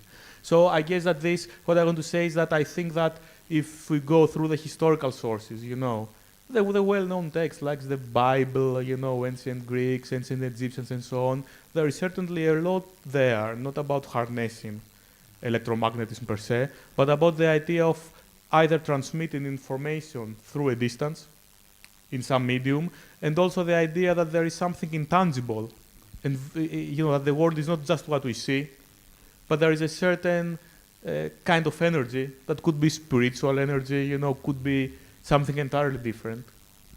And I think that this is actually also, in the indigenous cultures of the Amazonian. There is a certain, thing that everything is somehow connected in an invisible kind of nexus, and that you can have this exchange of something, not necessarily information, but this kind of exchange of something that transcends space and occasionally even time. And this is also very interesting, this notion of time.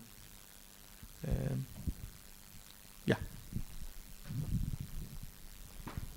S'il y avait des questions dans le public, je vais juste rajouter quelque chose, là, puisque je regardais justement sur la question de l'énergie et des ondes. En fait, il y a à la fin du XVIIIe siècle, il y a Franz Anton Mesmer qui avait inventé une espèce de performance, plusieurs, où on mettait des bâtons de cuivre dans une eau, on attachait les gens les uns avec les autres pour faire circuler l'énergie, et c'était censé soigner finalement des maladies. Hein, et après, donc, au début du XXe siècle, il y a eu tout ce qu'on appelait le spiritisme, et donc le voyage des ondes par la pensée, qui est apparu avec les premiers justement transports d'ondes sonores en fait. Voilà. Yes, and just a very quick note on this, because my original background is in sound art, in music, so this is my other medium. But if you think about it for a moment, technically speaking, everything is either vibrating matter, which is sound, or vibrating electromagnetism of some sort, which is energy. And I don't think that there is, okay, I'm actually very out of my waters now, so please take this with lots of salt, not just a grain, but essentially there is nothing else. You either have vibrations in some kind of substance, and this is sound. It could be on solids, it could be in the air or in liquids, it could be ultrasound, something you can't hear, but there is always a medium, something that vibrates physically. Or you can have electromagnetism that doesn't require, as we understand, and as far as we know for now, it doesn't understand the presence of air or anything. It can go also through the void. And I find it amazingly interesting and inspiring that you have these forms of creation, like sound and music, where you rely on both, because essentially what you do is that you convert energy from one form to another, and the speaker, this is what it does. It takes electromagnetic energy and it converts it into sound, into vibrating matter. And the microphone does the opposite. You take vibrating matter and you go back to vibrating energy.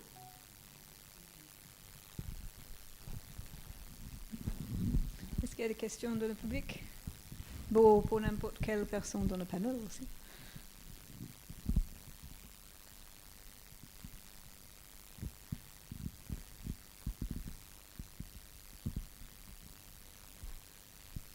I have not exactly a question, but if there is no one, I can point the finger to Nicola. And just, I think it was very interesting. The part of your talk was generally very interesting. But I liked a lot, this idea of exploring and kind of going through the greater divide, and going to think, okay, what would be a world of robots and blah, blah, blah. And at that point, I was thinking of a comic, actually, by a French artist called Lemire. And I think the comic was called Descendant or something like that. And it had this turning the plot, and I find amazing, actually. I find it super interesting that eventually, the humans, they were kind of destroyed by some robots, blah, blah, blah, up in the distant future. So essentially going on in the plot, at some point to arrive at the point where it becomes clear that first it was the robot and the robotic society, and it was this robotic society that created biological forms of life. And I think that it is really points back to maybe what you try to do, or open up the discussion that as humans, not only we put ourselves at the position, in the center position in the universe where we have the monopoly of all agency, but we also tend to project this understanding to everything, and we take it for granted that, of course, it was first biological creatures of some sort, could be not human, maybe aliens or something, but it was first biology, and then biology created technology. And I find it super interesting to realize, in a poetic maybe setting, that it doesn't have to be this way. And actually, as a matter of fact, there is no proof that it is this way. It could be very much be technology that created biology, or something entirely different, like radio or sound that created, So maybe you... I mean, it's a beautiful idea. We tend to think that technology is the creation of humans. So it's very difficult to break from that idea. But to think that technology precedes biology perhaps gives us a more cosmological and perhaps mythological kind of like perspective. Yes. I think that in that sense, there is something about electromagnetic waves. Many of the things that were also in your talk and the work that Slider's Lab is doing, that has to do with embracing the magic. The unknown and perhaps undescribable power of devices, technology, artifacts, things that are beyond our own control. And I emphasize the word magic because it tends to bring like a kind of like a happy note in terms of thinking about it in terms of unity. Perhaps it's not about technology was first and biology was second. And anthropologists will say it's never like that. It's always a feedback loop that goes one, as in like technology affects biology, and biology then affects technology, and technology then. And this is how it goes always, and the cycle always repeats. And we also tend to think in a very linear way. Oh, first biology and then technology, or maybe first technology and then biology. But perhaps the cyclical has to do with the magical. I'm not sure. I'm entering the poetic realm now.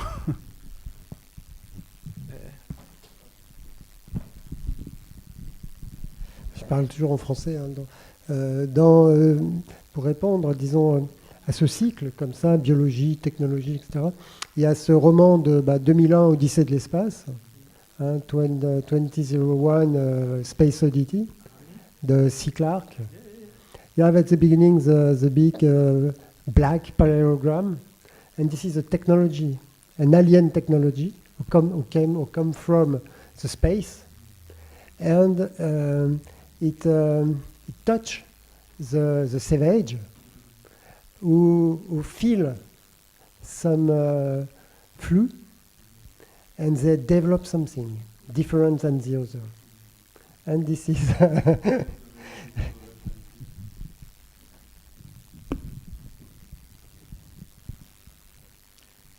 Alors, I was just about to say that, yeah, of course it's like this, and I dare to say that it's not just in the realms of poetry and science fiction. It's reality, you know. These days, kind of tend to think of science as something which is nothing to do with magic, religion, and so on. But think about, for a minute, the origins of science. You know, you had people like Leibniz, to occult situations, and he was also, you know, the guy who invented calculus, mathematical thinking. Think about Leonardo da Vinci. He was an artist, a mysticist, you know. So the origins of history, the origins of astronomy are actually into practices that were fused with magic, or what these people would understand as magic. You know, it was attempts to kind of, there were people who would simultaneously do mathematics, you know, all this, and then it was, of course, you know, the colonization of the world that transformed all these things into a more,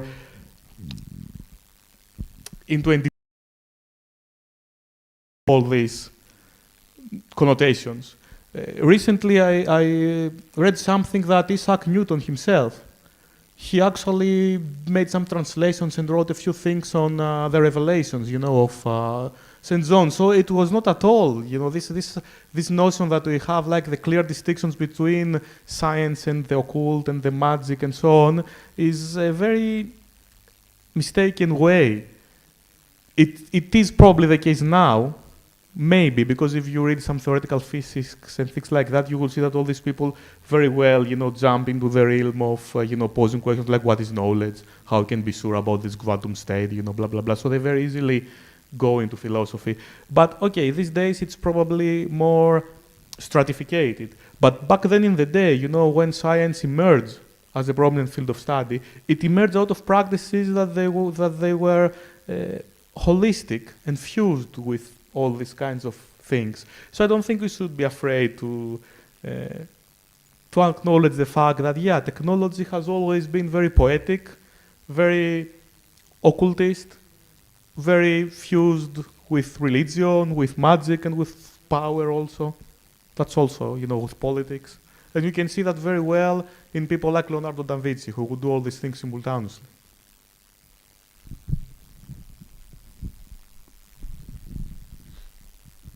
Enfin, sur cette question de la cause, tu as essayé d'évoquer ça ce matin, mais on a le siècle des Lumières, en fait, qui, avec l'almanach Diderot d'Alembert, qui va quand même séparer deux choses. Une science qui est très, disons, psychologique, mais qui marche. Hein, les gens apparemment sont soignés. Et Mesmer est mis de côté, il est même attaqué. Et quelque part ailleurs que dans la causalité. Donc là, on a une vraie séparation sur qu'est-ce que la science. Hein, et une autre année, enfin, c'est pas une anecdote, puisque c'est quoi, il y a un article qui dit finalement la science est morte aujourd'hui. C'est-à-dire on a tué la causalité, et on a tué la causalité par la statistique. Hein, et on a peur de l'intelligence artificielle parce qu'elle fonctionne. On a vu que quand on a découvert le génome humain, on l'a découvert pas par des effets de causalité, parce que sinon on y serait encore, mais on l'a découvert simplement par des effets statistiques. On a prédit et on a vérifié après que c'était bon.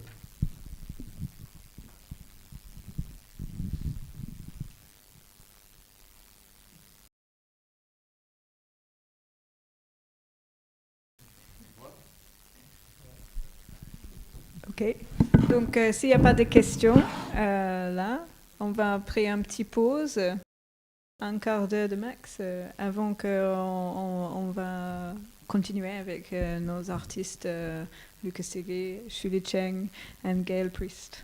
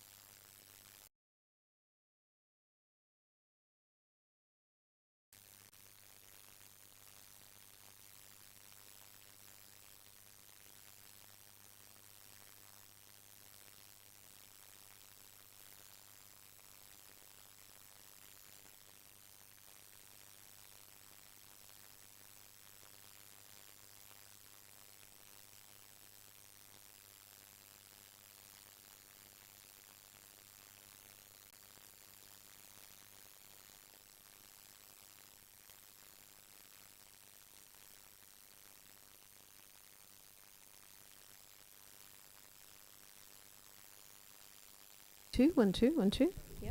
And I'll just test this.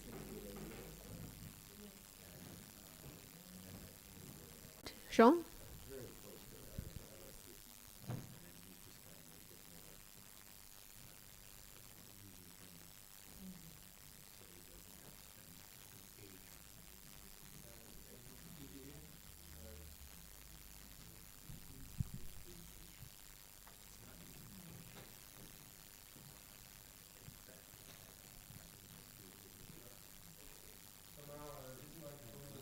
Go through this. This microphone is going but not this one.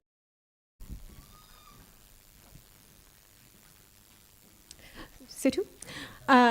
Thank you very much, Audioblast, for having me. My name is Gail Priest. I've been a practicing artist for 20 years. And my work spans installation, performance. I write quite a bit about sound and curate it. Basically, anything that involves the oral realm is basically how I contextualize my practice. And experimental performance. And this was kind of, I came out of my theatre institution in the early to mid-90s, which was also around the same time as new media was emerging.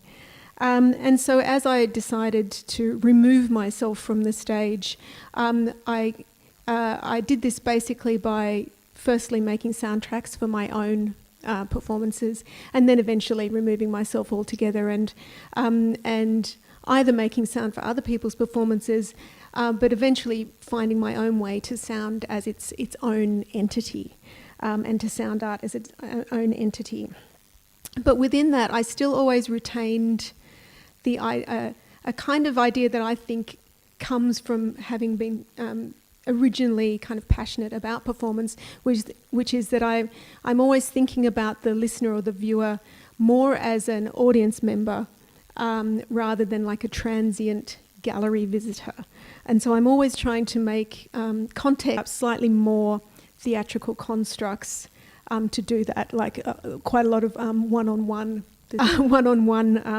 pieces, things that works with headphones, and in particular my relationship with science fiction and how science fiction relates to the work that is currently being exhibited at Platform as part of the Resonant Futures Platform Intermedia that's currently being exhibited as part of Resonant Futures, which is actually a kind of redux of a major project that I started in 2014 called Sounding the Future. So I'll go into a bit of the Sounding the Future project, and then more specifically into what you can go and see tomorrow and Sunday from 2 to 2:30. Yes.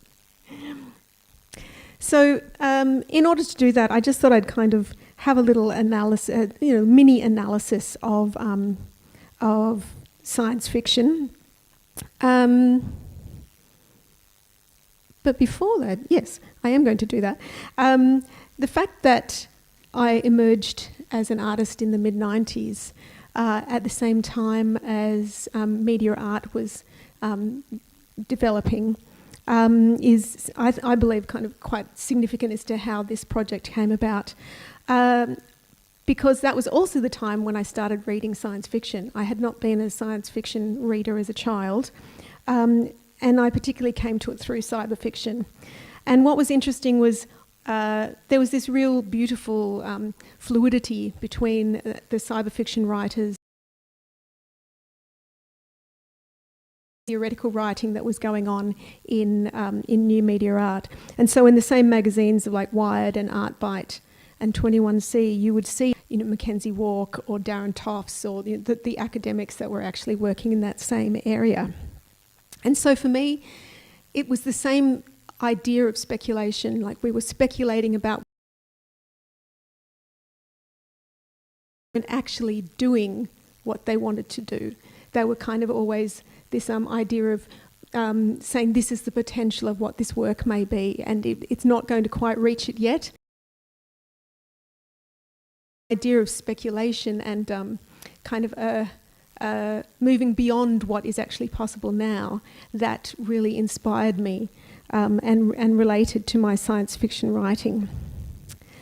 And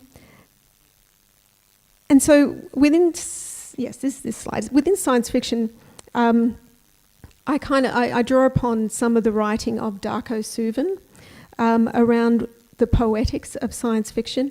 And what he talks about is that science fiction actually offers a cognitive estrangement.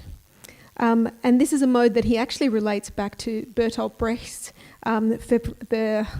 you can say it when you're not nervous, can't you? Verfremdungseffekt, which in English is usually referred to as alienation, but Suvin believes that it is actually better translated as estrangement. And in this, Brecht was seeking a representation which estranges, which he defines as one which allows us to recognise its subject, but at the same time make it seem unfamiliar. And there's this kind of little cognitive gap that occurs when when you're grasping between what you understand and what you don't understand. And it's kind of in that gap that the really kind of fruitful engagement happens. In particular, in science fiction, there's usually what Suvin has called a novum, which is the strange new thing, which is like a technology or a social consequence of a technology that ensures that the science fictional world is not our everyday world. So we recognise certain parts of it, but something has happened, and usually it will be a technology or a situation that has come about that means that this familiar world is no longer familiar. It shares things with myth and fairy tale in the fantastical propositions, but the difference is that Suvin refers to science fiction as having a cognitiveness or a cognition which is driven by science and the philosophy of science. And in this way, it's reflexive. So it's not just reflecting on reality, a reflection of reality. It's a reflection on reality. And it's within this cognitive critique that we get the resonance of science fiction and the philosophy of science. In particular, in this, I believe, kind of connects to what was at the end of the conversation that was just happening, is what science fiction offers is this access to science with social imagination. And I really like this term, social imagination, and what that brings in terms of speculation about technology. I also like this bottom quote that he says in a slightly strange phrase, that as a minimum we must demand from science fiction that it be wiser from the world that it speaks to. Now, interestingly, with that wording, I'm not sure if he means it is wiser from engaging with the world or if it's wiser than the world that it's looking at. And that is definitely the way it's written in the text. But I like that there's not a clear answer to what he means from that, but that there's definitely a sense of trying to learn from science fiction, as much as people would often want to dismiss it as a kind of childish, juvenile pursuit. And what really appealed to me, coming back to my engagement with science fiction and new media art at the time, is in the cyber fiction that I was reading, there was nearly always an art piece or an art technology or cultural technology that was at the core of what was happening. So, I mean, obviously the most famous one is William Gibson's no,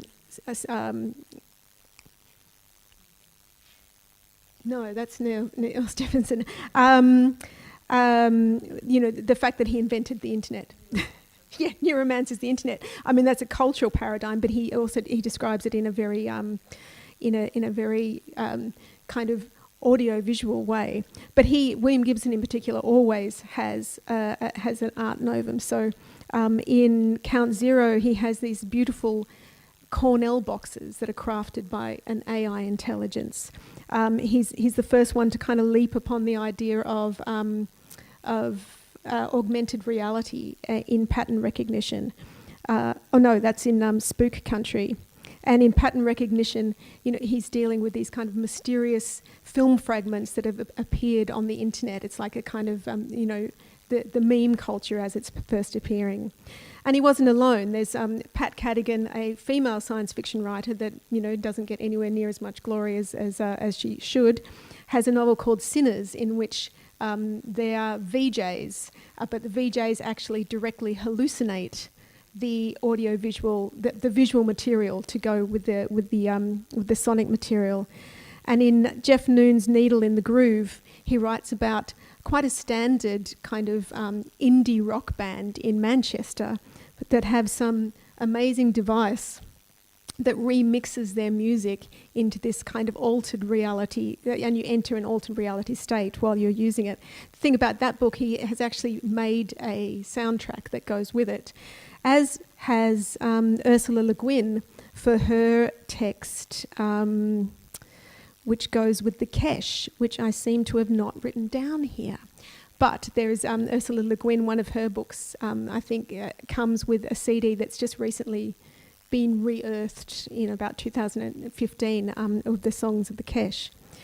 And then, of course, there's J.G. Ballard, where everyone always cites Soundsweep. But beyond Soundsweep, there's some other amazing sound novums that he has created, including a malevolent sound sculpture that screams and grows because the public reject it and it gets taken from its public site and put somewhere. There's singing orchids, and there's an amazing story about infidelity where someone is killed by microsound, being made listen to the microsound of his infidelity.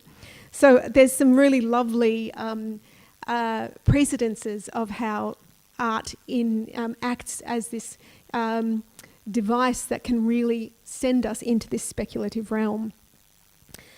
And so what I particularly find comforting about these works is that they're predicting futures in which art actually has a real purpose. It is actually, and they're often a very transcendental purpose. I find that quite heartening, that we need to imagine our futures with art in them. And so that's what I was doing with the Sounding the Future project. I received a fellowship and therefore became a full-time artist, but I'd never been able to dream particularly large-scale works. I always felt constrained by what was possible. And so I invented the Sounding the Future project, not just because I wanted to explore, as it's basically form and content in terms of its speculation. I wanted to explore the idea of what art in the future might sound like, but I also wanted to allow myself to dream larger ideas, and so see what I could invent if I didn't have to constrain myself with the idea that it needed to be made now.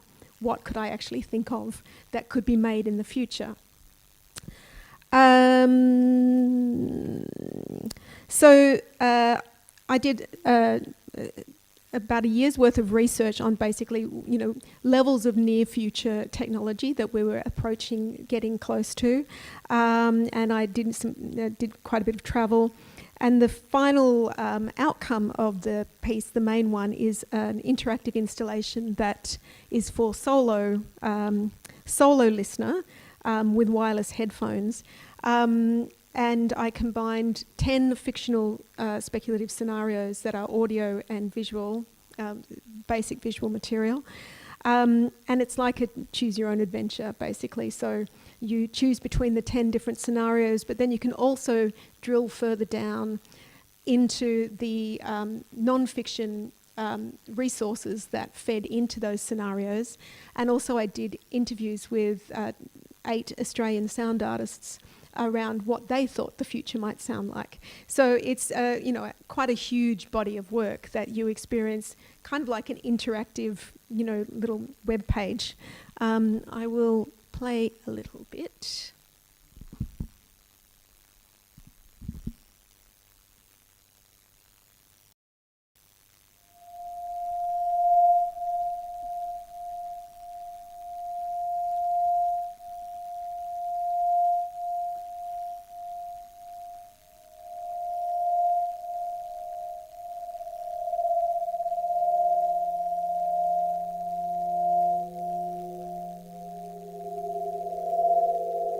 Welcome.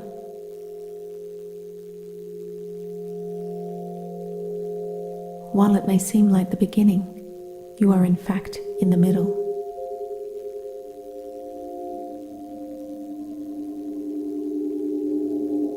We have been reading our ancients, and we subscribe to the doctrine of middles, without beginnings or endings.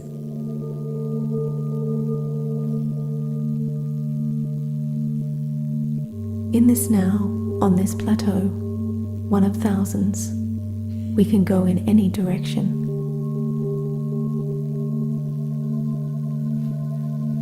Which way will we go?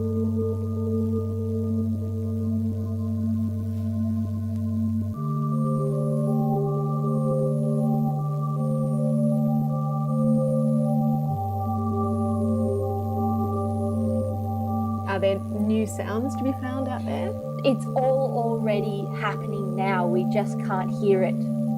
The possibility for new timbre is almost infinite, theoretically. Like the nuance with which you could change combinations of harmonics in a spectrum and waveforms in combination, it's pretty huge. Who knows? We might even invent biological speakers, living speakers. That could be interesting. What would that entail? I guess plants that would kind of have membranes that resonate in different ways, or things that even, artificial animals.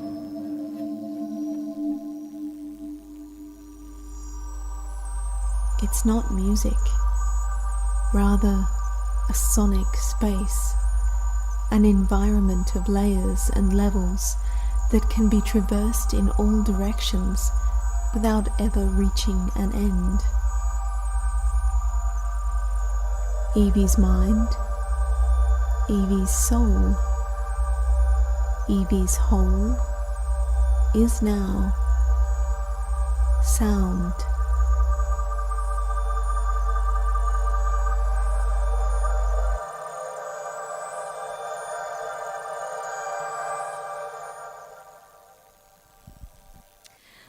Yes, so that form of the installation was programmed by Julien Pautier, who I met when I was doing a residency in France. Oh my goodness.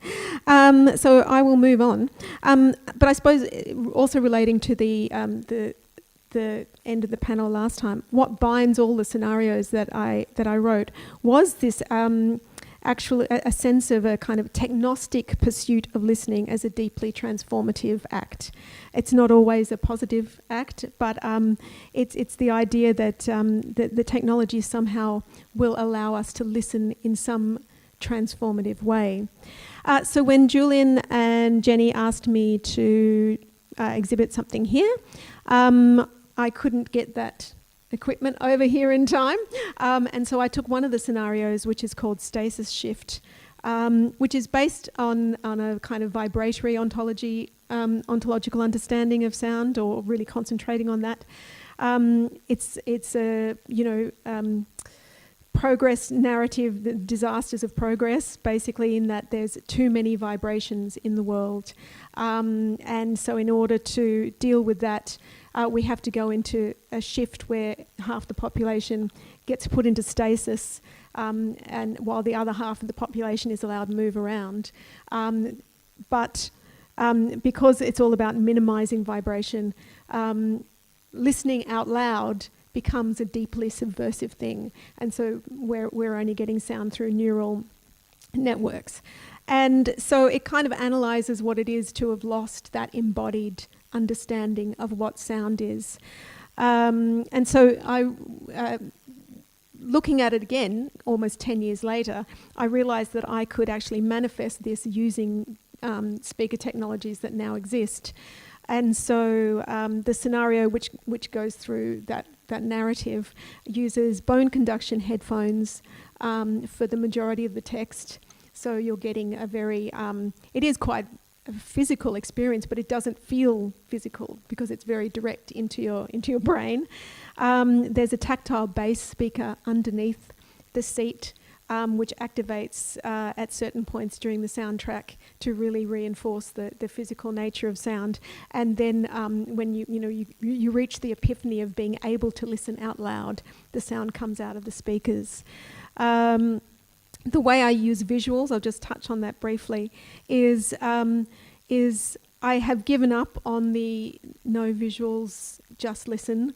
I decided that, obviously we live in a multisensory world, and so to try and isolate sound from that was a losing battle. But also that there was a way of using visuals, or I'm always trying to use visuals in a way where it's not audio vision, as in the vision, the sound is accompanying the vision. It's visual audition, which is a concept of Michel Chion's, in which the visual is kind of like an additive value to the sound. It actually just helps you read the sound in a different way. And I use it in terms of purely really as a focusing device, and that the visual will always have been drawn from the sound wave itself in some way. I will not play you a bit from that, but you can go to the gallery tomorrow from 2:30 till 6? 2:30 till 6:30, and on Sunday, and you can experience the multiple vibrations. Thank you very much, and I would just also like to thank the Australia Council, Music Australia, and Create New South Wales, and the University of Sydney Power Institute for funding my entire activities while I'm in France. Thank you very much.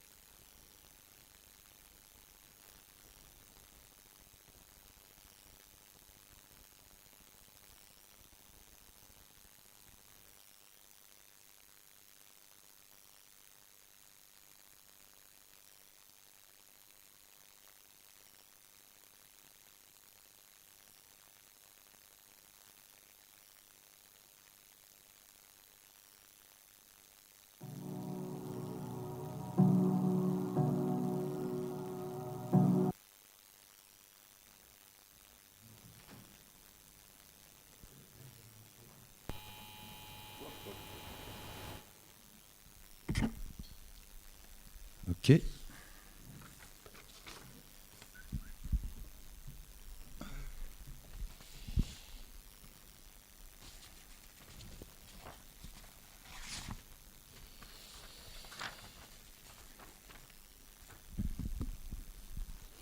Bien, bonjour à toutes et à tous. Je suis Lucas Segui, je suis un artiste plasticien basé ici à Nantes.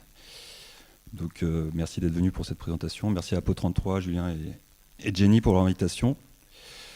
Pour ce court moment ensemble, je vais vous présenter ma pratique artistique, notamment à travers une série de 3 installations vidéo d'animation 3D qui s'inscrit dans cette thématique des futurs spéculatifs. Alors de manière concrète et formelle, moi, dans ma pratique artistique, j'explore les possibilités de l'outil 3D en termes de narration, de composition et de matérialisation de l'image. J'utilise principalement le logiciel open source Blender comme un atelier pour mes projets. Donc si vous ne connaissez pas l'interface, c'est un peu ça. J'ai mis des petites images d'illustration.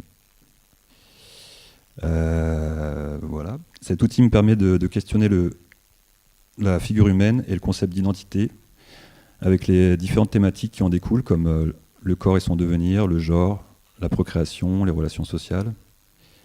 J'essaye de créer des scénarios qui décrivent à la fois ma perception des relations interpersonnelles et l'expérience du corps.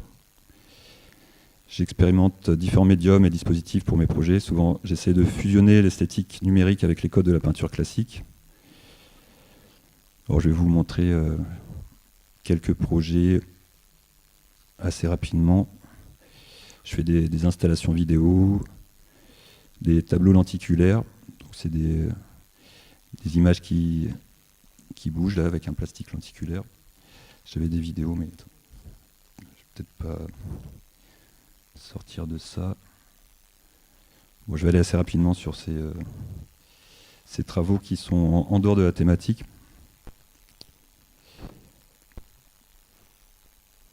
Je fais aussi des polyptyques à la manière de retables, de faux polaroïdes, qui sont en fait des images 3D à l'intérieur.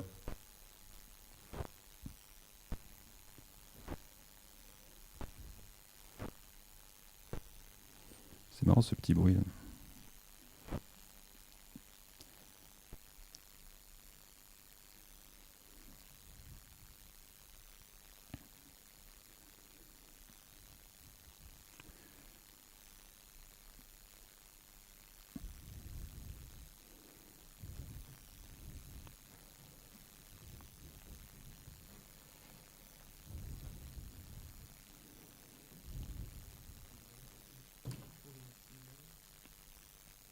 Non, mais ça va, c'est pas. J'ai aussi des impressions 3D. Voilà. Donc ces projets sont plus en lien avec les mathématiques et des questions liées à la crise existentielle. Donc, pour vous parler un peu plus, attendez, je me suis un peu perdu. Donc, l'image de synthèse, c'est pour moi un outil privilégié pour explorer le rapport de l'individu à son corps et les possibles évolutions de celui-ci, dans un contexte où aujourd'hui le devenir du vivant est intimement lié à la notion de progrès technique. Pour vous parler un peu plus de ça et comment ça s'articule dans mes projets, j'aimerais vous présenter une série de 3 installations vidéo d'animation 3D que j'ai faites en 2017, 2018 et 2019. Donc tout d'abord les 3 grâces. Donc, voici les images des installations.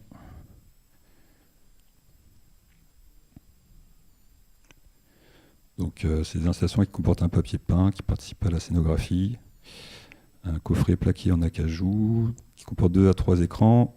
Les vidéos sont en boucle, synchronisées par des Raspberry Pi. Et voilà, il y a également des haut-parleurs intérieurs. Ce sont des vidéos d'animation 3D que j'ai faites sur Blender.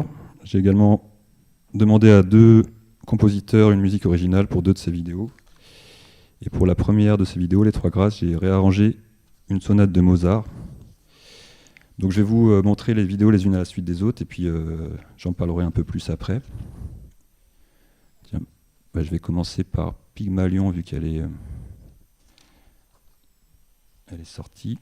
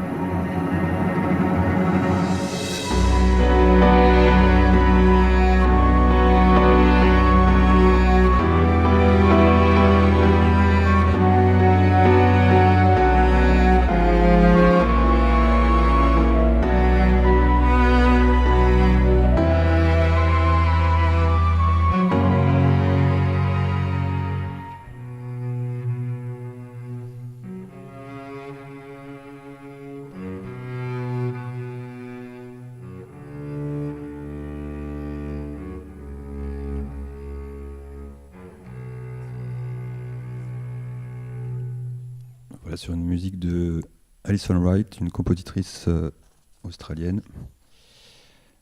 Donc ces 3 vidéos, elles ont des principes de construction liés à la construction des écrans. Ici, c'est évidemment le principe du miroir avec la symétrie, les 2 écrans verticaux, pour appuyer la référence au clonage. Donc, je vais enchaîner avec Le Petit Poussé de 2019 sur une composition du Nantais Romain Pangot. Hop. Est-ce qu'il y a du son? Il n'y a pas de son. Hop.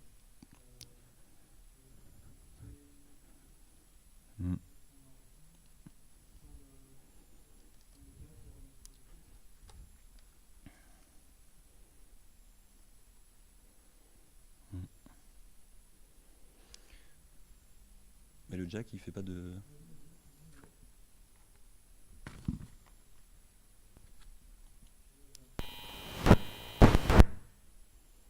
Non, ça vient peut-être de mon fichier, ça serait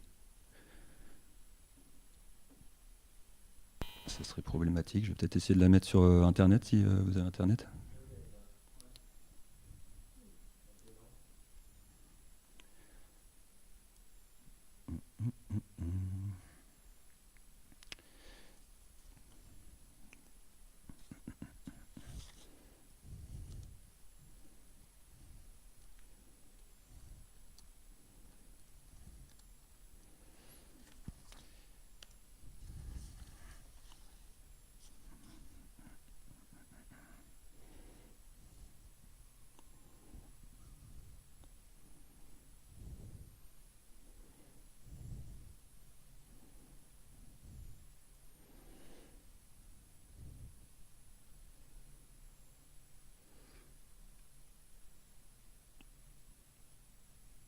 Ça arrive.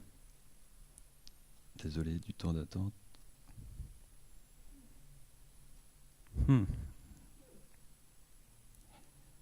Hop.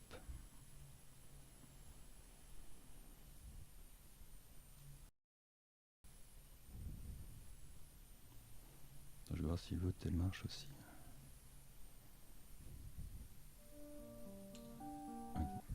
La première de 2017, Les Trois Grâces. Sur une sonate de Mozart, sonate pour piano et violon en mi bémol, 2e mouvement, un Dante con moto.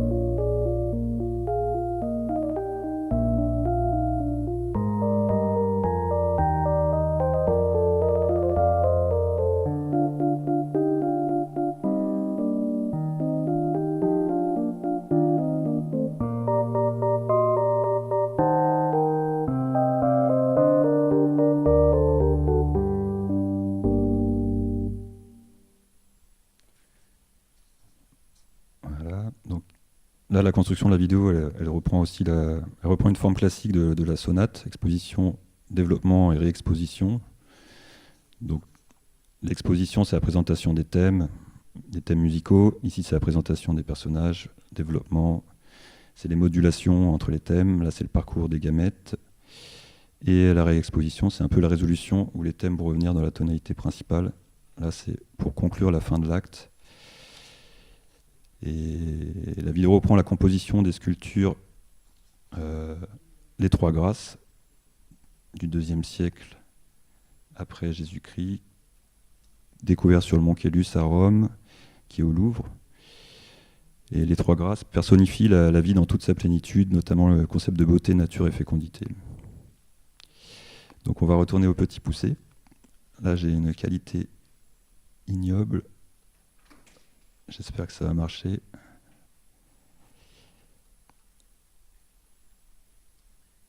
Ouais, pourquoi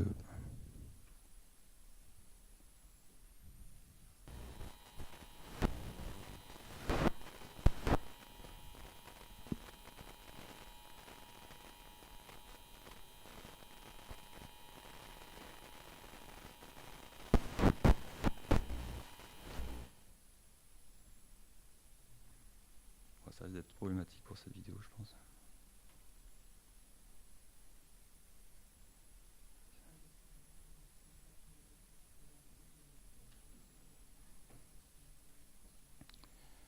C'est étonnant.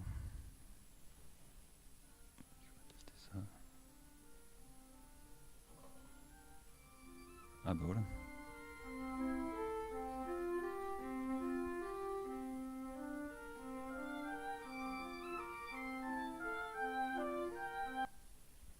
Je vais essayer de synchroniser le son de cette vidéo avec le... Ok, c'est parti.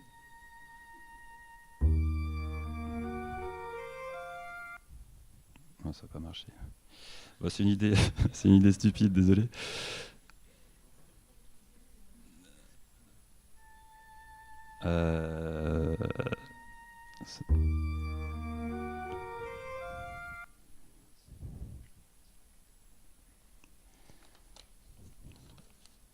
Bon, c'est le malaise.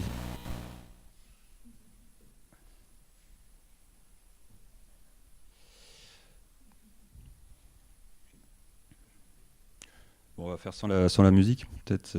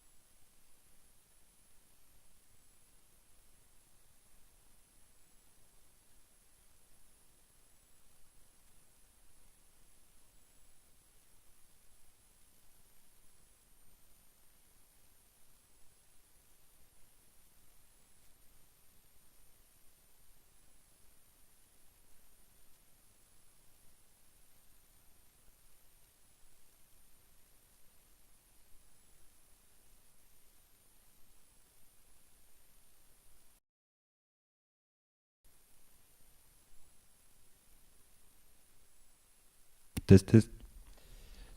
Ok, donc ces 3 vidéos figurent un peu des sortes de fantasmes suggérés par les évolutions de la recherche en matière de procréation. Que ce soit pour le petit poussé, la GPA, la gestation pour autrui, pour les 3 grâces, la procréation médicalement assistée, ou aussi la GPA. Et pour Pygmalion, l'impression 3D d'organes et de tissus humains et le clonage. Dans ces 3 vidéos s'opère aussi une distorsion temporelle à la fois dirigée vers le passé et le futur. Je me réfère à la fois aux mythologies romaines et grecques, au langage pictural de la Renaissance et du classicisme, et à la fois aux fantasmes transhumanistes contemporains et à l'anthropotechnie, ce qui place ces êtres à la fois dans un temps passé dans lequel ils auraient pu exister comme espèces humaines disparues, et à la fois dans un temps futur fait de transhumains ou de post-humains, où les humains et la biotechnologie se seraient confondus par mutation ou manipulation génétique. Donc c'est un peu ça que j'ai essayé d'imaginer dans ces 3 projets-là, des sortes de récits mythologiques rétro-futuristes, pour engager une réflexion sur la représentation de soi à travers le corps et le genre, et les dimensions autant sociales que psychologiques de ces représentations, dans lesquelles le corps est le lieu d'exercice du pouvoir. Voilà, merci.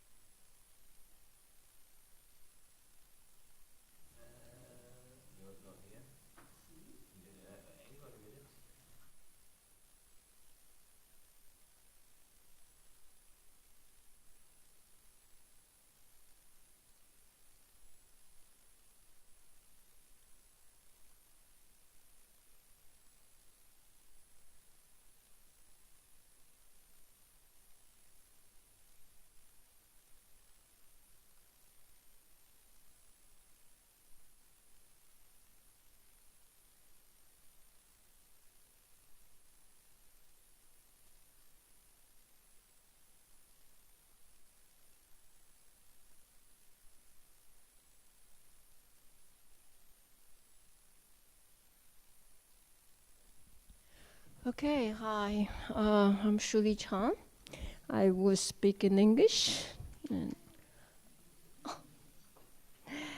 Anyway, I am an artist and filmmaker, and sometimes I call myself more a networker too, networker.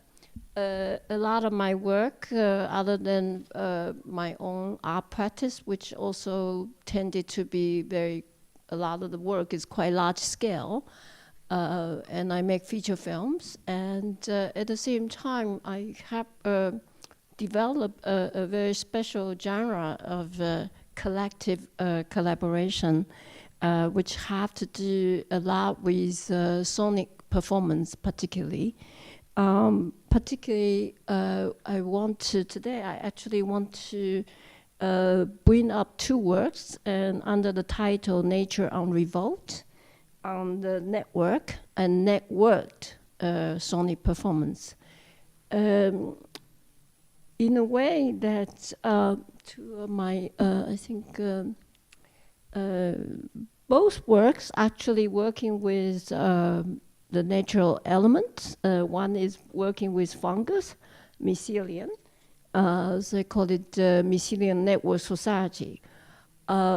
when I talk about this work, I have to mention many collaborators and many different partners. Actually, these work are set up to bring people together, bring collaboration together. So Mycelium Network Society was actually started in 2017 when we got an invitation by Transmediale in Berlin and on a day of ecology. I am actually quite dubious about all these ecology or bio-theme exhibition, but anyway, starting that time, we started building up this idea of a network model after the mycelium, going in the wild, and how this network can be about the artist or culture worker, networker who actually work with the mycelium or fungus, mushroom, as the medium for everything. But then, of course, if we think about the nature's network, mycelium is probably the most communicative network in the forest. And we actually make up a manifesto, if you can. I actually would like to read this manifesto. So, is there, right? So, Mycelium Network Society is an underground network imagination situated in a post-net land and powered by fungus, spores, culture, kitchen, radio, transmission, installation, workshops, and performance. Mycelium Network Society pursues match mushroom from a state of hyper-hallucination to collective fungal consciousness, investigates the fungi culture, its network capacity to communicate and process information. Mycelium Network Society, as a light nature's network, commands its own domain in human disturbed forest, sprouting across the moisture of rich soil, expanding its colonies, sharing informations, networking cohabitant across borders. Mycelium Network Society seeks our mycelium to lead us out of the rooms, to construct political tactics, to salvage economic meltdown, to persist in constant molecular communication a la mycelium mode.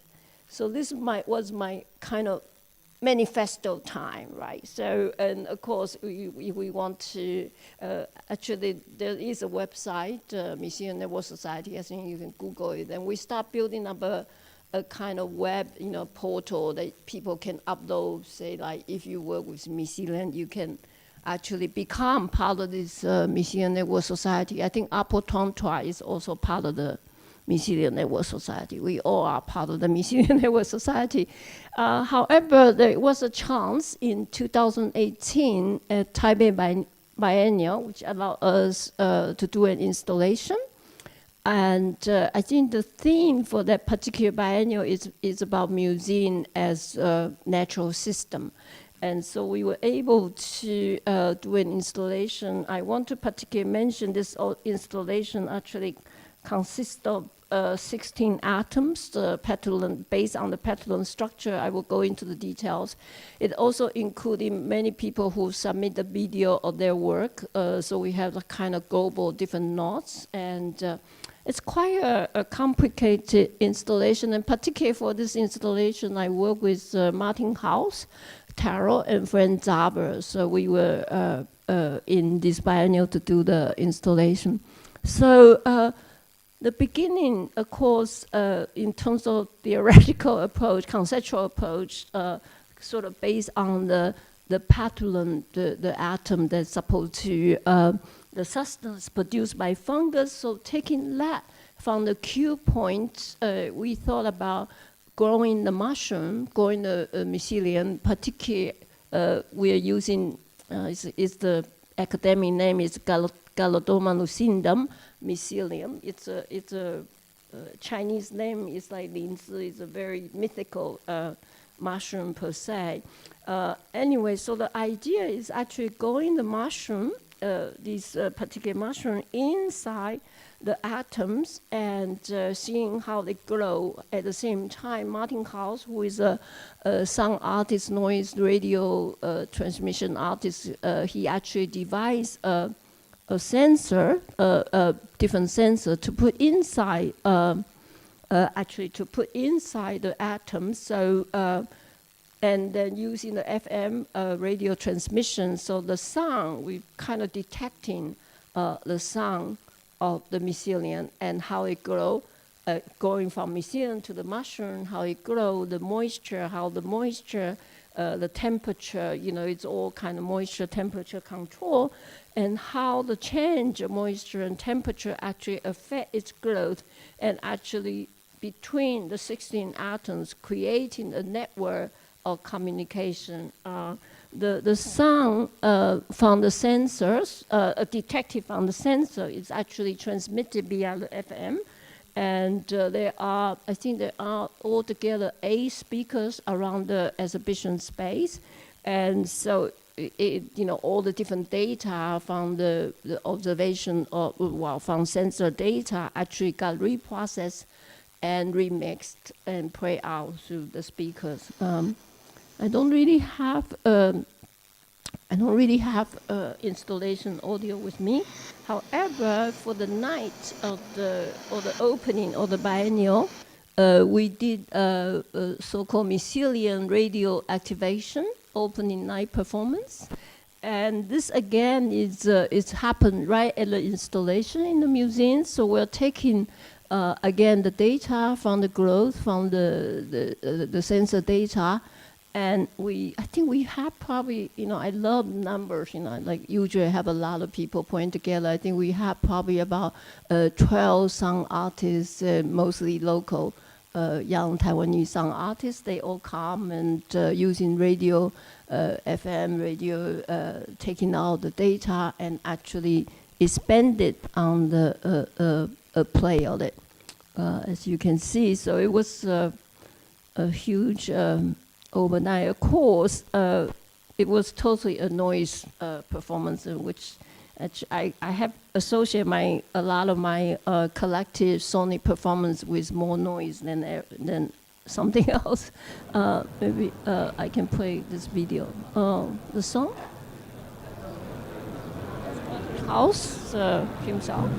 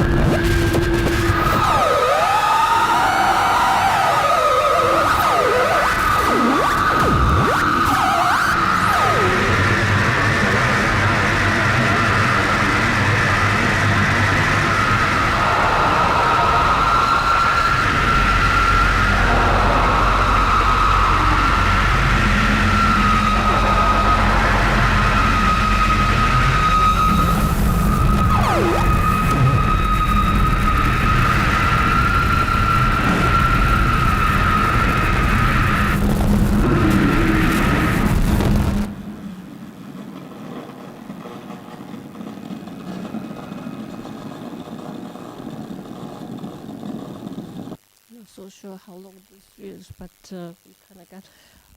I think the idea of these kind of sort of taking the data or whatever coming from sensor. I also did a lot another project using the ultrasound data, for example, also become a kind of collective performance in this way. Nothing, there is no rehearsal. For these performance, none of these performance I ever did, never have any rehearsal. So it's really about how people actually sensing each other. In this particular case, of course, we also sensing the mycelium and then sensing each other to play together. Yeah. I will quite quickly jump to another project work on in 2020. That was during the COVID time. And there was a chance for me to conceive a really huge lab project called LabQ Lab. And during LabQ Lab project, I decided to work on a project with, again, also with Martin and Taro and Za. We decided to do a project called, like we will call ourselves, we are Rice Academy, and we are doing a project called Rice Ball Revolt. Now consider the rice bugs, every grain of rice, and eventually every grain of rice actually have a bug contained within. And then if you think about a rice factory, a rice factory with all the rice stored together, potentially you think about millions of rice bugs can be unhappy and can be taking a revolt together. So again, put the sensors in, and we grow the rice bugs in the rice, and then we put the sensor in, and we think about how again. So it's quite massive in that way. Taking the data from the sensor, detecting how the unhappy, disturbed rice bug and.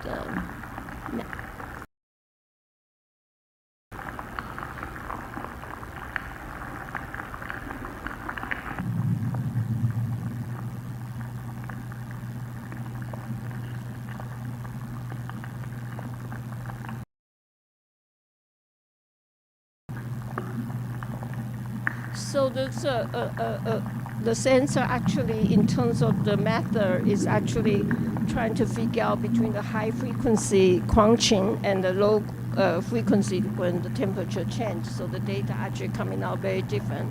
And then of course, once we have a different mix.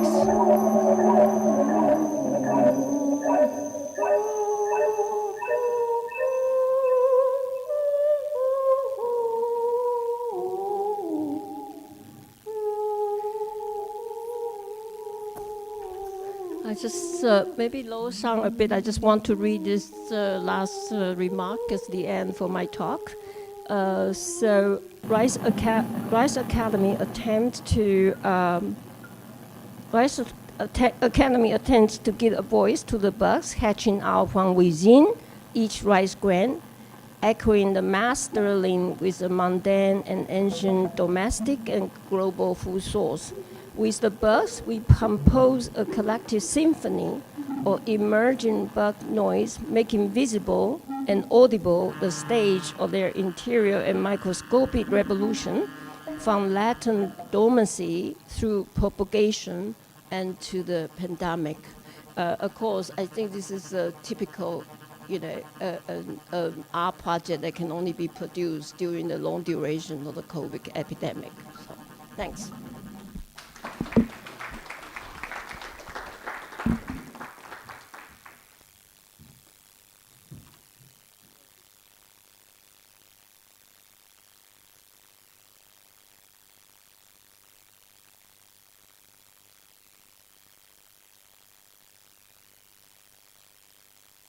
We invite all the artists back to the stage so that people can propose questions to them or ask whatever they want, or even between yourselves.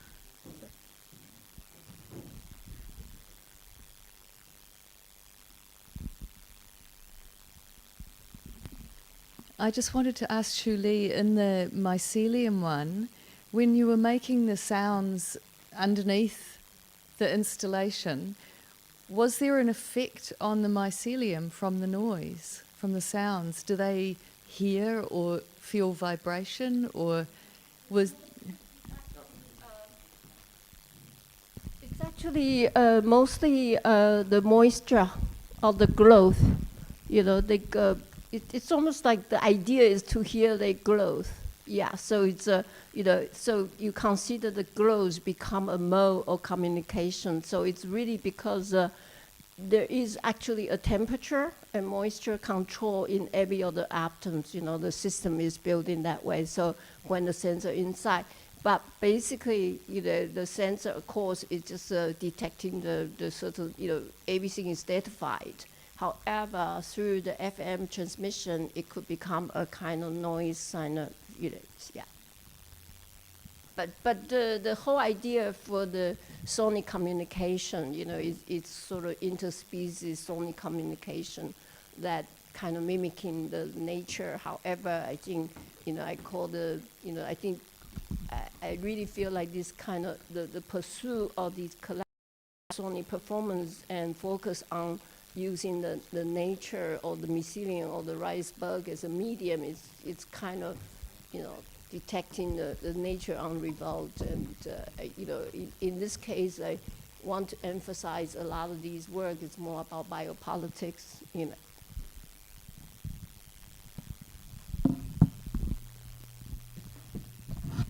So you don't feel like you stunted the growth of the mycelium with the noise assault? You think they, do you think they're noise fans?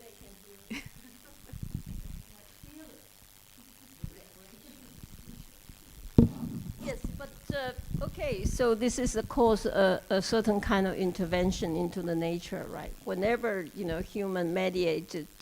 Whatever, any bio-artist, bioengineering, everything is mediating, everything is invasion, intervention into the nature. So I'm guilty for that.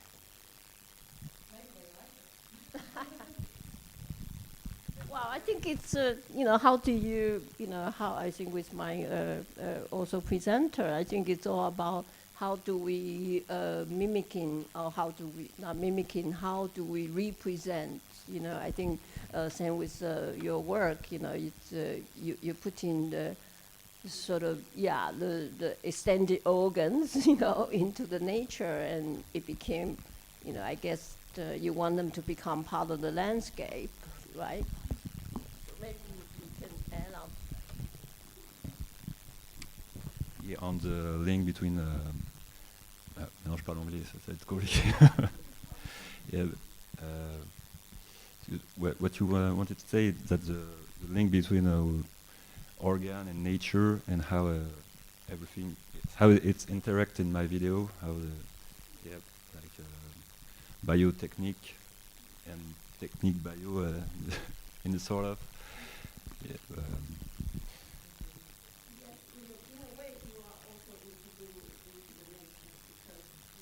yeah, but I'm using picture to illustrate this, not using nature to.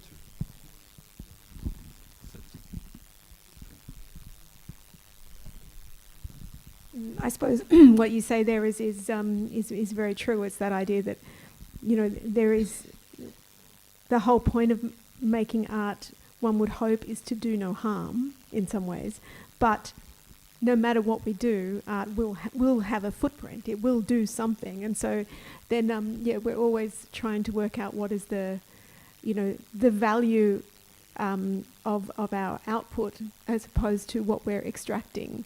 And I certainly know I don't think about that enough because I feel like it would cripple me. But it's something that that is a question that we all need to kind of keep asking ourselves. Yeah. Even in terms of processing power, or in terms of my desire to buy speakers and have them posted to me from strange places, things like that. Yeah.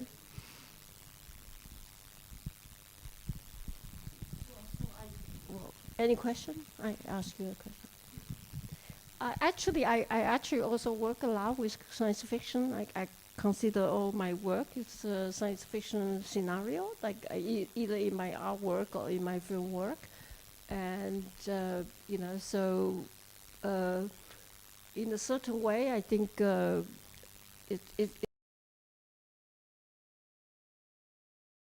is anymore, you know, like we are actually looking through whatever looking glass we look through, you know, that you cannot really get to that so-called reality or explore the reality,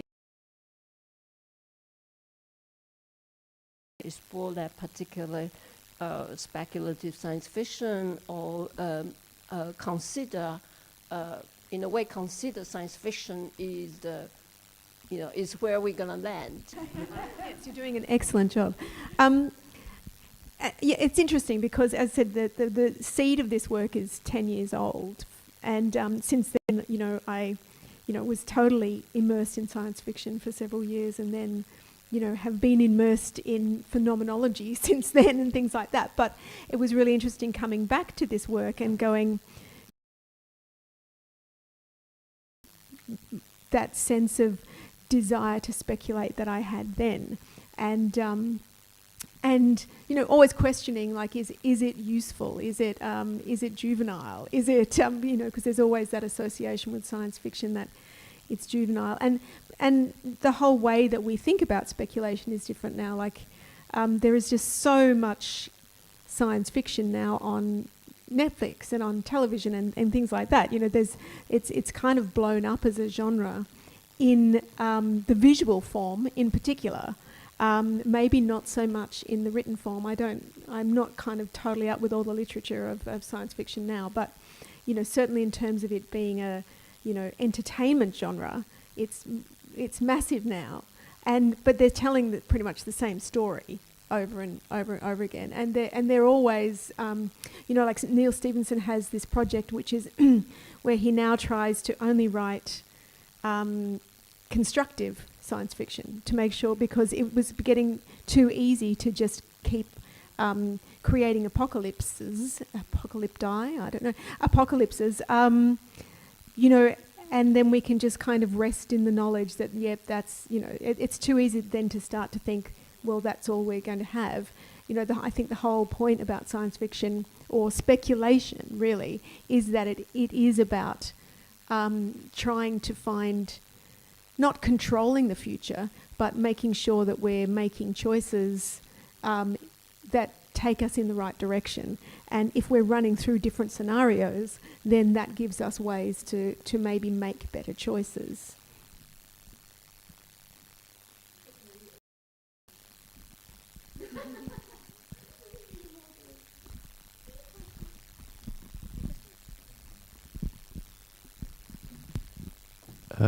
Hello, and just to keep on with this, when I saw your videos, it struck me that it was just things happening, even though it's weird.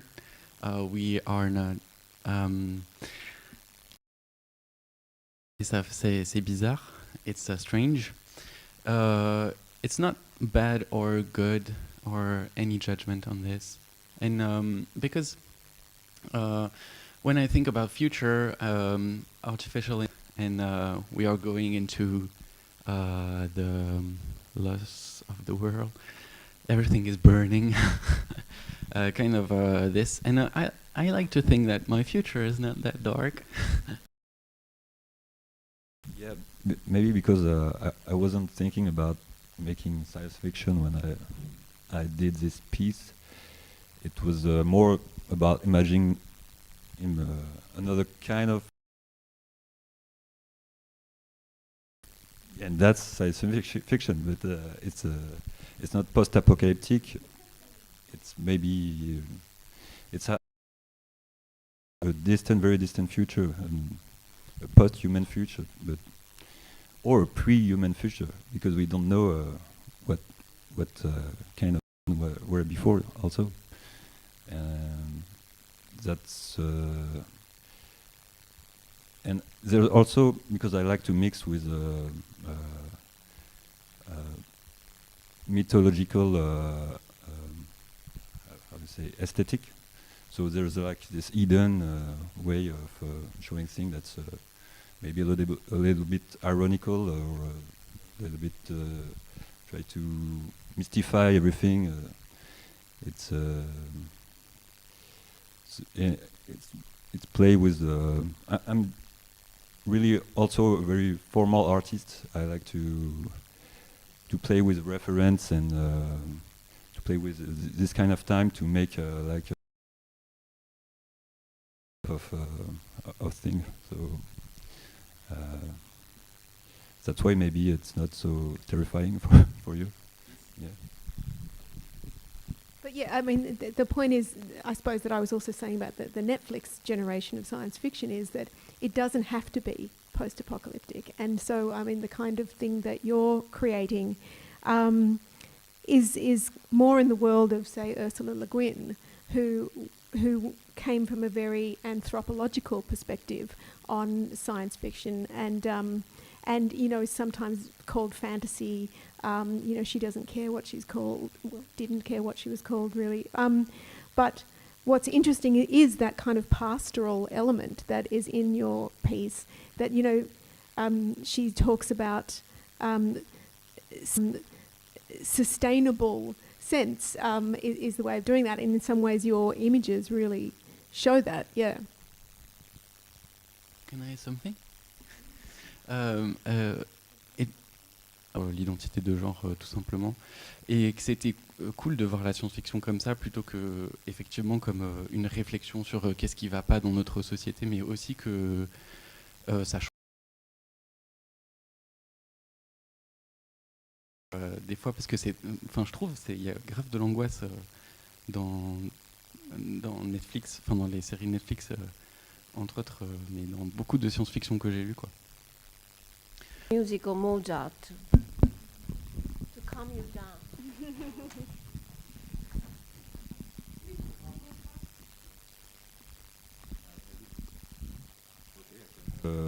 Contrainte de construction aussi de ces vidéos qui sont liées au classicisme et aux règles établies du classicisme, et essayer de détourner ça pour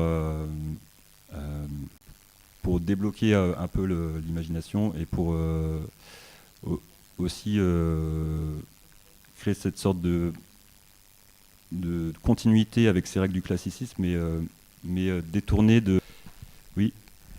Oui, je rebondissais aussi, puisqu'on parlait de Netflix, mais tu connais aussi les films de Cronenberg, Faux Semblants? Non. Parce que c'est exactement, si tu veux, une manière de créer des nouveaux objets pour, je sais plus, pour refaire des êtres, pour qu'ils se séparent, je sais plus, enfin, il y a une histoire, et c'est très génétique. Et tu devrais regarder, parce que chez Cronenberg, même dans Existence, où il y a des choses comme ça, on se plug, etc. Donc il y a d'autres manières d'envisager finalement les relations du corps ou de l'image ou du son. Et sinon, j'ai une question. You understand French? No. No, it's science fiction. This is manners to write a word for the engineer.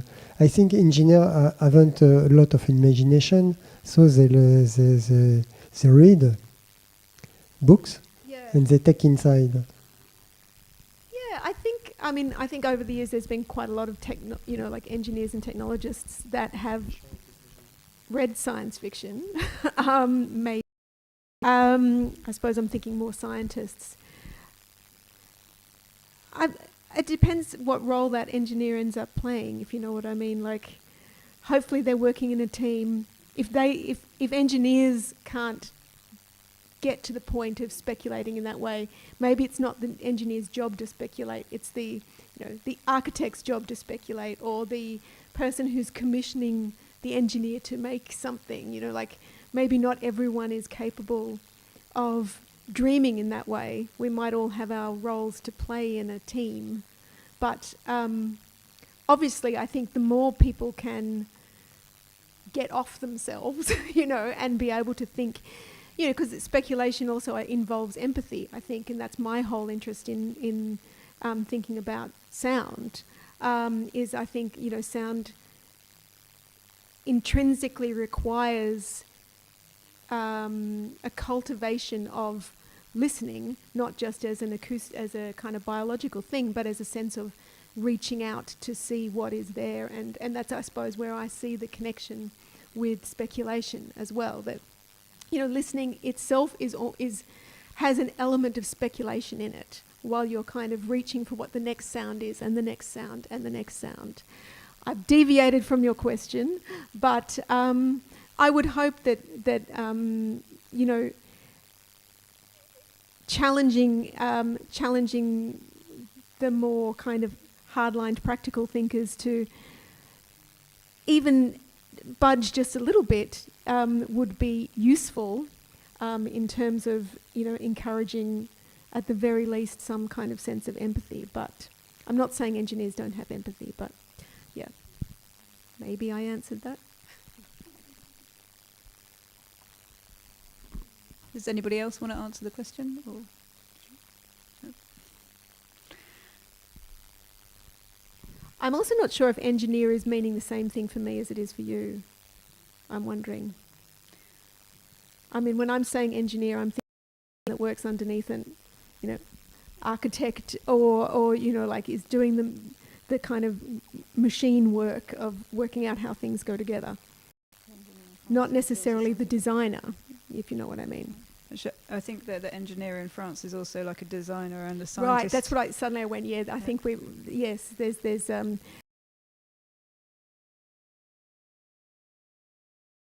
to have this sense of dreaming and speculation, whether that designer ends up engineering the product or not. Because maybe it needs someone to imagine something not possible, and then have someone who has to rise to that challenge, but they didn't have to think of the challenge. It's sometimes if you are stuck in the parameters of what you know is possible, then it's quite hard to reach further forward. I suppose that's what I was finding in my practice, and so that's the role that speculation has for me, to go forget what's actually physically possible, and maybe that's what an engineer is stuck in, and dream the design factor.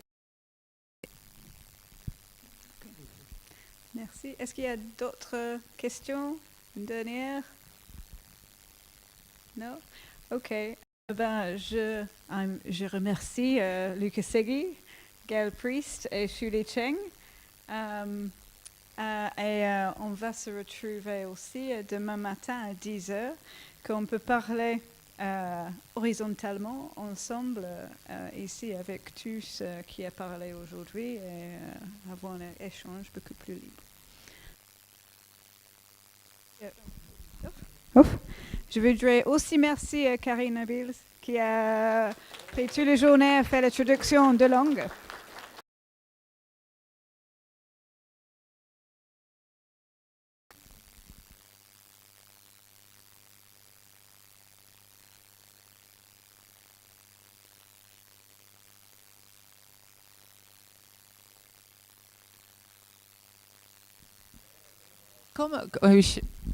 On m'entend, hein? Je suis aussi un artiste, donc à partir d'aujourd'hui, tous les projets que j'ai lus, en fait, j'étais ravie déjà de faire, donc ça m'a inspiré beaucoup. Mais j'avais aussi la question fondamentale, en fait, parce que moi, je suis que bilingue. Hein. Je dis que parce que j'ai des élèves qui parlent 5, 6, 7 langues. Quand ils parlent 7 langues, je leur demande de quitter la salle, parce qu'ils sont largement plus intelligents que moi. Mais j'aimerais bien voir sur un écran comment se traduit l'activité cérébrale, en fait, avec quelqu'un qui est polyglotte. Parce que moi, avec 2 langues, ça vole dans tous les sens. Donc, j'ai mis une image très claire dans ma tête, que j'imagine, la spéculation de l'image, qui fait que le cercle qui tourne dans tous les sens, dans un monde parallèle, où il n'y a pas de confusion, en fait. Parce que c'est vrai, je parle anglais, je parle français, I can talk both, I can switch between one, l'autre, et là, j'ai pas de confusion en fait dans ma tête. Parfois, j'ai du mal à suivre parce qu'à la vitesse, les gens y parlent, mais pour moi, c'est très clair. Et je pense que les gens où je parle avec, qui sont polyglottes, qui parlent, pour eux, chaque langue a son propre niveau dans le cerveau. Donc, j'imagine bien dans l'image, ça peut être très intéressant.